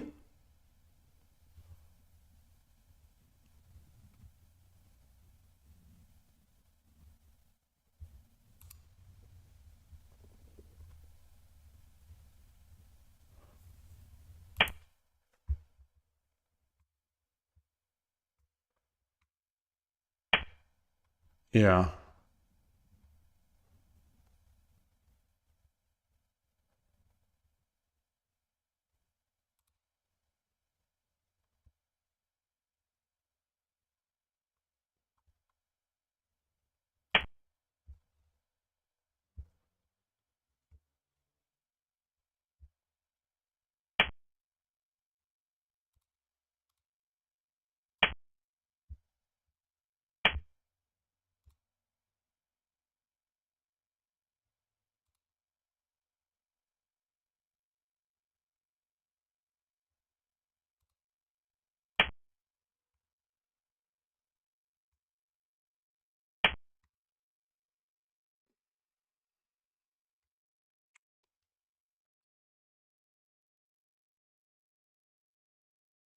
Do I take? Bishop, take with the bishop, takes with the silver. I take with the rook. He's got another silver. He's got another silver. All right. All right. So I'm not seeing anything right now. So I've won that exchange. So let's get this over here.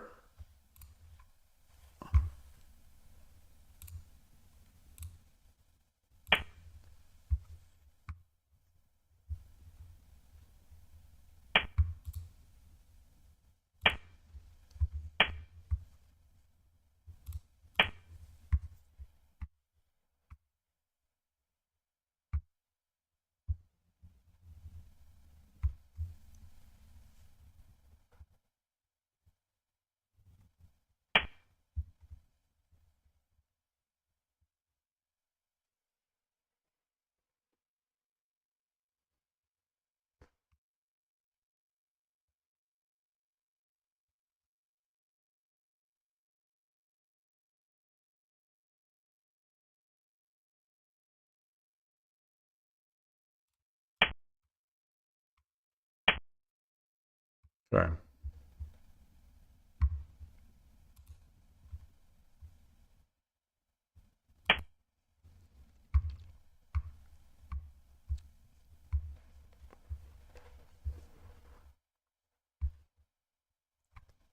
So this is like a Kinmuso style-ish thing.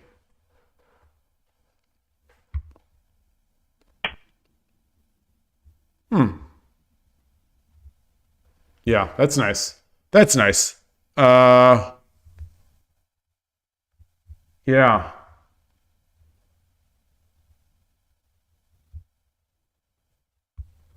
Yeah, I should have seen that.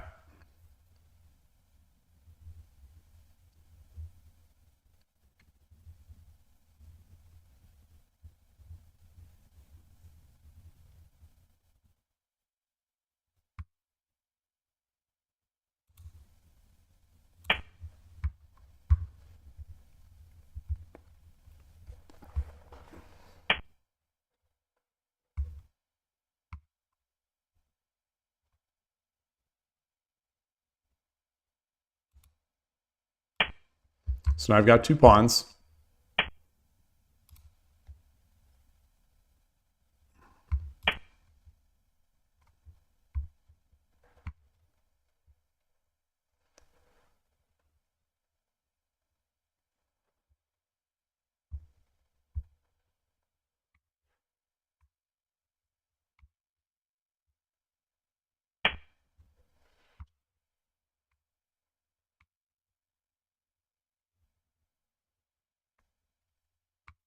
I drop the pawn.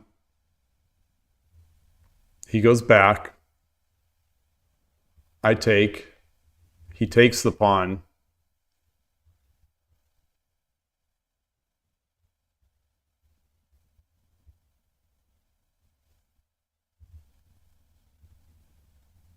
And then do I have to come up with the gold?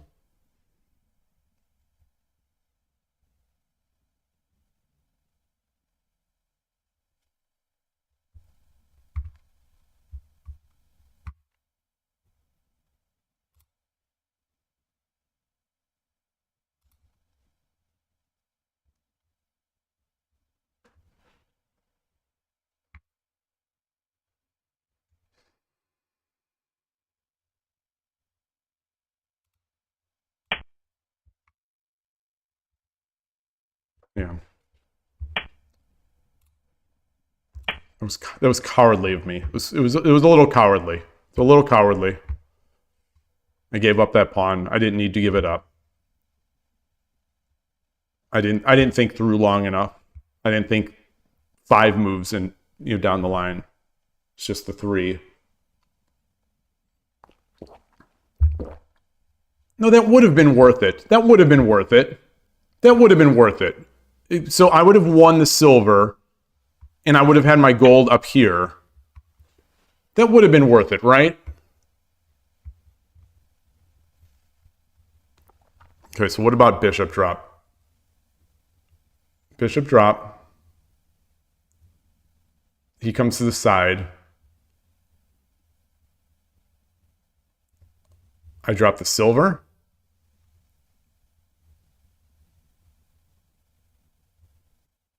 No. Okay.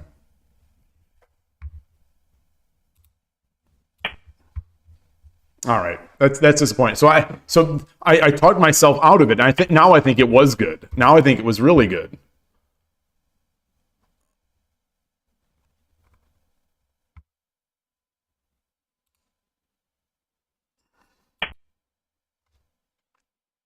So now we're in this middle game here where I need to prove an advantage. And we'll see. We'll see.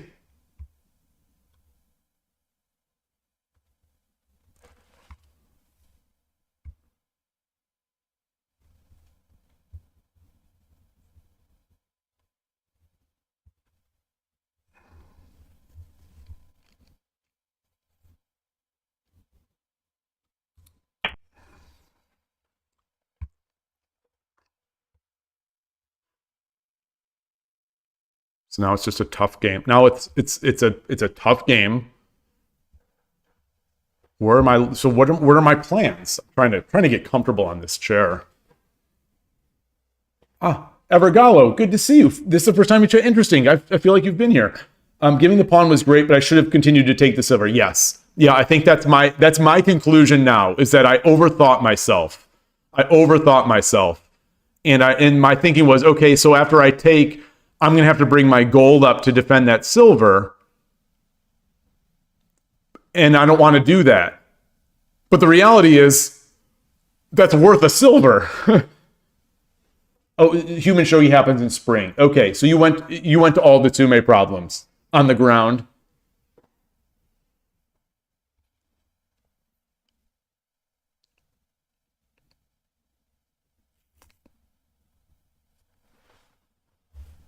So like I said at the first game, this is the third game today, and it's been 4 hours and we've only played 2 games. This is the third.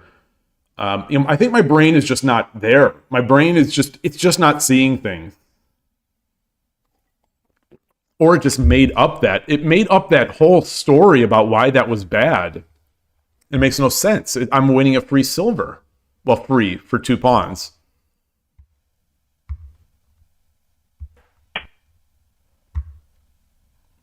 Okay. Do I want to get my knight up?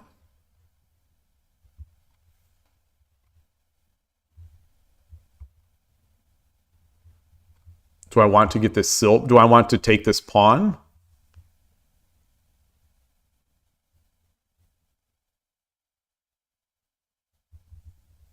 So if I drop my silver, he drops a silver, I go back. And then he pushes the pawn, I just go back. Let's do this. Let's do this. Okay. Where's he going? He's gonna try to bogeying. He's gonna try to bogeying. But I'm going to bogeying first. I'm gonna do this first. And then get a silver back so I can defend over here.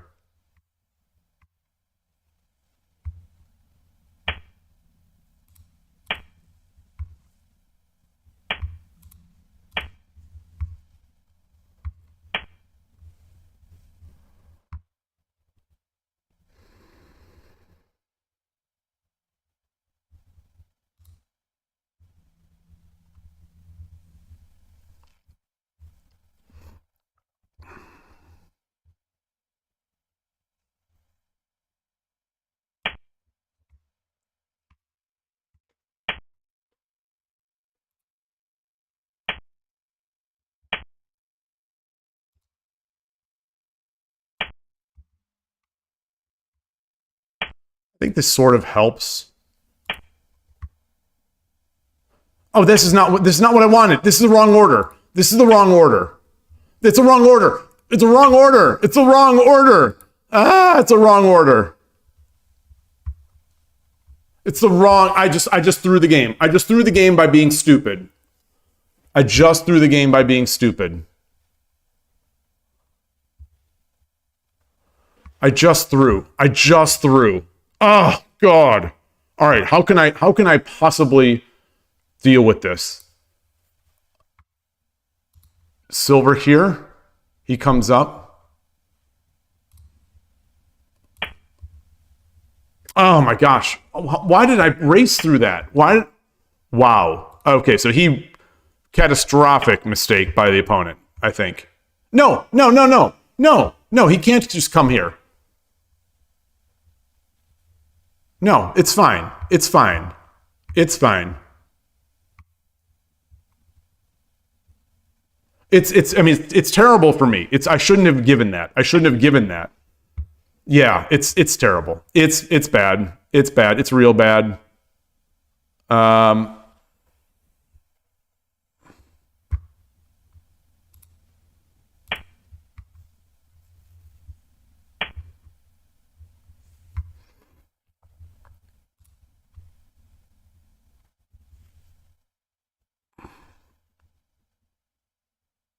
Did I just lose?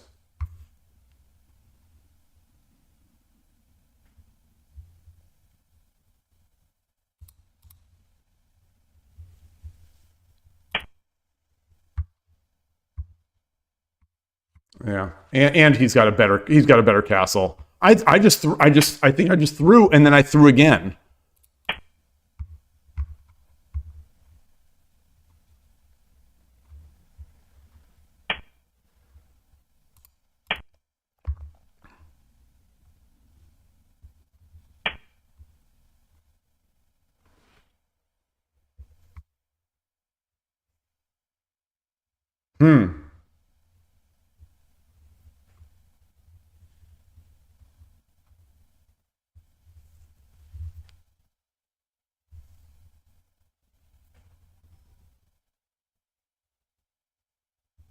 So he'll drop a rook behind? Maybe?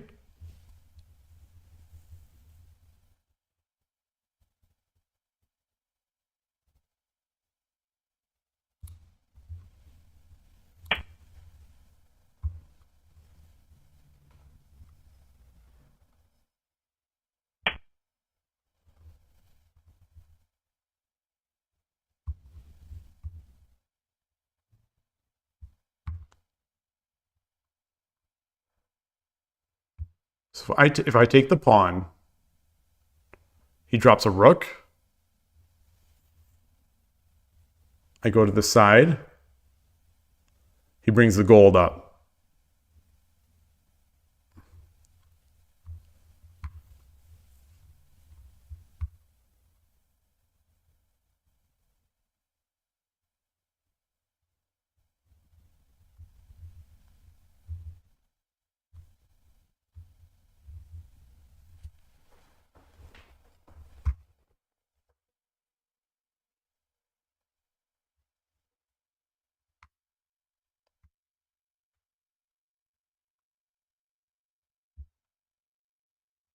Should I drop a rook back here?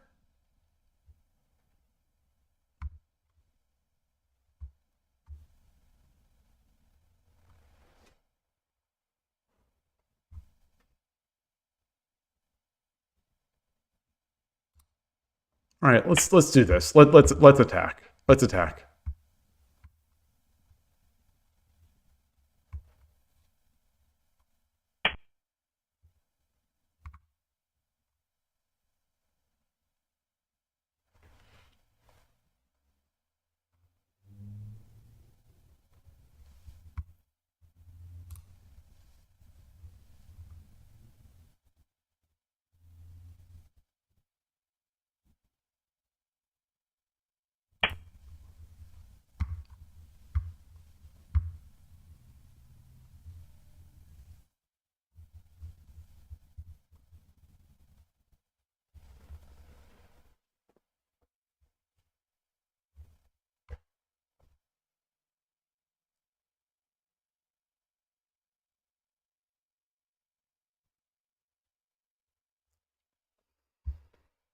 Hmm.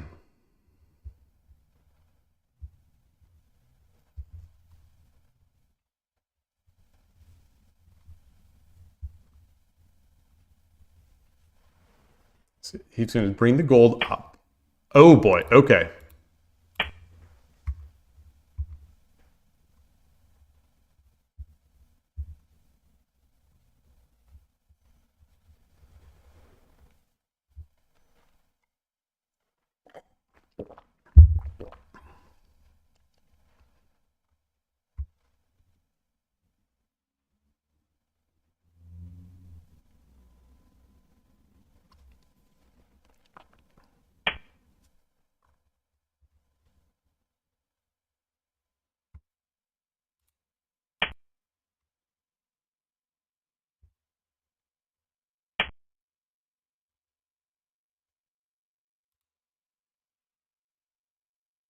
Oh, nice. Nice. Very nice. Oh, I did not see that. I did not see that. So he drops that, then he's got the rook. Good game. Right? Yeah. Good game. Good game. I would love to play that again. I would love to play that again from that part that I threw. Oh. See, this is why you got to play openings. This is why you got to play openings. Why not take the pawn? Because rook drop. Because I thought rook drop.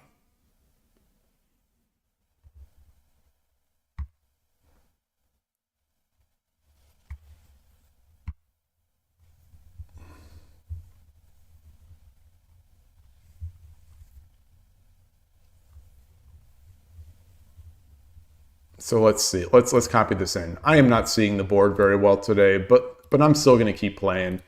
Still going to keep throwing my rating away at the wall. Okay, so this is the last chapter for this study.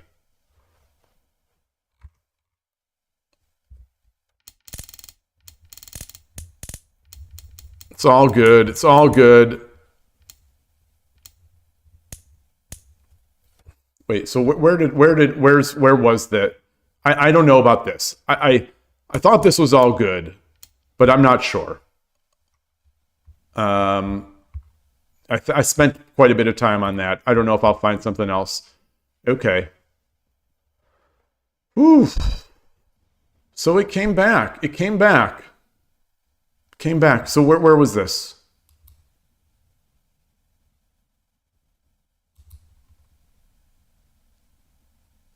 Oh yeah, so this is where I threw it. Okay, okay, that makes sense. That makes sense. This also. What did I miss here?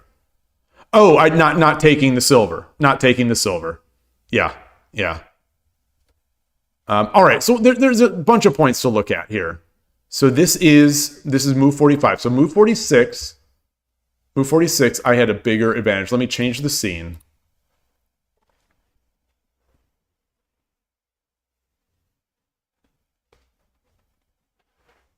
Can I take 8-9 instead of bishop 7-9?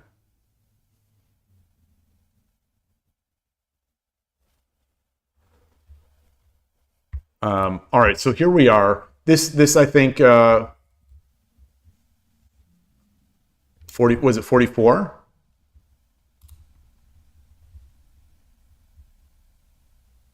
Okay, so move 46. So move 45 was this, and now I've got my move.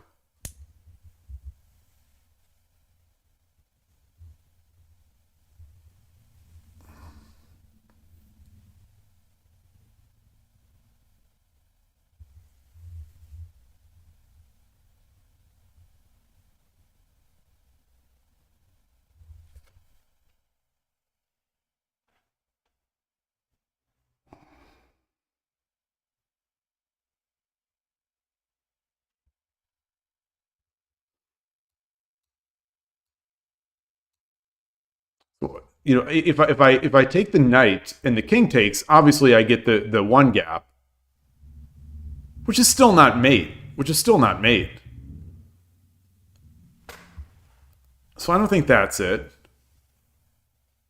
What could possibly be better here? Could possibly be better.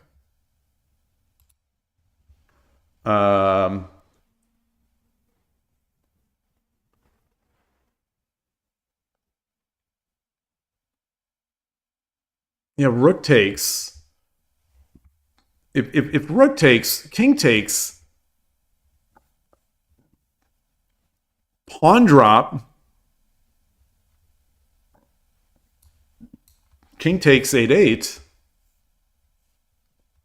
silver drop, and he can just run up here. You think that was winnable until you let him plant the pawn at 2-2? Yeah, yeah, I think absolutely you're correct. Good to see you. I just can't believe I gave up that. I can't believe I gave up that promotion. I do that. I do that one every day almost. I do that defense almost every day.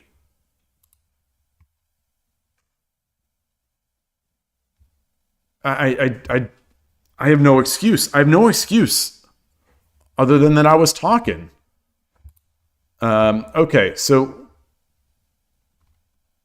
I don't see anything else. If he takes,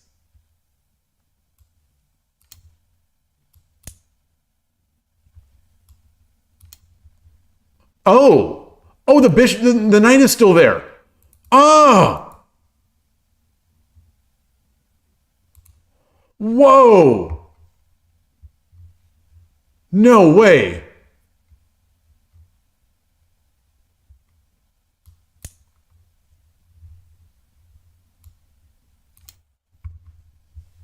Whoa, whoa, whoa. So he's got to run, right? He's got to run here.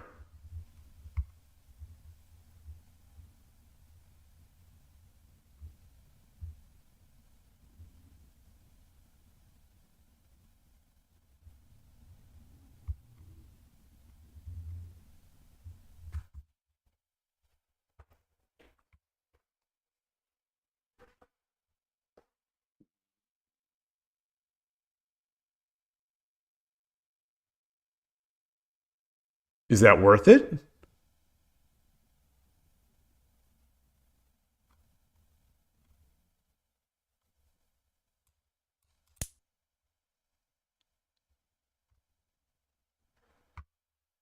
Is that worth it? All right, so let's let me flip this. Let me flip this. Let me flip this.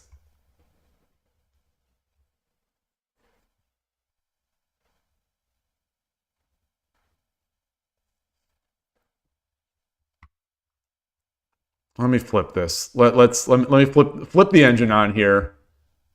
It is rook take. Game is over. Winning position. King has to take. Obviously, do this. King has to run.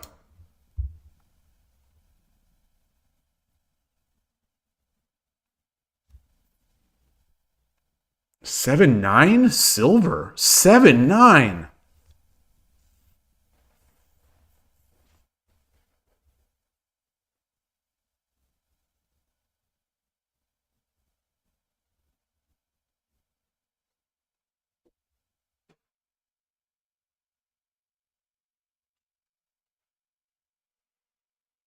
Seven nine is not only move. I mean the others are good. 7-9, 7-9, not 9-7, 9-7, 7-9. Okay, yeah, 7-9.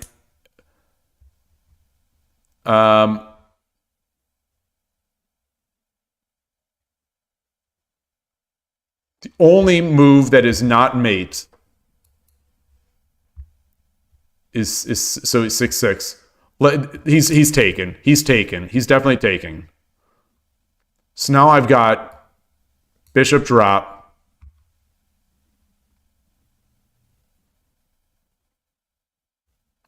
If he runs over here, it's mate with silver because the pawn and this bishop are looking at this. King runs. King runs.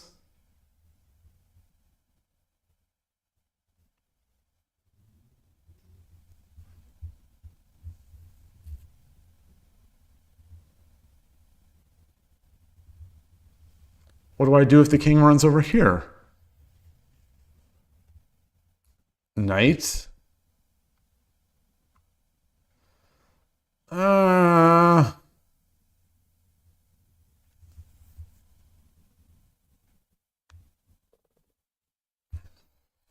don't see it. I don't see it.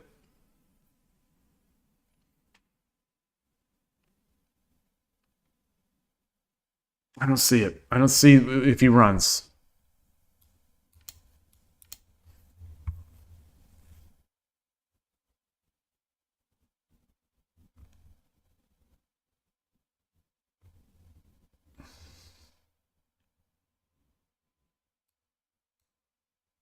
There are only two ways to check, realistically. Silver and knight.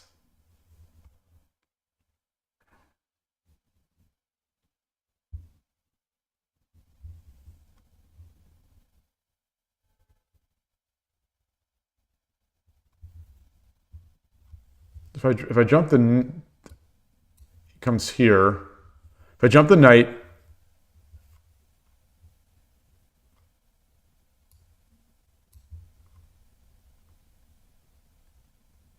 he goes here.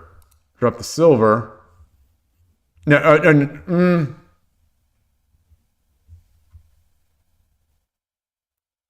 jump the knight. If he goes here, I push the pawn.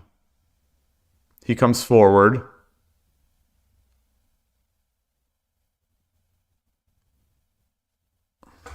I don't see it. Gosh, I just don't see it. So I don't know about that. So let's drop the silver. Let's try to drop the silver instead. Drop the silver.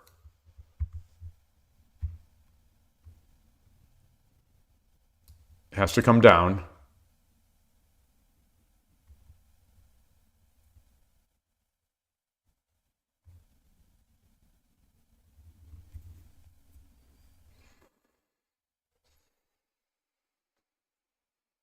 Maybe it's not mate, or maybe it's just it's going to be mate. It does. Maybe it's, is it not Natsume?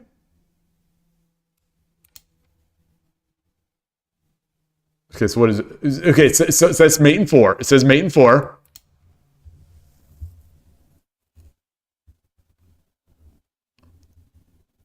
Oh.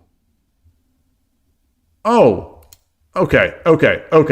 Wow. Wow, that's a tough one. That's a tough one.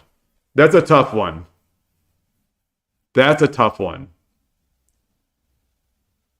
Maybe it shouldn't be. Maybe I should say, okay, I'm going to get all this material.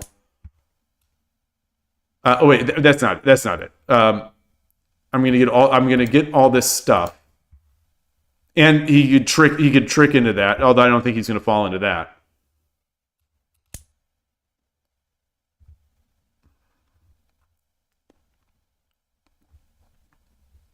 So I can mate in all this area with just these 2 pieces. And oof, that's a tough one. I don't need Sume, just bishop 6-5 promotes.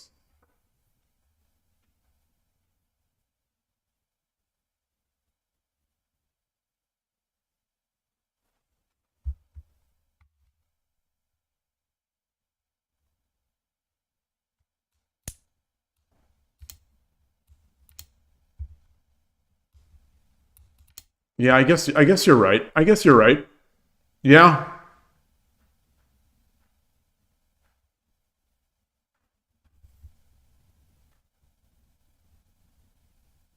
Yeah.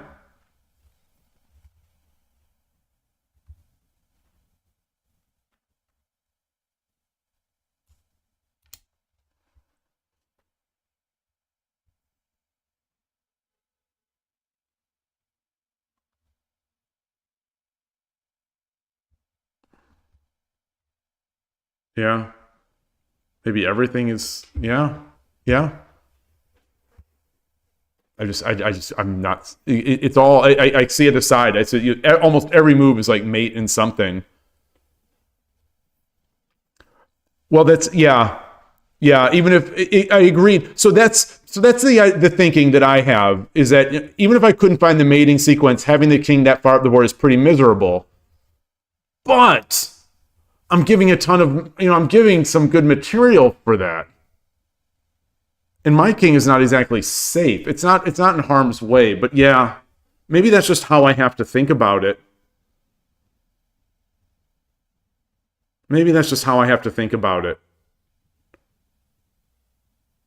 Or I've got to calculate that the king will be over here, and I'm going to be able to chase it around, and maybe I'll be able to. What do you mean I didn't do anything? Just rook versus bishop?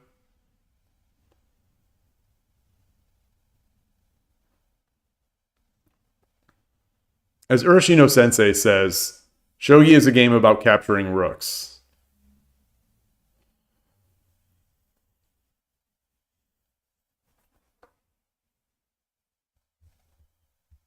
Yeah, it's even material, I suppose. It's just that I have a horse now, and they have a rook in hand, so it's even.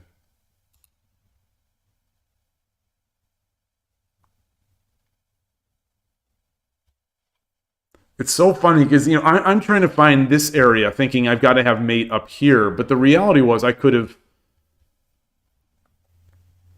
Yeah, maybe next time. So next time, maybe I'm going to consider. I didn't even consider rook takes. I didn't even consider it during the game. So I need to get to a place where I can consider that.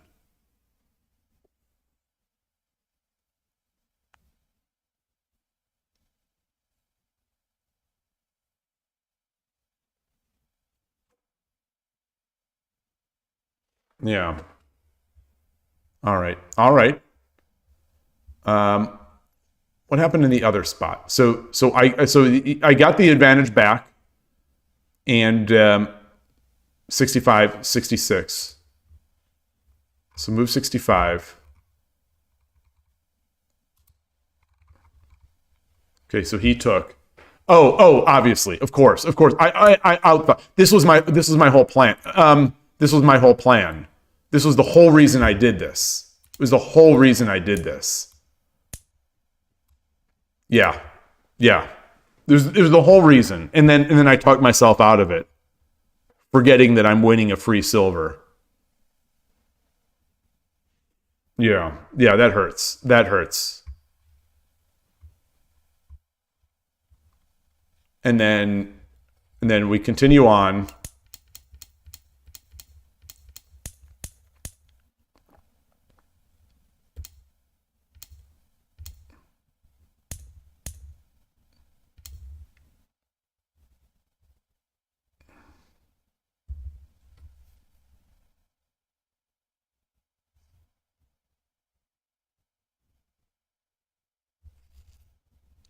So the engine doesn't like the bowing pawn.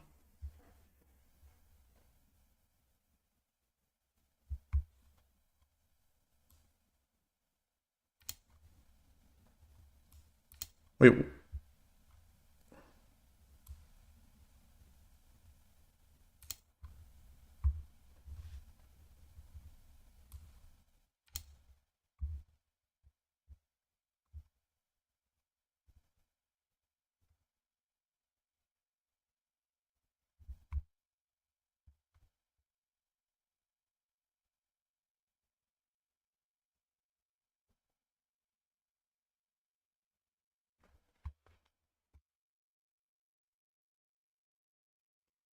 What?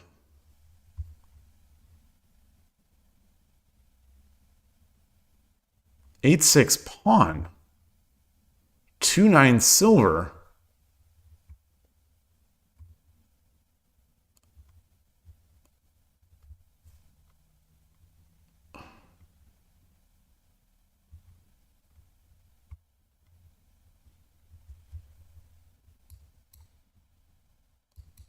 I like that. I like this. So I don't I'm gonna follow the engine's line. I'm gonna follow.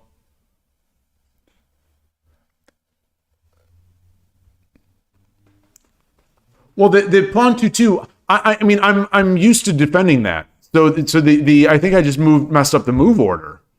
So here's my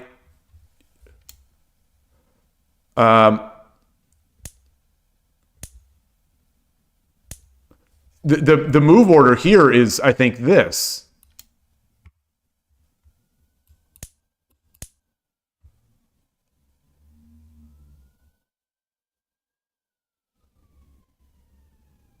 Although, yeah, the engine doesn't like this. It doesn't hate it as much as what happened.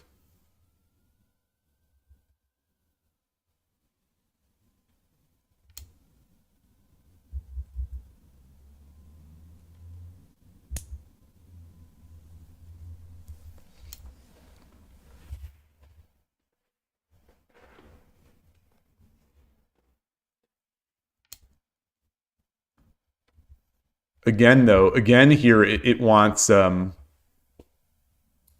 3-9. So let's go back there. So if I would have tried to do this,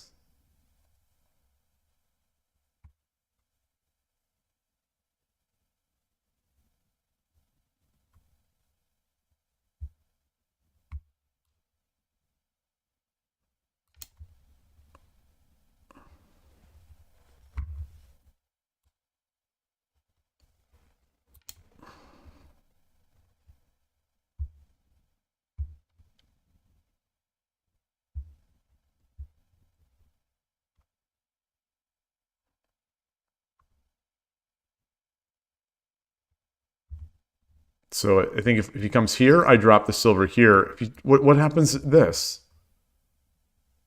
I drop a silver? No.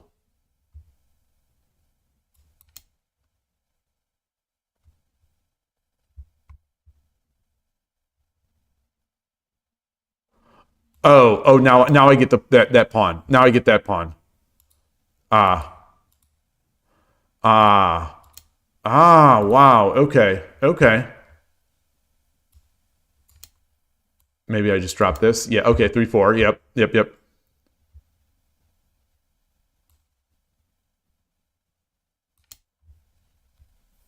All right. Then we just keep playing shogi here. Wow. Rook d7, pawn d6. Yeah. Yeah.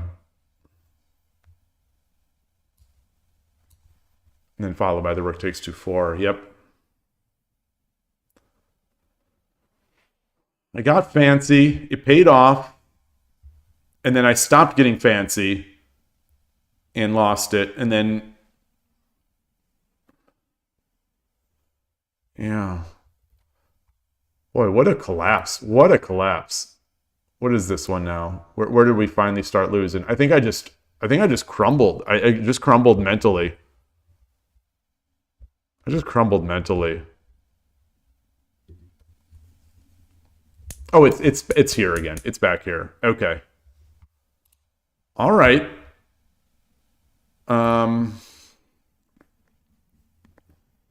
Wow. All right. Well, I'm going to take a quick break and then be right back and try to play another. I would like to play one good game today. You know, I've had these three games, and I'm just not seeing the board. I'm just not seeing it. Let's hope for the best next one.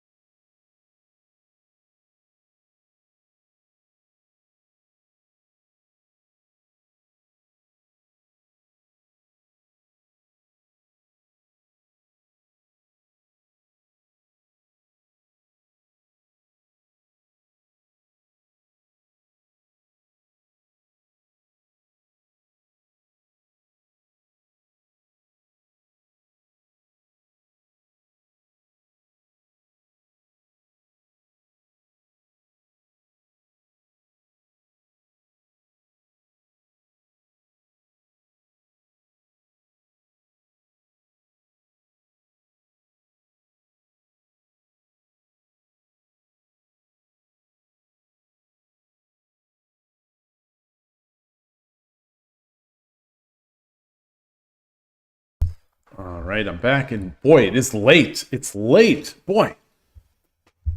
Could I check like 3 moves ahead? I'm curious why I didn't take that pawn. I wonder which part that was. Wonder where that was.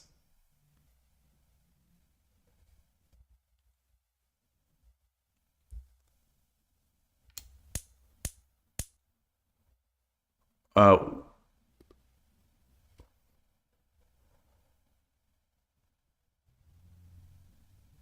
not sure. 3 moves ahead from this position. I'm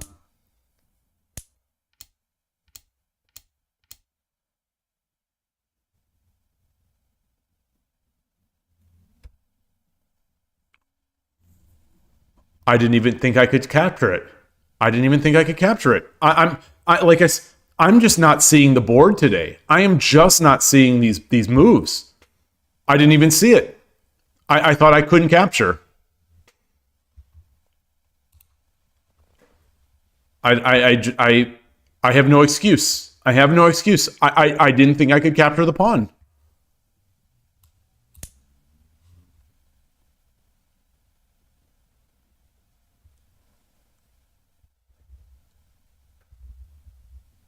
Maybe I shouldn't play another one. Boy. Yeah, I was staring at it and I don't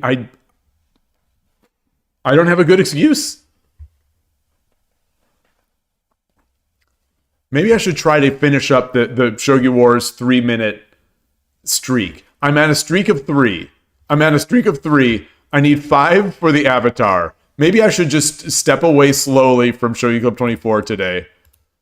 I think I've lost some rating, and I have. And boy.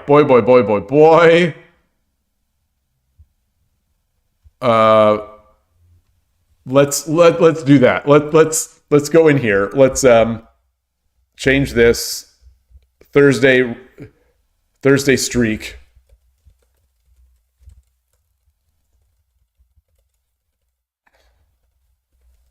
Get this. Reset. Get some Shogi Wars up here. Is 1 win. Let me log out of Shogi Club 24. Change my scene. Just doing all these machinations. All right. So here we are. I think I'm at a streak of 3. Where does it say? Where does it say the streak? 3 winning. I'm at 3 winning for 3 minutes.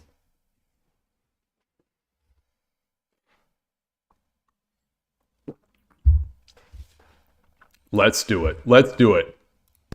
Let's hope we won't need to see the board. We'll just get some good wins. Change the scene. All right. Yoroshiku onegaishimasu. Come on.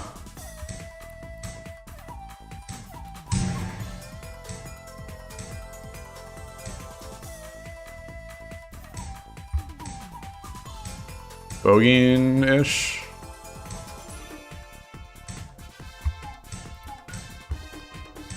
Sack. Wow. What? Wait, what is this?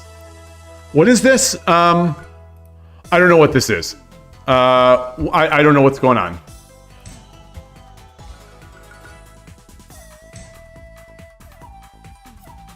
What is even happening? What is happening? What is happening? 2分30秒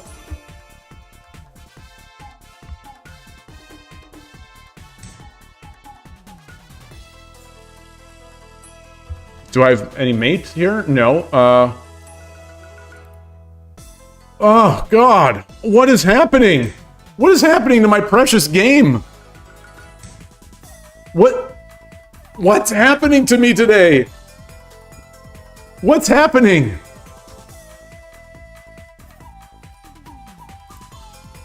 I don't even know. I literally don't know what's happening to me.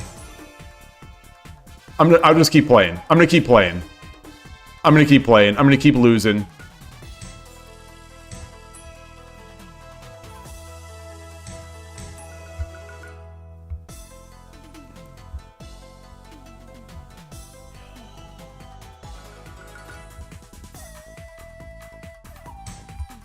I have no words. I have no words. I think it's just mate. 2分 Yeah, I'm just hanging pieces now. I mean, now. What happened today? Let's resign. Let's get the next one. All right, we're gonna start the streak over. So I didn't get the streak. I didn't get the streak. あなたが先手です I'm punch drunk. 対局開し Yoroshiku onegaishimasu. 嬉しのり Ureshi no ryu. Come on, Manao. I need your help.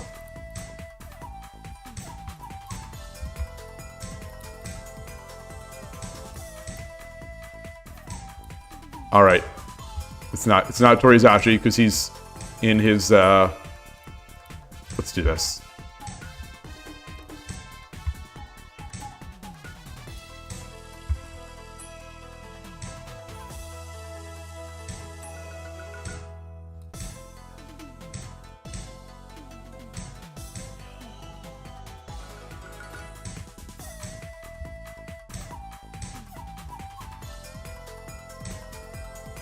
Ibisha Anaguma Ibisha Anaguma.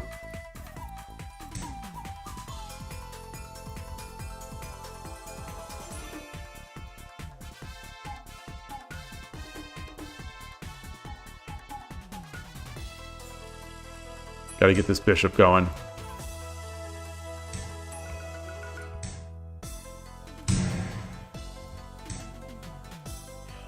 Wow. 2分30秒 Oh, that's not good.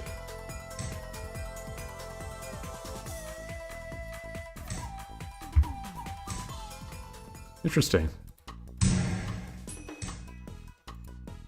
Okay, let's see.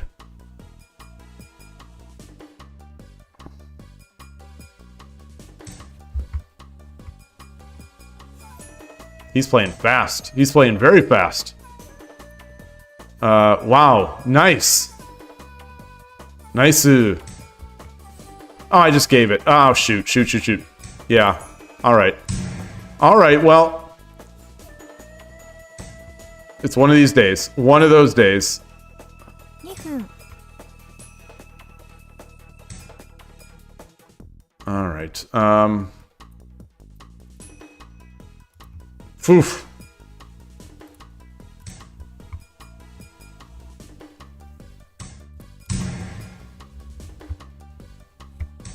Wait, I had my... Wait, could I have captured with my rook earlier?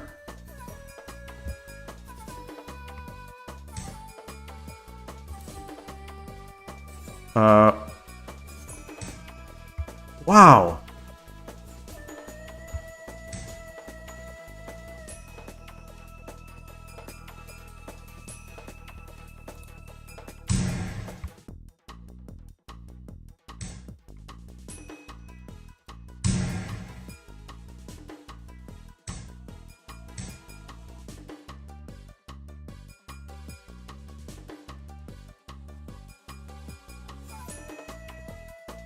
He's got a lot of stuff. Just start throwing pieces. Just like silver, gold.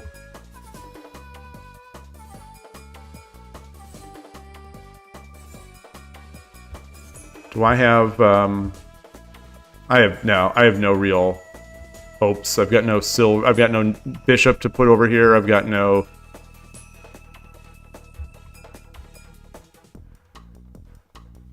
So if he, I'm hoping he takes with the horse. 1分30秒 Okay.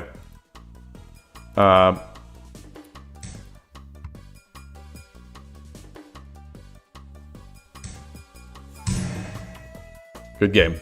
Good game. 強かったね Good game.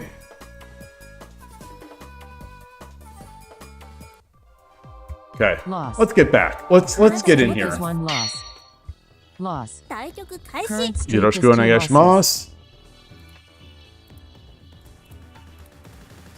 They're giving me better players today. Yoroshiku onegaishimasu. Come on. Okay, I don't know what this is. Darn it.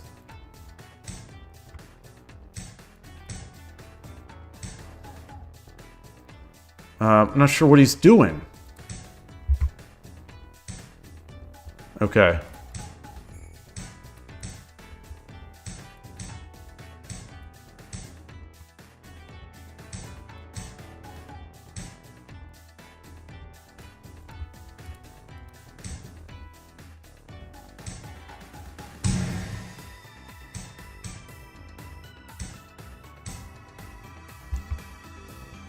All right. 2分30秒 If I have a pawn, I do have a pawn.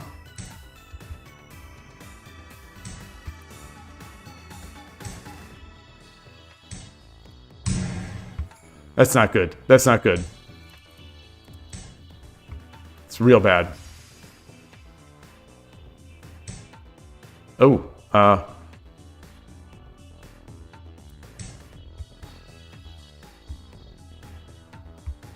right. I think he gave me a pass. I think he gave me a pass.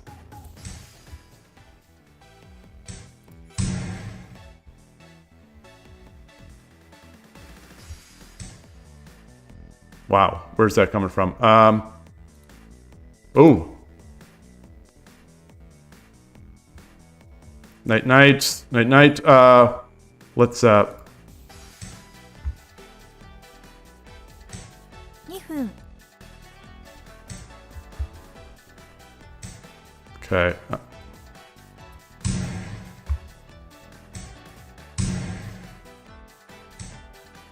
Yeah, that was stupid.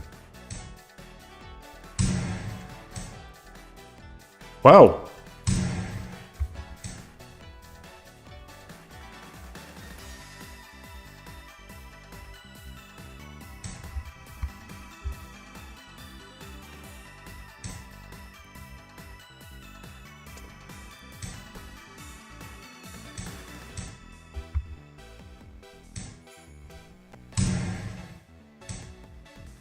Let's 1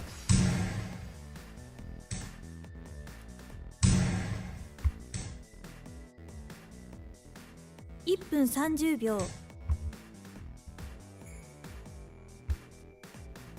It's got a lot of stuff here. Ooh.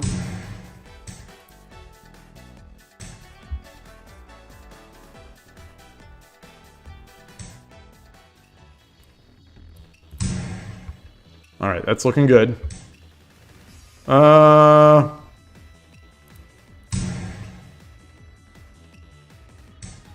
Okay.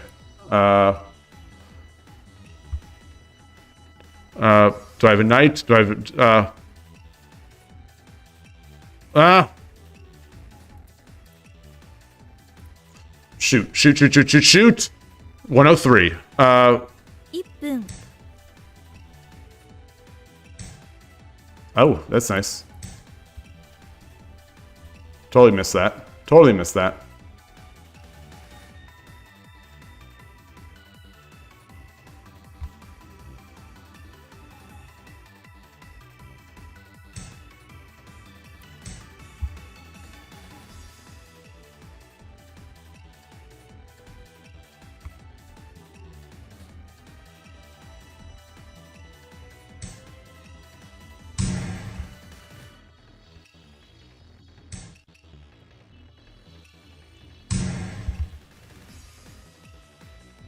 Ah!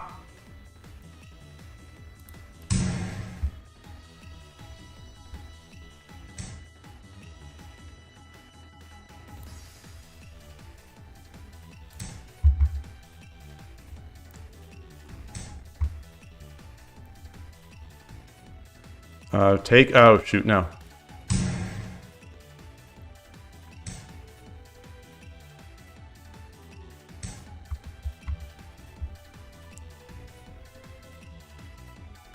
$33 seconds to 58.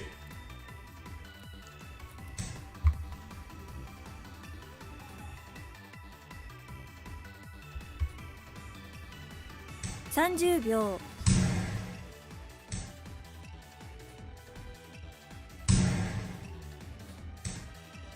Oh gosh, how'd I miss that? No! Yes! No! No! No! No! It's free! Ah! 20 Phew! 秒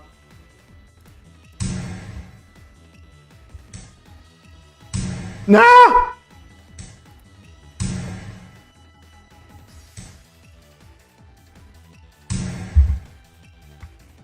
This is ridiculous. This is maybe the most ridiculous shogi that has ever been. This is embarrassing. Today is embarrassing. Today is just embarrassing shogi.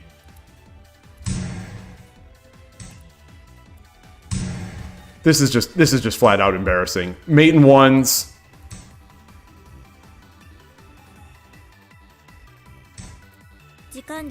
Yeah.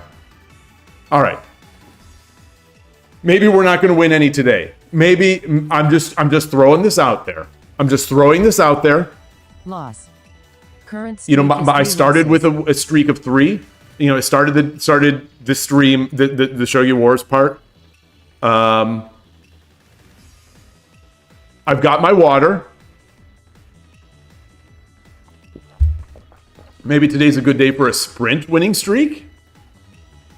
No. I don't think I can, because I can't see the board. I can't see the board. So I don't think I think streak would be even worse for me, or sprint would be even worse for me, because I have to evaluate the board. Does this game have ranks? Samir over on YouTube, greetings. It does not. It does not have Grandmaster. There are pros, but it's a different process. It's basically it's a long and drawn out process, and only a limited number of pros are created every year. And I think that number is 3, but it could be more. But basically, there are levels of the pros, like Dan rankings: 1 Dan, 2 Dan, 3 Dan, 4 Dan, up to 9 Dan. But there is no title like that. It's Adrian Shogi says usually four per year, for 4 pros per year. So it's a different, more controlled process. It's not sort of an open process. And as a result, the pros in Japan are supported by this organization, the JSA. So, you know, it has its pluses and minuses. But no, you and I, we cannot become GMs. We cannot become GMs no matter how good we are. And I am close. I'm close. I'm on the cusp. It's effectively true. It's effectively true.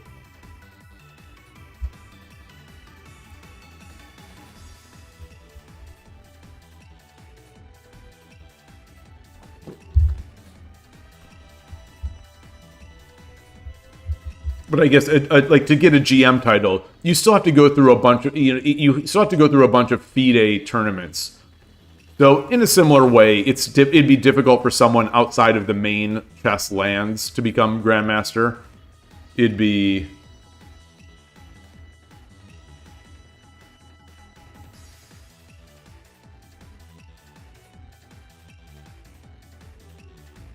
yeah.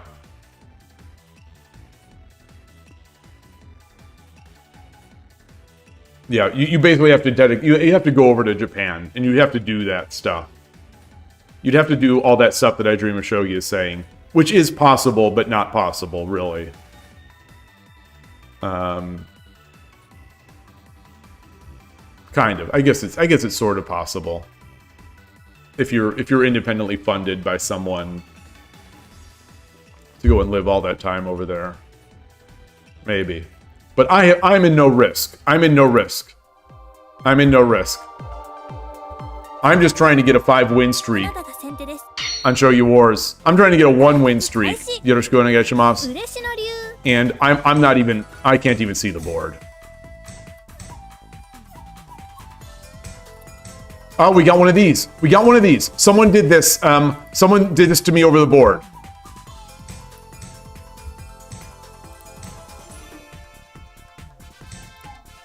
What? I'm gonna play Doniko against it. Because I am going to argue that he's already out of position.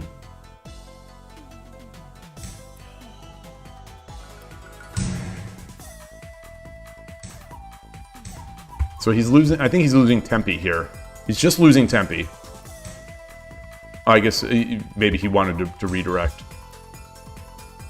The pieces on this update are also fatter. They are much fatter. They don't, they fill more of the board. I don't know if anyone's noticed that. It's more like the app version. He's just giving me Tempe.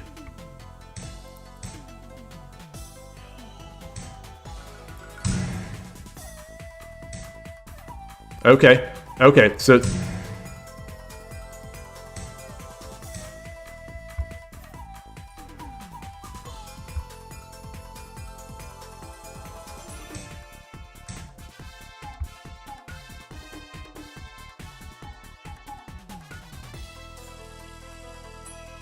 $2分30秒 He's playing in Shogi Wars. He's playing 3 minute.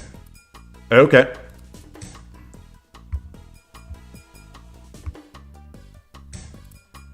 Okay.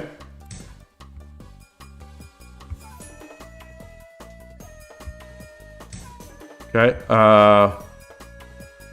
Should I push? No. Let's come up.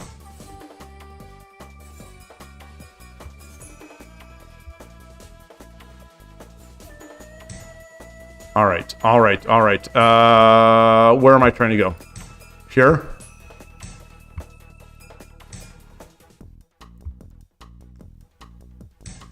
Okay. Let's see. Where am I going? 2分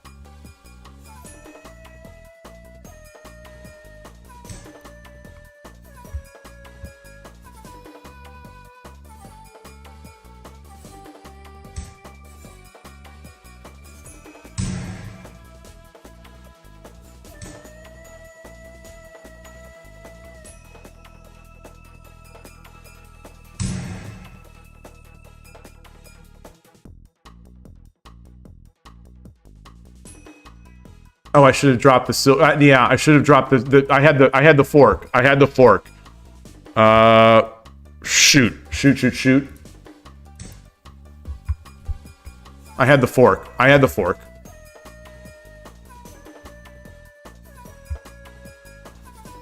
I'm gonna come on the edge. He's got this bishop here.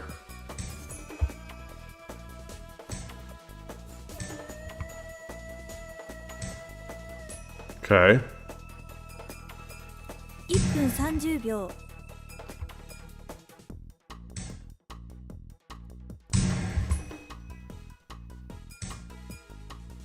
What?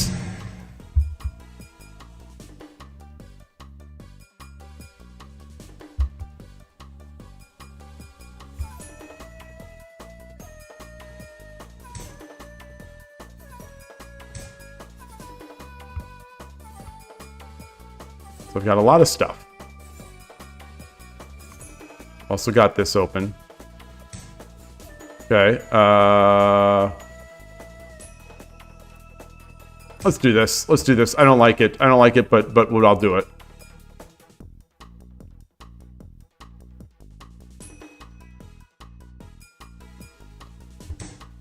Wow.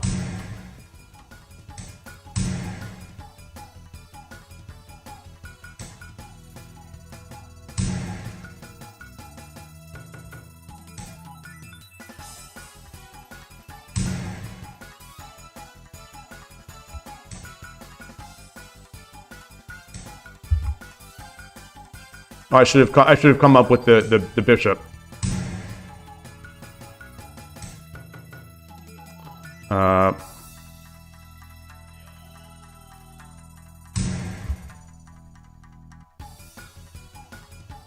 101 to 35. Okay, so I'm up on the clock.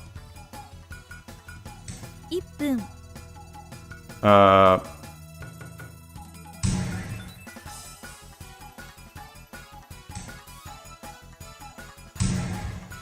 Arigatou gozaimashita. ビクトリー All right.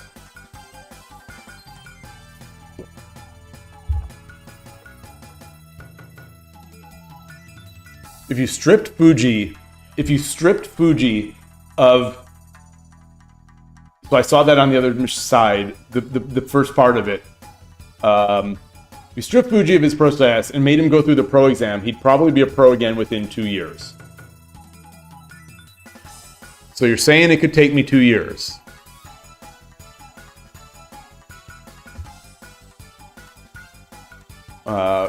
He has his own super PC to study with AI, and you know he plays practice games with Nagase. I assume it's a cloud. He's got some sort of cloud. I assume he's got like a bunch of cycles in the cloud to use. Like all the I guess all the top all the chess pros. It sounds like nowadays, like the playing chess pros. Even as good as a computer is on your own machine, it sounds like they're all using the cloud anyway. They're using super high depth. So he started using PC in the 3 dawn days.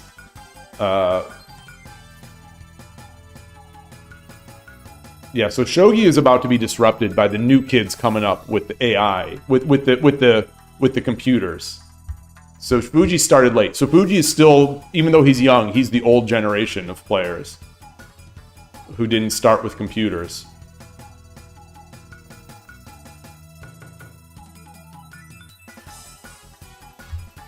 Cray super Foradun showing the age.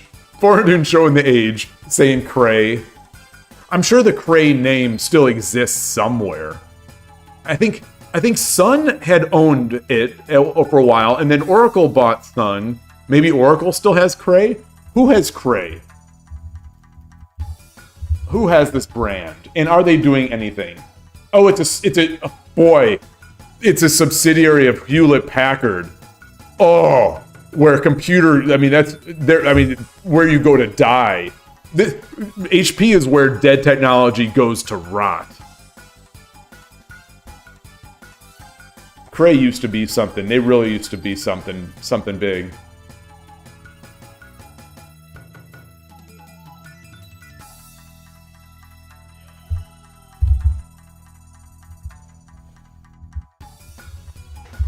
Did I track that win?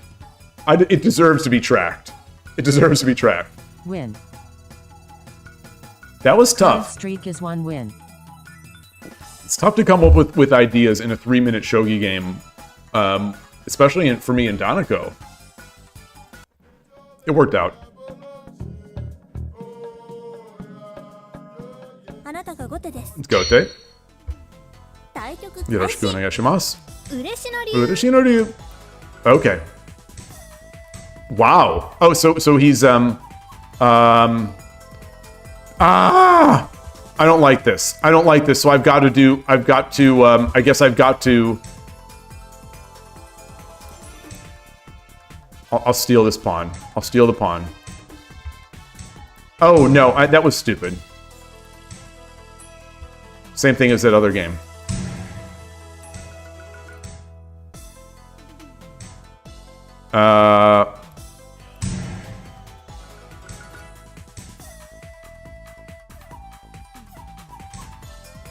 Oop. Defended.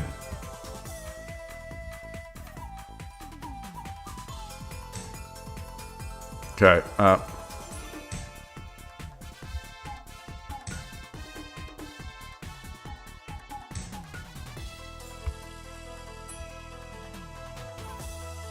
This guy's going ham on that side. I like it. I like it. I gotta say, I like it.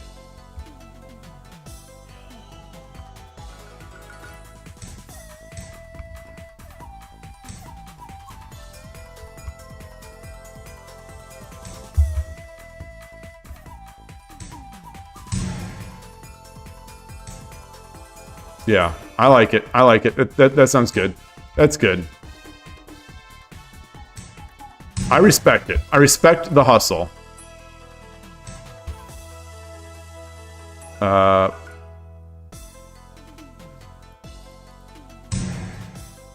god. Oh god. Yeah, I needed to put the bishop drop down.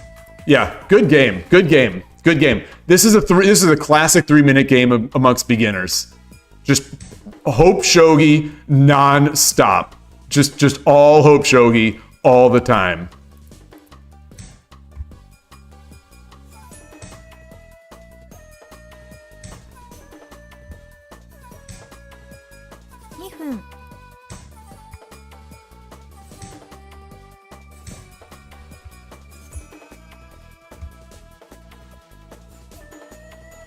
Oh, I should have taken. I should have taken. I should have taken. I should have taken. Oh, his hope shogi ran out, and I didn't hope enough. Ah! That stinks. That stinks.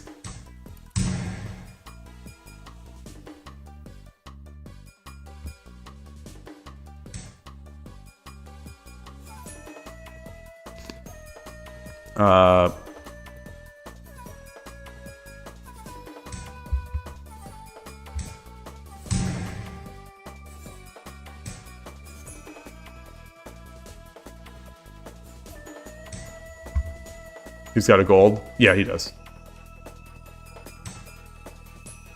Okay.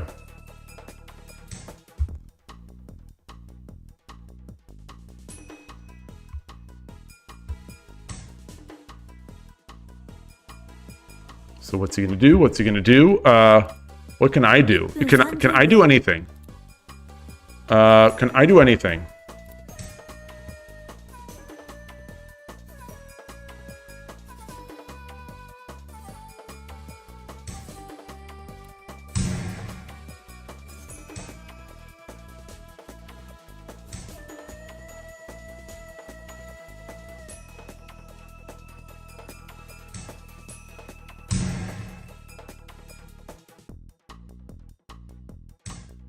Wow. $1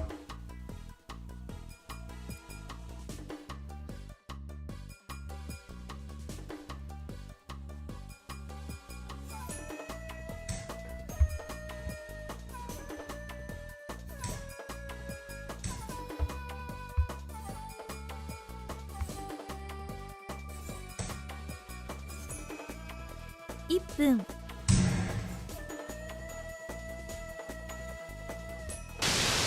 All right.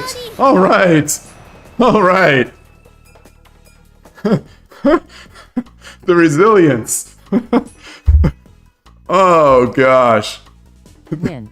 I could feel the disgust in my opponents. Their opponents resign. Like they're like, enough, guy, enough. All right, fine, whatever, whatever.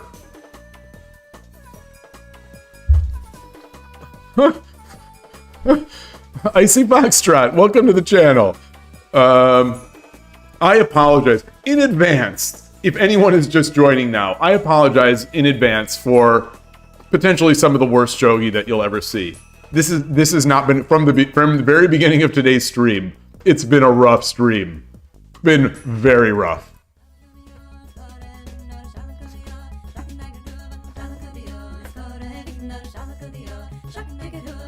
From the slow games into the fast games. All right, I'm Sende. 対局 Yoroshiku. 嬉野流 Ureshinoru.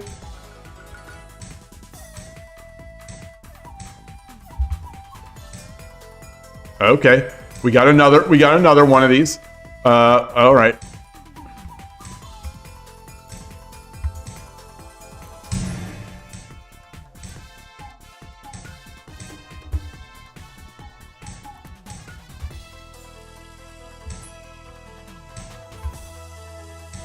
This is not my beautiful position.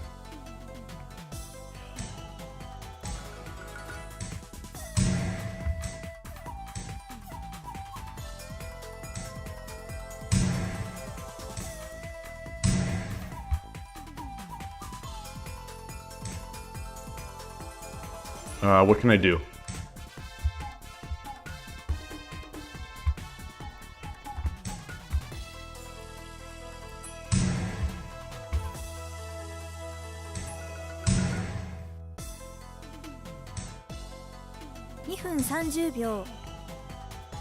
Oh, that's not good. That's mate. He could just take.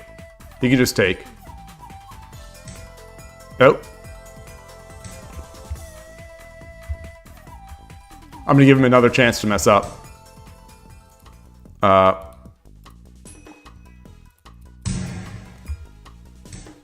Yeah. Let's see.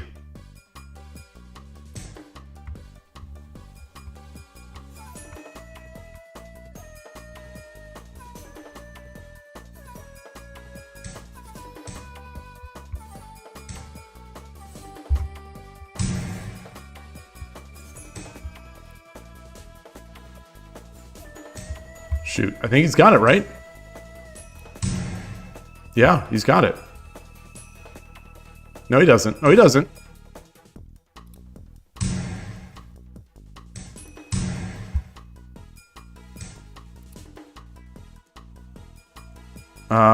Let's see. 2分 Can I take? Go back? Which way? This way. This way. Okay.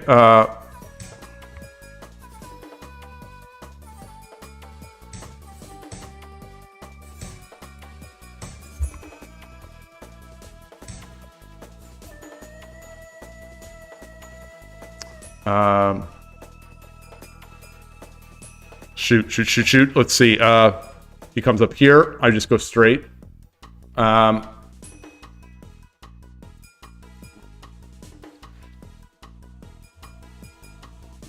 分30秒 Let's see. Do I have mate?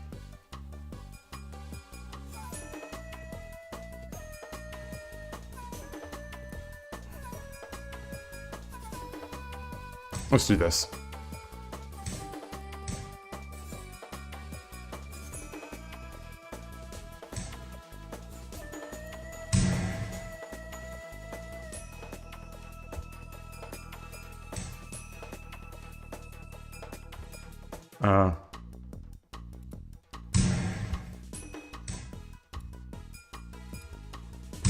Does he have it? Does he have it? I don't think so. 1分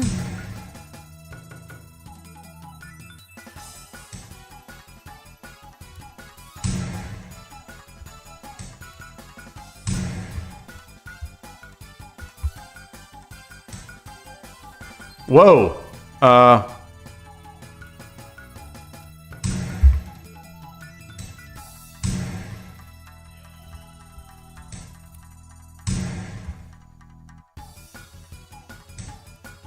All right. We get those on the stop. 素敵です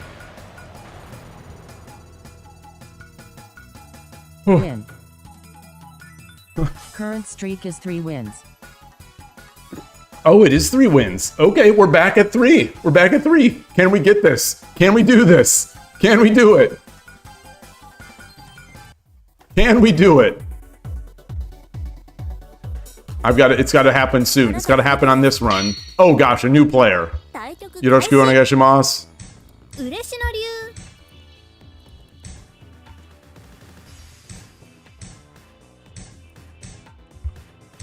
New player who knows what he's doing. All right. Not loving this.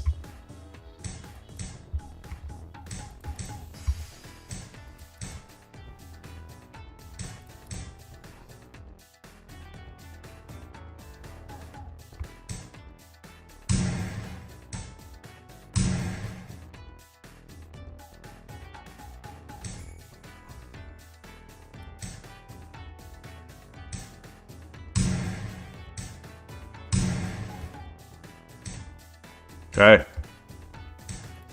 Oh, nice.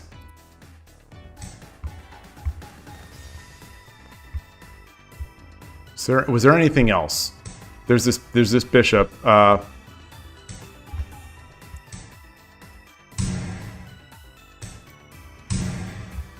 I got a pawn out of that exchange. He's got no pawns.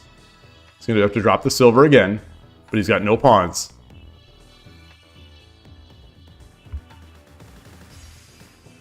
Bring the gold over. Might be interesting.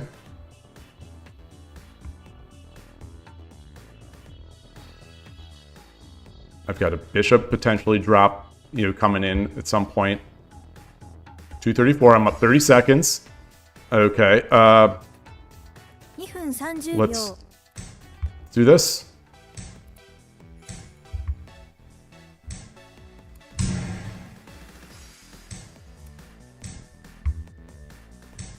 Okay, wow.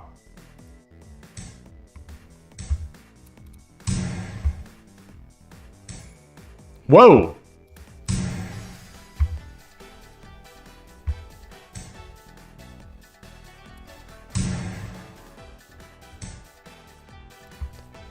Arigatou gozaimashita. 強くなってね All right, that's 4. That's 4. Can we do the 5th? Can we get the Current streak avatar? is 4 wins. I'm definitely faster on this new version than I was on the previous version, the previous web version. It's smoother and more interactive. Like it's あなたが先手です。 all right. Tough one. 25,000 yen. Yoroshiku onegaishimasu. 嬉の竜 If I get down, do I do Kishin? I want this. All right, that's not good. I shouldn't have done that.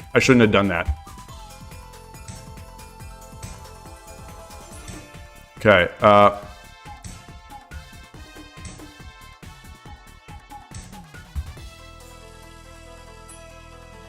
I either want to see the Kishin with these pretty diagrams.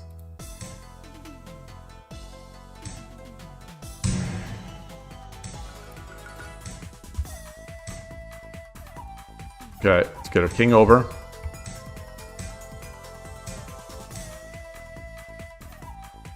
All right, he's shook. Let's get this out of here. Okay. 2分30秒 This is the browser.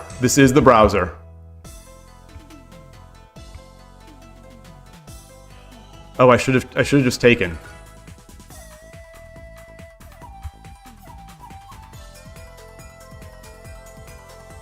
Okay. He's fast, but I'm up on time now.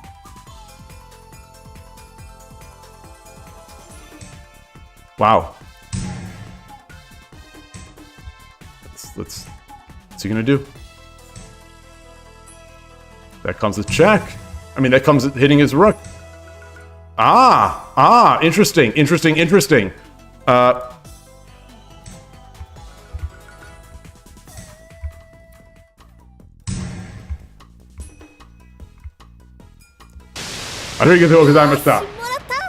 Woo! All right, we did it. We got the 5. We did it. All right. As Doug Nomura would say. All right. I don't know if anyone noticed that. The broken image. I sent Shogi Wars, I sent Heroes a support email this morning documenting that particular bug. All right. 5 wins. 5 winning. Boy, you have no, like, honestly, as stupid as it sounds, this makes me feel so good. The head nod after the rook. This finish to the stream, getting this avatar. I was not playing well this morning, and then I continued into this afternoon of not playing well, and then I started this the Shogi Wars portion of the stream, and with 3 bad losses. So it feels good to sort of get back into it, even though 1 or 2 of those wins were a little cheesy. Look at this blitz skill. Look at this defense skill. All these honors. Look at this. It's showing the I'm pointing at the screen. Hey Novato. It's showing the it's not showing up on stream. I have that portion of the window cut off. I'm trying to switch the scene. So let's first of all,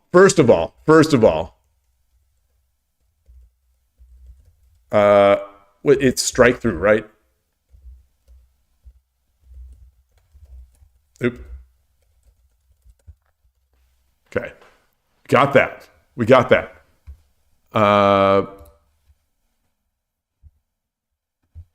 Good times. So here's that other bug I was talking about. So if we go into one of these Yagaras, the back button is gone. So I can't go back. So you can't jump in between these badges. This button is just simply gone. So it still exists on iOS. But you have to close and go all the way back in. Anyway, so there's that. And I'm noticing, and I didn't notice this in the past in the web browser, that selecting these brings up hover like URLs in the bottom of the window. I don't remember seeing that, but maybe that was there. Yeah, I think they've implemented their links a little differently in this version. But yeah. Anyway. Did I get it? Did they give me the avatar? They did.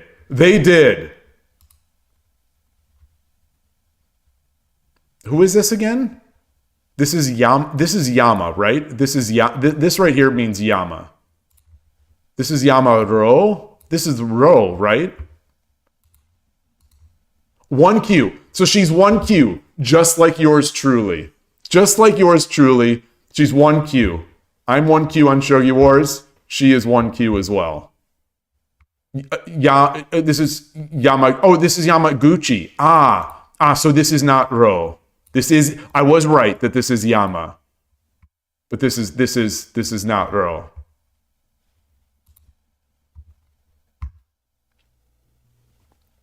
Is this the same exact kanji that Eriko Yamaguchi would use?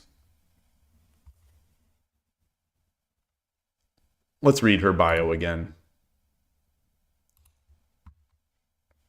The katakana character is basically the same as this kanji. Okay. Yamaguchi Kirari. 2020, she turned professional. She started playing shogi at the age of 11. Oh, so she started at 11, which seems to me that seems old. That seems old to me. I don't know if that's typical with shogi players or with ladies shogi players in particular, but in only 4 years she became pro. Goodness. So that previous translation was so my feeling was right last time. That's great. Oh, and her sister. Okay, so this is the one that also has a sister. There is so much like all in the family stuff in shogi, it seems.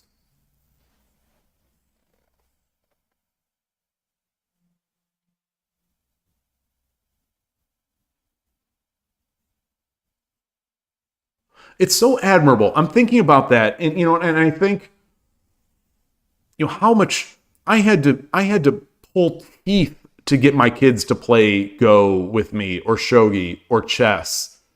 I had to beg them and plead them to play these games with me. I was pleading with them to play backgammon over this past break, and they wouldn't. I mean, they're older now, obviously, but it's such a roll of the dice whether or not the kids will take after, will like the same things that the parents do. I guess to a certain extent, though, there are things that I liked and spent a lot of time on that the kids did like. I think their enjoyment of Japanese culture, I think in large part came from, me, Street Fighter, Hikaru no Go.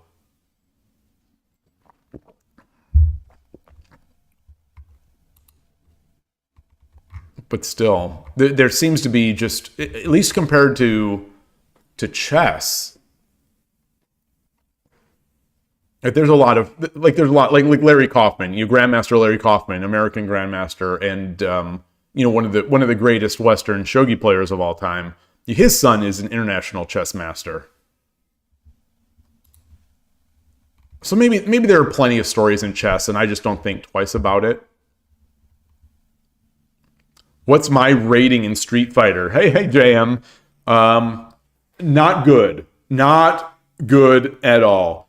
The Street Fighter game that I loved the most, and this will either endear me to you or it will make you hate me, but the Street Fighter game that I played the most and enjoyed the most was Street Fighter 4. So, I'm old enough to have been around with the Super Nintendo playing Street Fighter, Super Street Fighter 2 Turbo on that. But the game that brought me back, I think this is a similar story for a lot of people. The 09ers. The game that brought me back into fighting games at all. And now I love so many fighting games. I don't play as much as I used to, since Shogi has really consumed so much of my life. I was going to say my free time, but like my life. But Street Fighter 4 got me back into fighting games, and I loved it. I don't remember what I don't remember what my rating was in Street Fighter 4. It wasn't great, and online was quirky anyway with the lack of rollback netcode. I did play a lot of Street Fighter 5 as Sakura once Sakura was released. I played a lot. I played a lot of it before she was released, but that's when I really started playing more. I never got good. I was only gold, which is embarrassingly low. I was at the gold ranks of Street Fighter 5, and I tried to get better. I tried to practice. I use a hitbox. My execution is good. My execution, I think, is very good, actually, combo wise and all that kind of stuff. But I just wasn't good at the game. There's a difference. There's a real difference between people who are good with execution and people who are just good at the game. And understand those fundamentals. I think my reaction time is also, as I've gotten older, is getting worse. But I did not. I have no interest in playing Street Fighter 6.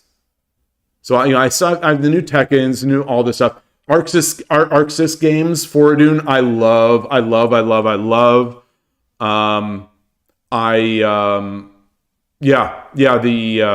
The Guilty Gear, of course. Blaze Blue hasn't had a release, as far as I know, in a long time. I loved Blaze Blue.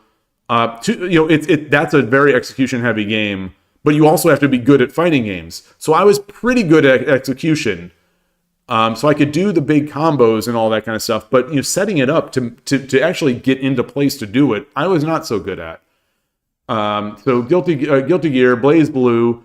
The French bread game. I don't know why it's not popping into my head as I'm speaking. As I stream, I notice that happens a lot of times where I'm talking, but the ideas aren't popping out of my mouth. The game, it's by French bread. It has a funny name. Under Night in Birth. Late ST. Under Night in Birth. Not Melty Blood so much. I was never so much into Melty. I had it and I played it, but I didn't. But I never totally got into it. I was never in what's the meme? I was never in the bathrooms playing Melty Blood.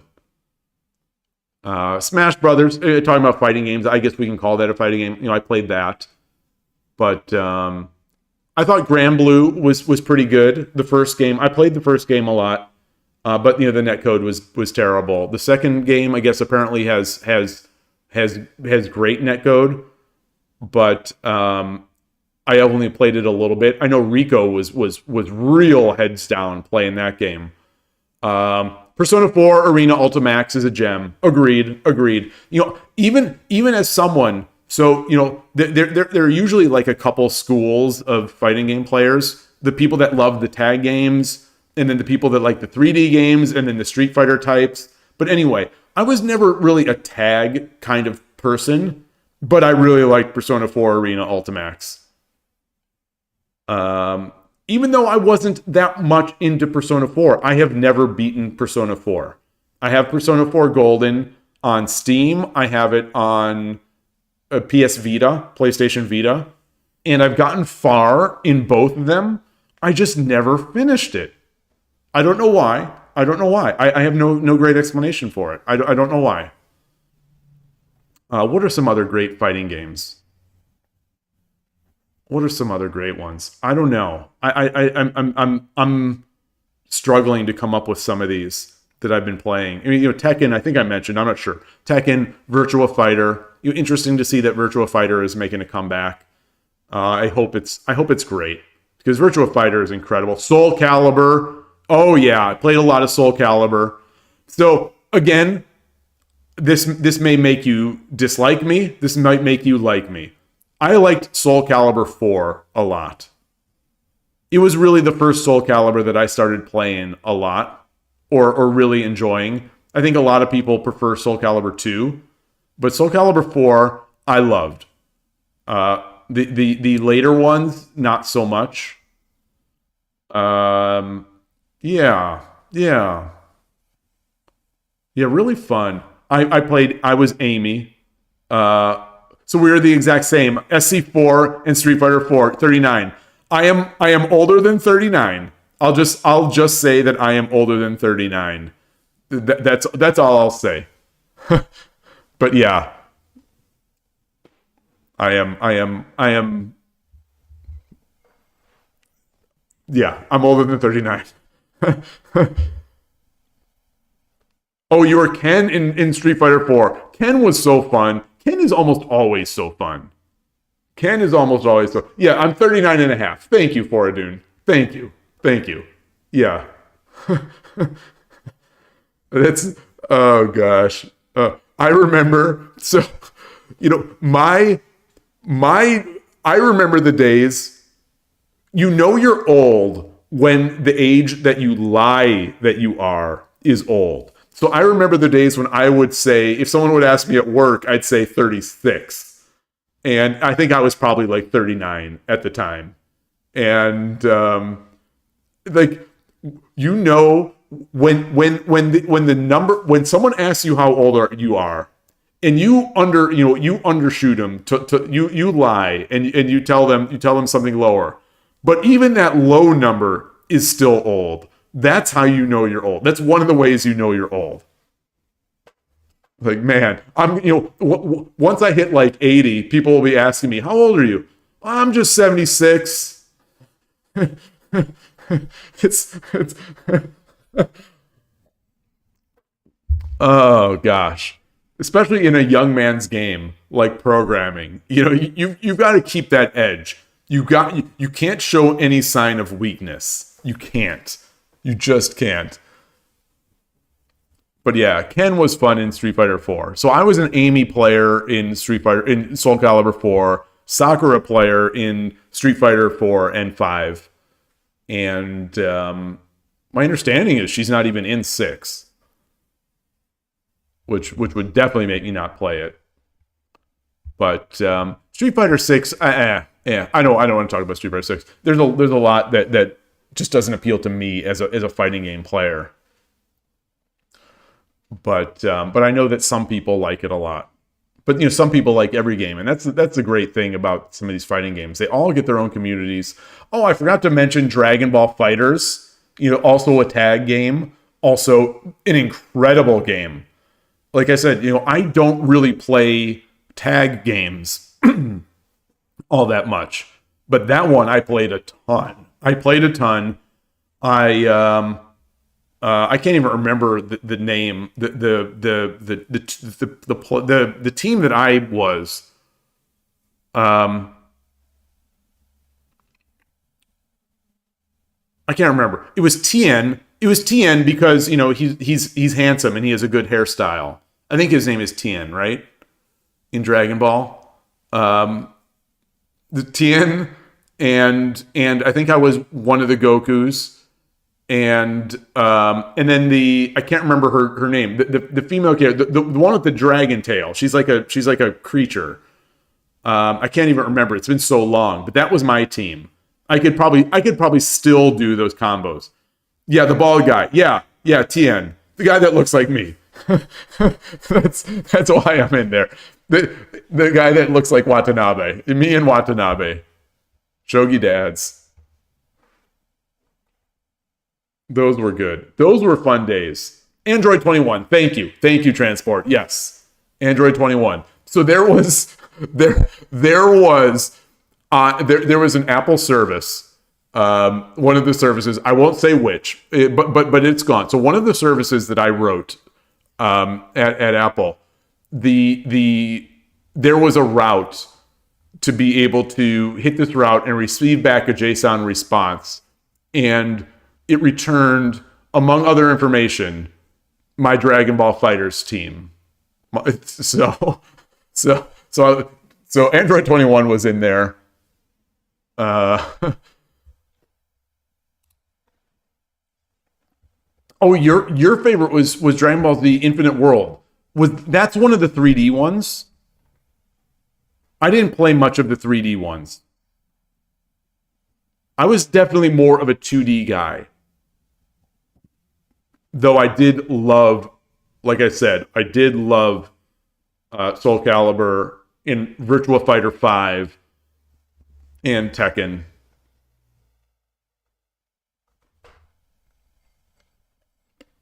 Android 21 is Android. Did Android 21 ever become canon? Like, did she ever appear in an actual show? 2D guy who doesn't like Melty. Well, Melty. So that's the thing. Melty. By the time I came to Melty, it was very, very low rent. And keep in mind, I'm not a PC guy. I was always a Linux guy until I came to work at Apple, and since then I've been an Apple guy. So, if in terms of gaming, I was playing on console. So, Melty really wasn't a thing there. So it never really had a chance to set in for me. Xbox 360. So after a period of working and family and stuff like that, all the system that got me back into gaming. Well, I'll say like this. I wanted a Wii at the time. Everyone wanted a Wii. The Nintendo Wii was not buyable. It was always sold out. It was always sold out. And then I saw the Gears of War ad with the Mad World song. I love this song, Mad World. It's a Tears for Fears song. I don't remember the name of the guy who performed it in this commercial. But to this day, I will say that Gears of War commercial is one of, for me personally, the greatest ads I have ever seen. That ad made me go out and get an Xbox 360 and Gears of War, and along with that was bundled in Call of Duty 2. And from then on, for better or worse, I have been a huge gamer since I re-entered the scene. I had left back in the Doom days. I was number one on the internet Doom ladder way back when. Use it playing on Ethernet in college. And so there was there's a way to play over the internet. It was very limited. It's very limited sample size. So I can't say I was the best, but I was number one on the internet Doom ladder for whatever that matters. And I was practicing Doom during college and all that stuff a lot. I loved that game. I still do. I still play it. I still play it on console. But I had stopped playing after college and work and family. And then that Gears of War ad got me back into gaming and made me buy the Xbox 360 and Gears of War. And God, I played the heck out of that game. I loved it. That song is so good too. I like Tears for Fears to begin with, but I love that particular performance of the song. Anyway, Tatsunoko versus Capcom. That was a Wii game. That was the reason I eventually went and bought a Wii, because I was never able to get it. But Tatsunoko versus Capcom.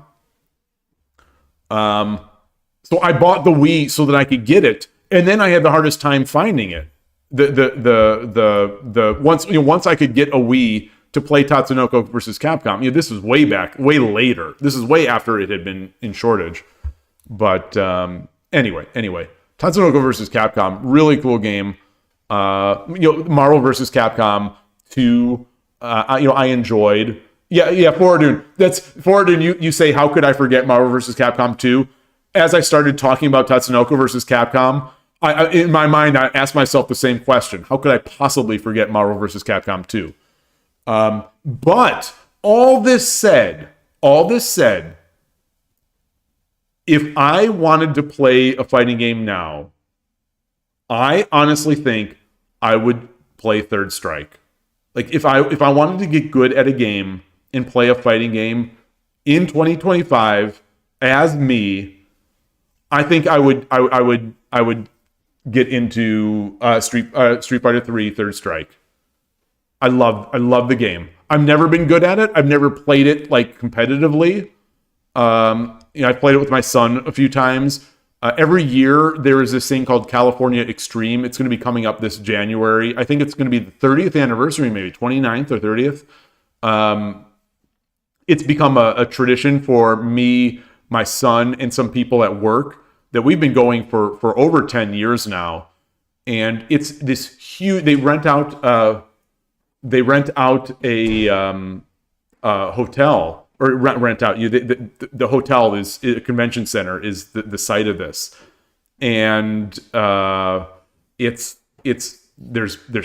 tons of pinball, all this pinball and arcade games, floors of it, hundreds, thousands, I don't know, of these, all on free play. You pay once to enter, all on free play. There's also a room of retro games where people are all weekend performing Rock Band. And you could play Rock Bands, sing a Rock Band song or play as well. It's got old PS2s and NESs. All the retro room has all these old games, and it's a great event. And there's usually a cabinet and potentially a tournament for Street Fighter 3 Third Strike, and that's where I'm just always watching that game. It's one of those fighting games that I just love to watch still. I think it's just still so good. And I never played it when it was active. That was after I had stopped playing video games for that long period. The Simpsons arcade game. Oh, that's a classic. That's there. Not every year, but most years there will be a Simpsons, the 4-player cab will be there. Usually in a point of honor, like in one of the main entry points at California Extreme, and we'll play. We'll wait in line. A lot of these the big games, you kind of have to wait in line a bit because it's all on free play. You could play whatever you want, but we'll wait and then we'll play and then we'll get tired. And then just pretty much walk away. But it's tough. It's tough. When did I start playing Shogi? I learned how to play Shogi around 15 years ago.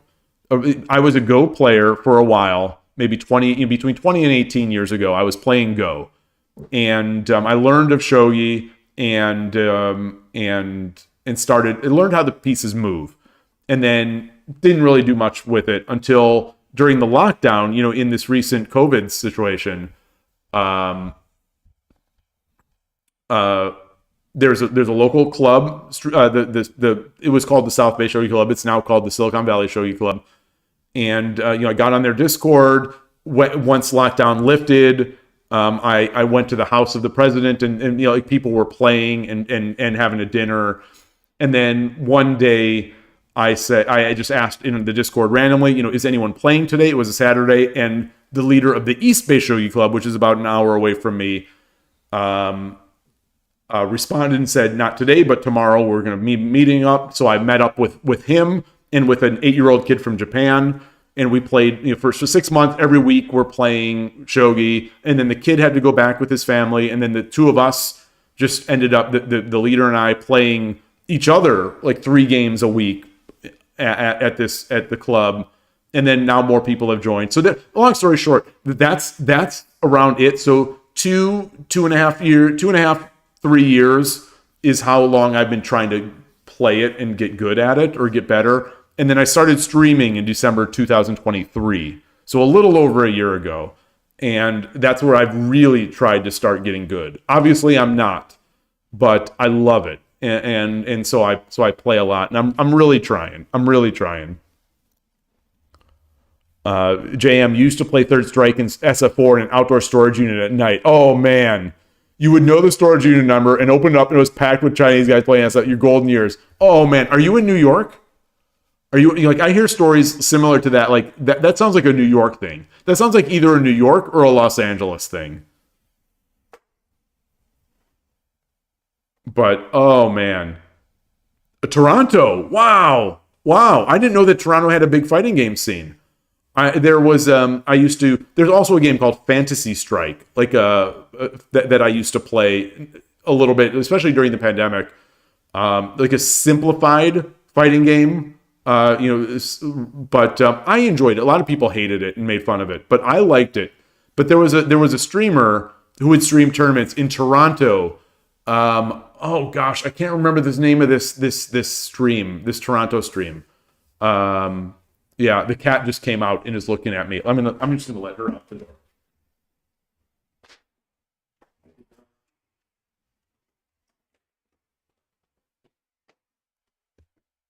Yeah, I can't remember the name of it's Toronto. Oh, I can't remember the name of the stream. It was so fun. But yeah. Gosh, it's so funny. The more I talk to people, there are a lot, even though it seems like a niche thing, there are a lot of people who love fighting games. In shogi, outside of shogi, they just love it, and they might not compete, but they like to play casually or even on their own. You had several players in Capcom Cup last year. Oh, seriously? Wait. Maybe I don't I don't know this SF6. I stopped watching Capcom Cup maybe. I think it was the last.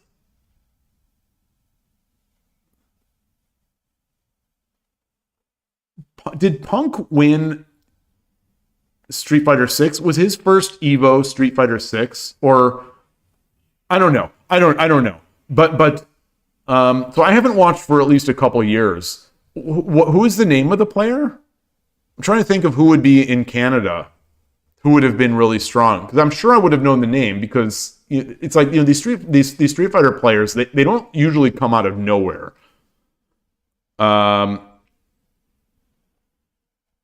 Okay, so Punk won SF6. Safe. Okay. Is that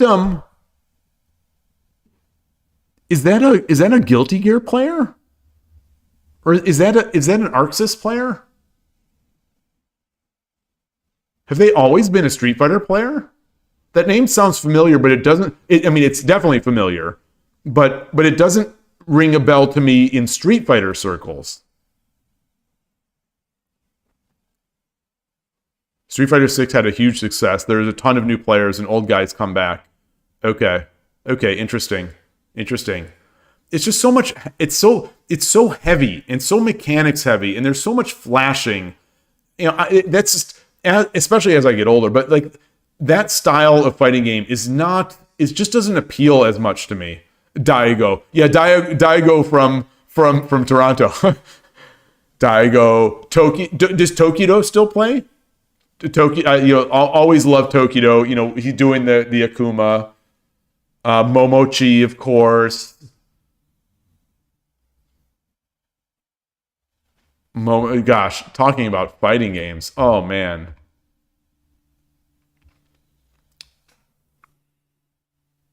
A lot of the American players, I see that they're streaming and they're making a lot of content. Like Justin Wong I get a lot of Justin Wong recommended to me on YouTube. And I don't click through many or any. Like, I don't watch too many fighting game videos anymore. But they still recommend it to me, the Justin Wongs. So,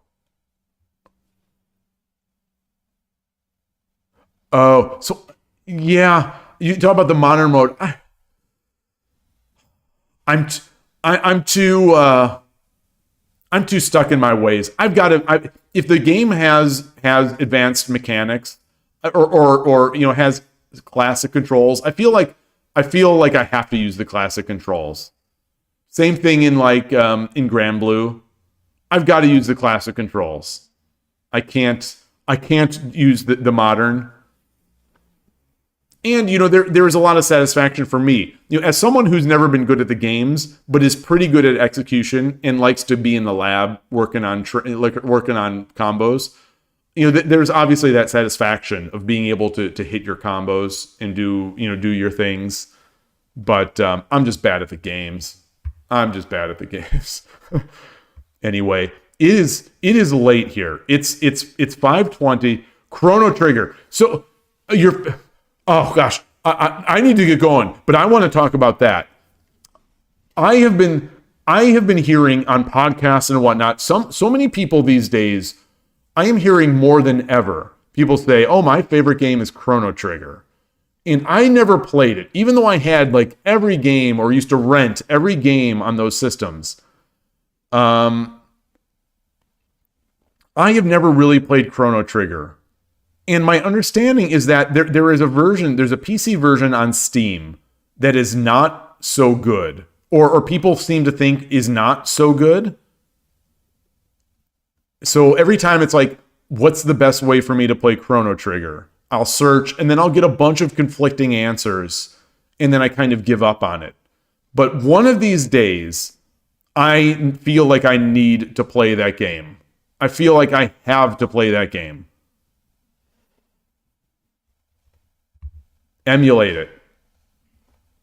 Okay. I gotta play it SNES. So that's the thing. I want to play it on. I would love to play it on an SNES. And like, I don't think it's not on Switch, Virtual Console or whatever they call the Switch. You know, Nintendo Switch Online. The DS release is also good. Okay. The DS release is good. Which means I could also play it on a 3DS, because I still have my beloved 3DS. Even though the battery only lasts like 7 minutes, I could play it plugged in, I guess.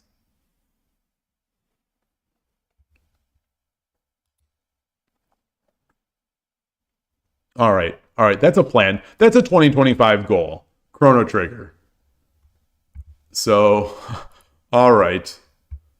On that note, it is late. I've been negligent. I didn't get our dinner yet, so I'm gonna have to go out and get some stuff. And you didn't like the DS version as much. Oh man. All right, we'll have to talk about this. But thank you, everybody. I'm gonna close it up for the day. Thanks so much for signing by. The conversation today, as always, has been incredible. I've loved all this discussion. I'm glad I was able to. I didn't bump the wins. Let me Streak is 5 wins. Okay. So there. It took me an hour or 30 minutes to bump it up. So I got the streak. I got the streak. Thanks everyone. So fun. I wish I could have played better during the Shogi Club 24 games, but at least I was able to mildly recover in this other one. So thanks again. Take care. Enjoy your shogi. Have a great night, and I'll see you tomorrow.